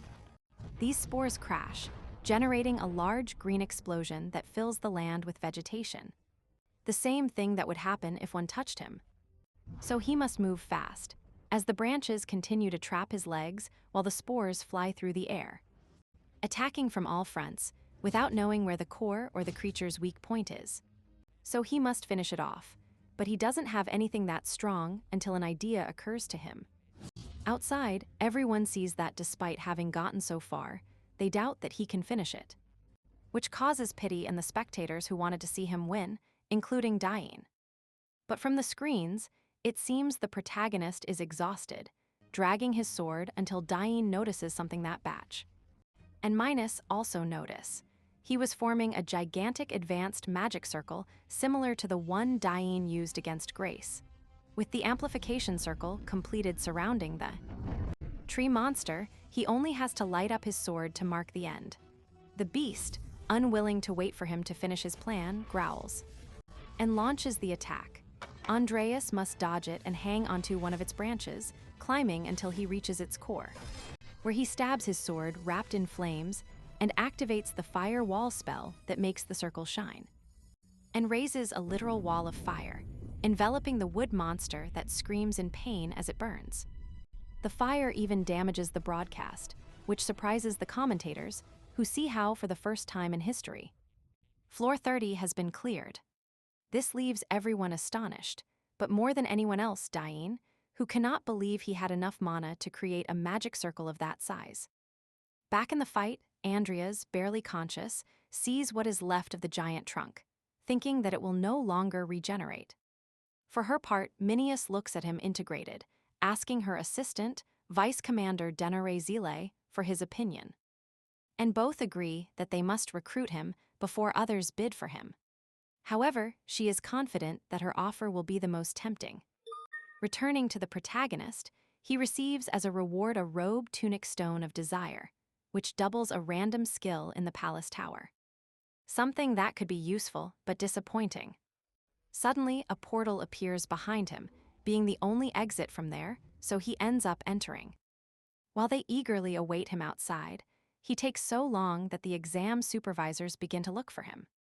Many think he is just making drama, but the reality is that the protagonist has been transported to a new door. Seeing it as a mysterious scenario he had never heard of. He thinks he has no choice but to enter. Upon opening, the heavy door finds itself, astonished, before an arena whose sky is full of magic circles of all kinds. And colors intertwine like gears that form the Mandra's towers. Astonished by the beauty, he doesn't notice that in the center there is a gigantic yellow sphere full of mana, which congratulates him for completing the tower and announces that this is the last hidden floor, invisible to the outside, and protected by magic. In that place, he meets a mage dressed in white. This one receives him with great pleasure, since he will be the first and the last to meet him, referring to himself as Mandra's Albin, the creator of the tower and the first boss of the Albin. For Andrias, he is just a projection of Debash's great-grandfather, while Mandra's continues talking. Surprised that a young man reached there, although disappointed that he is not of his descent. Even so, he will reward him, something that finally interests the protagonist, until he is told that he will have one last challenge. To defeat Mandra's, who doesn't wait a second to send him flying through the air. Andrias, falling on his feet and confused, thinks this is serious. Even if it is a projection, he must face a legendary sorcerer who wants to see his magical abilities, which he clearly doesn't have, but what he has in abundance is creativity. Mandra's is happy to hear this, while Andrias, calming his ideas, thinks it will be easy to defeat him since he is a projection. Besides having the advantage that no one can see that fight, he has the strategic advantage upon seeing his rival throw two gigantic wind cyclones at him. He passes through them.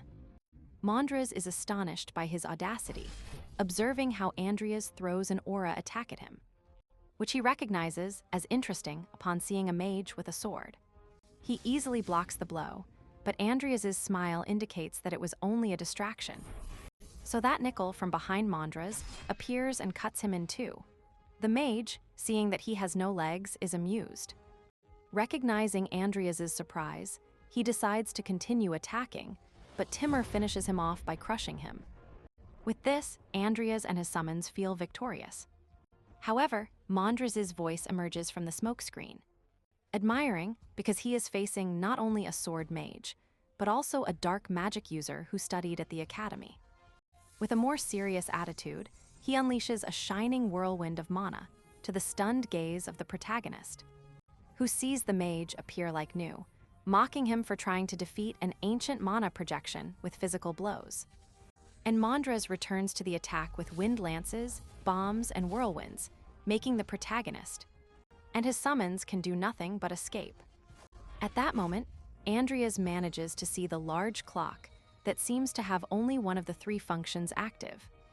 Thinking about this, he launches himself towards it, but Andrias decides to change things by using his technique.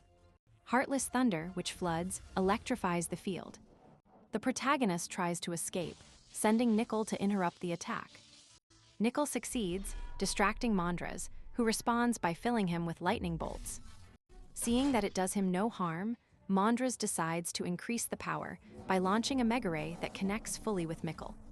Andrea knows that although electricity does not cause pain in the undead, an attack of that magnitude would evaporate him, so he decides to save Mikkel before Andrias finishes him off, which disappoints the mage since he saw that confrontation as a challenge.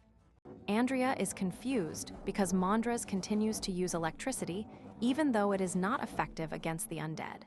He sees the clock shining yellow, and finally understands that besides space magic, the mage only controls the element allowed by the clock. The mage admits that it is frustrating upon discovering this, since the ray is enough to fry whoever gets that far.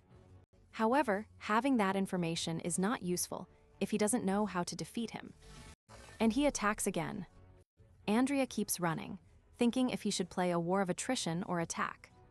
Assuming that the projection shouldn't have much mana, he uses his mana detection and is surprised to discover that Andrias's energy comes from the pillars of the place. Determined, the protagonist executes his plan.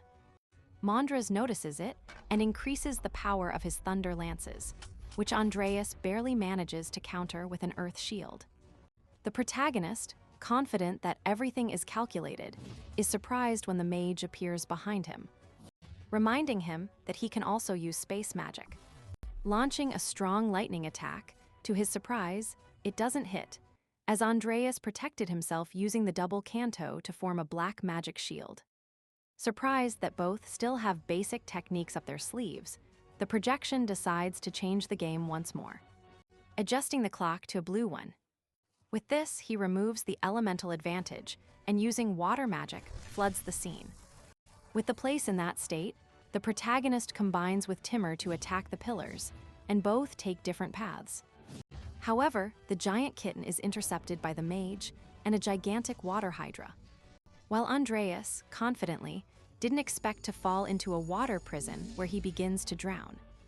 Facing Andrias's checkmate, but this one didn't expect the prototype to still have a plan.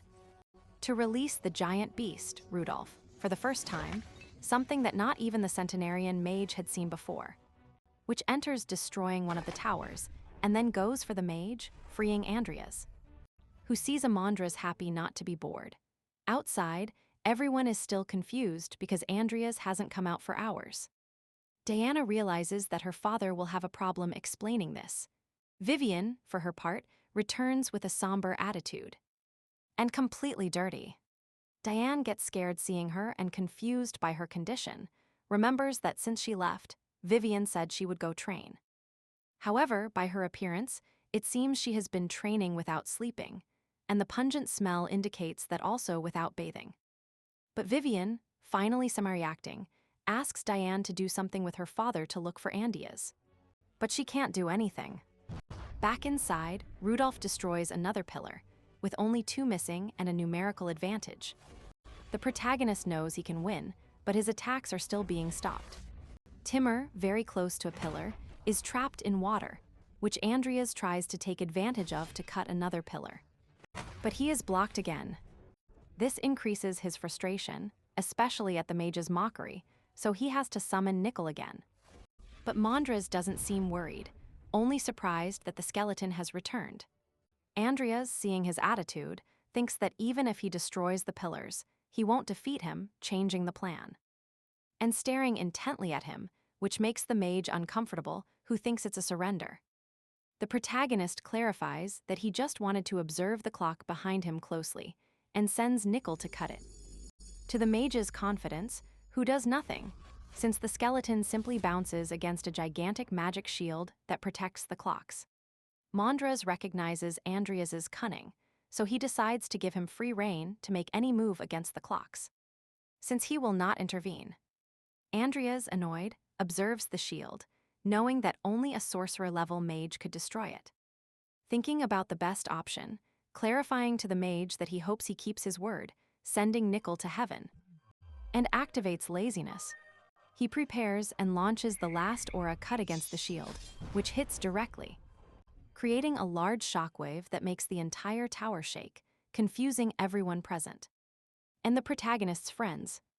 The result of the attack is an intact clock, after the mage broke his promise. The protagonist confronts him, seeing that he made him sweat, and Manhwa explains that if he let him finish, the tower would fall without the clock. Also, they need it for the next exam. This information terrifies the protagonist, who continues to confront the mage. This one apologizes regretfully, admitting that if he had destroyed the pillars, he would have let him pass. And then he thought of giving him a more interesting test, surprised that he would try with so much destructive power. The protagonist annoyed by how almost everything ended in a disaster. He only listens as the mage tells him that he would never do anything to hurt his students. Although the protagonist knows that if the tower fell, it would be the end for him and several outside, although at least he has a reward. A silver flash puller, which sharpens the wielder's mind, useful for those who use mana. An aura, although it is a great item, it doesn't seem made for him. Luckily, Manhwa has not finished being amazed by the muscular giant kitten that evolved. A mythical giant, even a skeleton capable of borrowing the power of a deity. But the most interesting thing for him is the protagonist, or rather the mythical and ancient being that resides within him. Things he would have loved to investigate in life. With this in the end, the mage says goodbye, fading away, telling him that he guides the world in the right direction. The protagonist realizes that Manhwa noticed everything, despite being a projection, and with the tower cleared. And a new achievement obtained, he finishes his mission. After this, he finally goes outside with everyone waiting for them, his friends, the journalists, and the big shots, especially a princess from the Empire who tries to talk to him. But Lady and Mineas stop her and put forward their proposal to the protagonist first, with the princess agreeing. And everyone else too, forcefully. Mineas goes first. Vivienne can only wait to see what she has to say. Vivienne is calm. Just by seeing Andrias. Mineas doesn't wait, and then has to congratulate him for being the first to surpass the tower. She extends her hand to him. The protagonist, although he knew that nobles would try to recruit him, did not expect someone of such high rank. Like the head of the Majim family, one of the 4 dukes of the empire, to do so, refusing the handshake. And apologizing with the excuse that his hands are dirty. Durned gets annoyed, but Lady lets it go, as she has more questions, like if he already knows what he will do upon graduating. Or if he has a girlfriend. With both answers negative, she makes a decision. She proposes an alliance between their families, offering him protection against his political rivals, money, and military support, so that his family can rise high. This is such a good offer that it seems real, so the protagonist is suspicious and asks her what her family gains. The blonde doesn't hesitate for a second to affirm that this is not just a normal agreement, but a blood alliance between the families. Proposing marriage immediately, leaving everyone in shock, especially Vivienne in the silence. Mineas grows impatient, thinking that perhaps he finds her unattractive or overweight. Her assistant suggests she not exaggerate. The protagonist replies that she is beautiful, but admits that no one accepts a marriage proposal out of the blue. Vivienne savors the defeat, running out of the place under Diane's gaze, who feels pity for her. Knowing that with the Cromwell situation, it is a tempting offer. Andrias, for his part, decides to answer later, thinking about listening to other offers, which annoys Dinar again. But Lady accepts it calmly, thinking that he knows it is the best offer, and so the protagonist apologizes for being disrespectful. And she forgives him in exchange for dinner. Then it's the turn of the so-called Third Imperial Princess, Miss Hala Rodland, who also has an offer. although luckily it is not a marriage. Then Andrias, exhausted from dealing with important families, heads to the cavalry faculty, where he meets Selena, who very happily asks him for a sparring match. He rejects the offer, as he is looking for Vivian. Selena, somewhat nervous, tells him she knows where she is, the old training ground closed due to the incident with Talon. Taking her there, he waits outside, as the last time he saw something that scared her. Andrea, hearing this, worries that Vivian has lost her mind. Upon entering, he is greeted by a gigantic aura emanating from Vivian, who has a face of absolute concentration. This calms him, as he doesn't see her gone crazy. What's more, upon seeing her, he admits that he is still far from her level, so he decides to approach. The girl sees him, and entering nervous mode, tries to hide due to her disheveled appearance. Expressing that he should stay away, he doesn't even pay attention to her and keeps approaching. She blushes like a tomato. She insists that he doesn't approach, remembering that she hasn't bathed in days. He still doesn't listen to her. And he wraps his arms around her, in what looks like a hug, surprising Vivian, who looks at him as he moves away. Happy to have placed a collar on her, she looks at him confused. He explains to her that it is a thank you gift for helping him so much, being the reward for conquering the tower that is supposed to help calm minds. She, with her nervous attitude and blushing, attracts the protagonist's attention, who looks at her intently with great interest, which makes her even more nervous. Then he takes out a magic potion for her to drink, since he sees her very badly. This is the last straw for Vivian, who decides to escape quickly. Andrea, not understanding the situation, wonders if the collar really works for anything, or if Mondra's tricked him.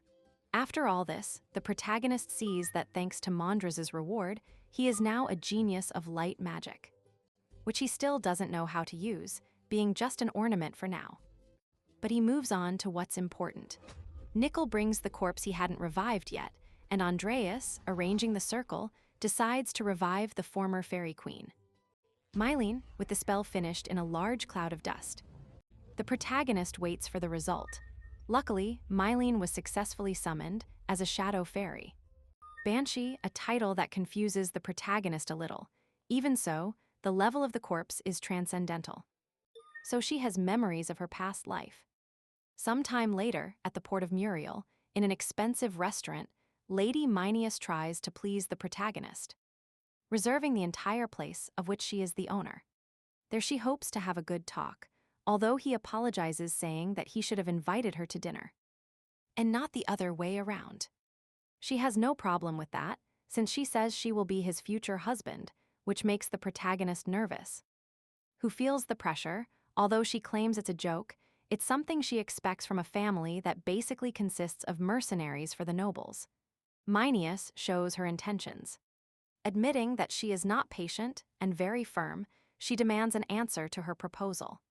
Andra continues to maintain the same position while enjoying his food, since he has to fix many things before graduating. She understands this a little, mentioning the Emperor's irrational hatred towards them, and fearing saying something that reaches the Emperor's ears. The protagonist says that the hatred is not irrational. She insists that if that is the case, their alliance would suit her. This brings an uncomfortable silence, where the protagonist analyzes what to say in front of a mercenary who evaluates everything in terms of losses and gains, worrying him about being sold. She devours a bread while observing how cautious the boy is, trying to reassure him, expressing that nothing she says there will leave that place, and that she can even insult the Emperor's pig in writing, making the protagonist choke upon seeing that she risks so much for his confidence, changing his attitude a little. He tells her that, as she already knows, the Emperor wants to crush her family, so she must establish good foundations. She insists that if that is the case, the alliance suits her, and she mentions the real problem. At that moment, she is calm because her family is insignificant, but if she recovers her power with their alliance, the Emperor will attack again, involving Morhaime in that war. With this, he thinks he doesn't know what she gets out of this. Mineas, analyzing with confidence, reveals her intention. Basically, she wanted to have a child with the protagonist, so that he would inherit her gifts and then make Andra become the head of the family, which she no longer considers a good idea. The protagonist, nervously because she doesn't hold anything back, understands her, because with so much money, power, and an army of mercenaries, her lineage lacks sorcerers or aura masters. The only remaining doubt is why the Emperor hates the Cromwells. The protagonist thinks about telling her to keep her as an ally and is sincere, expressing that his father was a victim of the Emperor's ambition, who wants to rule the world. And to do so, he needs to gather the 7 deadly sins, something he must prevent. She interrupts him, looking somewhat ashamed. But for him, it goes beyond that, since if he doesn't do it, the world will be in danger. Understanding the essential, she now connects the dots about why the Emperor is carrying out a bloody crusade in the north. Listening to him, Andrea realizes that even though he finished off Dan, the Emperor will still be looking for the son of the ruler of the north. One of the sins, causing the war, seeing that the cause of everything was always the Emperor. The silence betrays Antimonius, who thinks he knows something. Andras firmly tells her that he saw a war in the north, sounding like a prophet. She doubts it, until he mentions that if he touches the lands of the trivial bosses, there will be a justification for a war promoted by the Emperor. Something she believes aligns with what that pig would do. A war that, when it ends, will leave the nobles and feudal lords weakened, and changes will come unless they prepare for the war. She, smiling, understands his warning to stock up, but he goes further. He is basically giving her a suggestion to take over the main power pigs, who will be weakened. This astonishes the girl at the cunning plan. For his part in the empire, the arrogant emperor receives his prime minister, Duke Hector Sassaf, who reports on Cromwell's victory and his possible alliance with Mineas, something the emperor doesn't care about. He only wants to know about the north and how the search for the deadly sin that Jester indicated has advanced. The prime minister assures him that they will get it. Jester, for his part, at that moment sees that the sin resides in a child, son of the northern chief, when he is interrupted by Luna, who arrives very excitedly to affirm that with her powers she knows who eliminated Killer, being Andrias. The girl is basically celebrating with him. She cheerfully asks him to let her go after him to bring him as her toy. Andra withdraws from the scene with Mineas, with whom he can follow the Emperor's steps in the war. Now his priority is to get stronger, evolve his black magic, and during the holidays, go to the tomb of the dragon Krav Maga, precisely where he goes a week later, taking a train towards the kingdom of Grendiz. And from there move by horse and also on foot to the forest indicated on the map, a dangerous forest for not following the Empire's laws. Thinking about this, he is nervous. Until with a tender touch, Vivian appears, who is there to return to her hometown. By order of her father, this worries the protagonist as he knows her bad family relationship. She knows it. That's why she prefers not to go and spend time with him, which immediately makes him nervous, not because he understands her feelings, but because it would be problematic for her to go with him. Luckily, she goes to her house, as she feels she shouldn't depend so much on Andrias, who understands that he must face his problems without anything. Wishing her a happy journey. Later he arrives in Grendiz, where nostalgia for his days as a player invades him. Seeing how crowded it is, he overhears locals talking about how orcs are lurking in the forest, damaging their businesses. With this, a bad feeling arises in him, so he decides to investigate. Arriving at an inn, where he asks for a room and information about the town. The receptionist explains that an orc lord appeared on the border, another game event that the protagonist remembers as the event of unification between tribes. Remembering an orc that will bring him many problems to enter the forest and search for the dragon's tomb.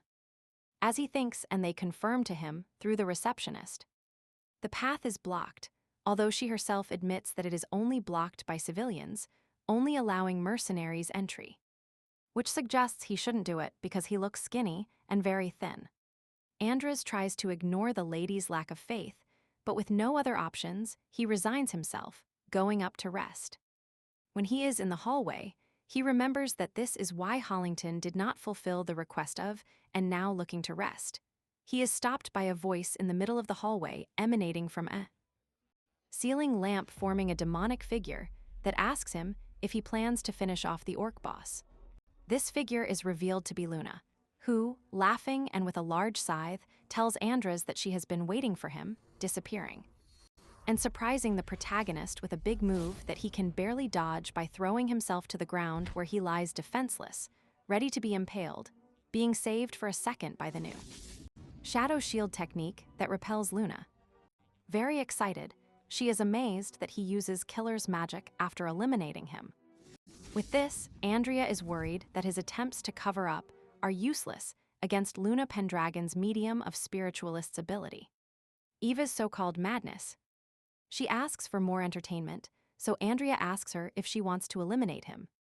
The answer is no, stopping a surprise shadow attack from the protagonist, revealing that her intention is different, although she might want to do it. Andrias is aware that although she looks harmless, she is a very young sorcerer-level mage, of whom he must take care. She takes out a chest that functions as a cell phone and calls her boss, Jester, who asks to speak with the protagonist. So she throws the chest at him. Once he takes it, he hears Jester, annoyed that he eliminated his minions. With this, Andrias knows that he shouldn't get into trouble with that scoundrel, who has tried to eliminate him several times. So he prefers to apologize. Jester accepts, admitting that he holds a personal grudge against him, but he must look after the interests of the congregation. So he makes him a proposal, which is one that the protagonist understands is a way to keep him under control. Even so, he accepts the proposal and returns the phone, telling Luna that there is no reason to fight. She is on the verge of crying with happiness and launches herself to hug him, happy to have someone her age in the congregation. Even though she recently tried to eliminate him, now transformed into mentor mode, she explains that the congregation will not take up his time, and that if he needs help, he can contact her. He agrees to do so to immediately try to leave. Although Luna seems to want to stick to him like gum, even though she has nothing to do with the congregation. Andrias sees her as childish or unbalanced and tries to shake her off, failing because she has nothing better to do. Although for him that is not the reason, she has another one. She admires him since Andrias raided the congregation. Something that seemed great to her, she even imitates the protagonist's monologue when he stabbed himself, which annoys Andrias, who tries to leave, only to be stopped by Luna, who sticks to his cloak, telling him that she can be useful against the orcs. He agrees, and since they don't chase dark mages there, he accepts on the condition that she makes him a dispirited soul engraving. She thinks it's too much trouble, just what he thinks about going with her, but considers that the engraving is worth it. Luna returns to her cheerful mode and tells him that she also has a condition. They should become friends, since that way it won't be annoying to do the engraving for a friend, something awkward. Andrias accepts, making the girl excited, but still knowing that it's not a good idea for them to be seen together.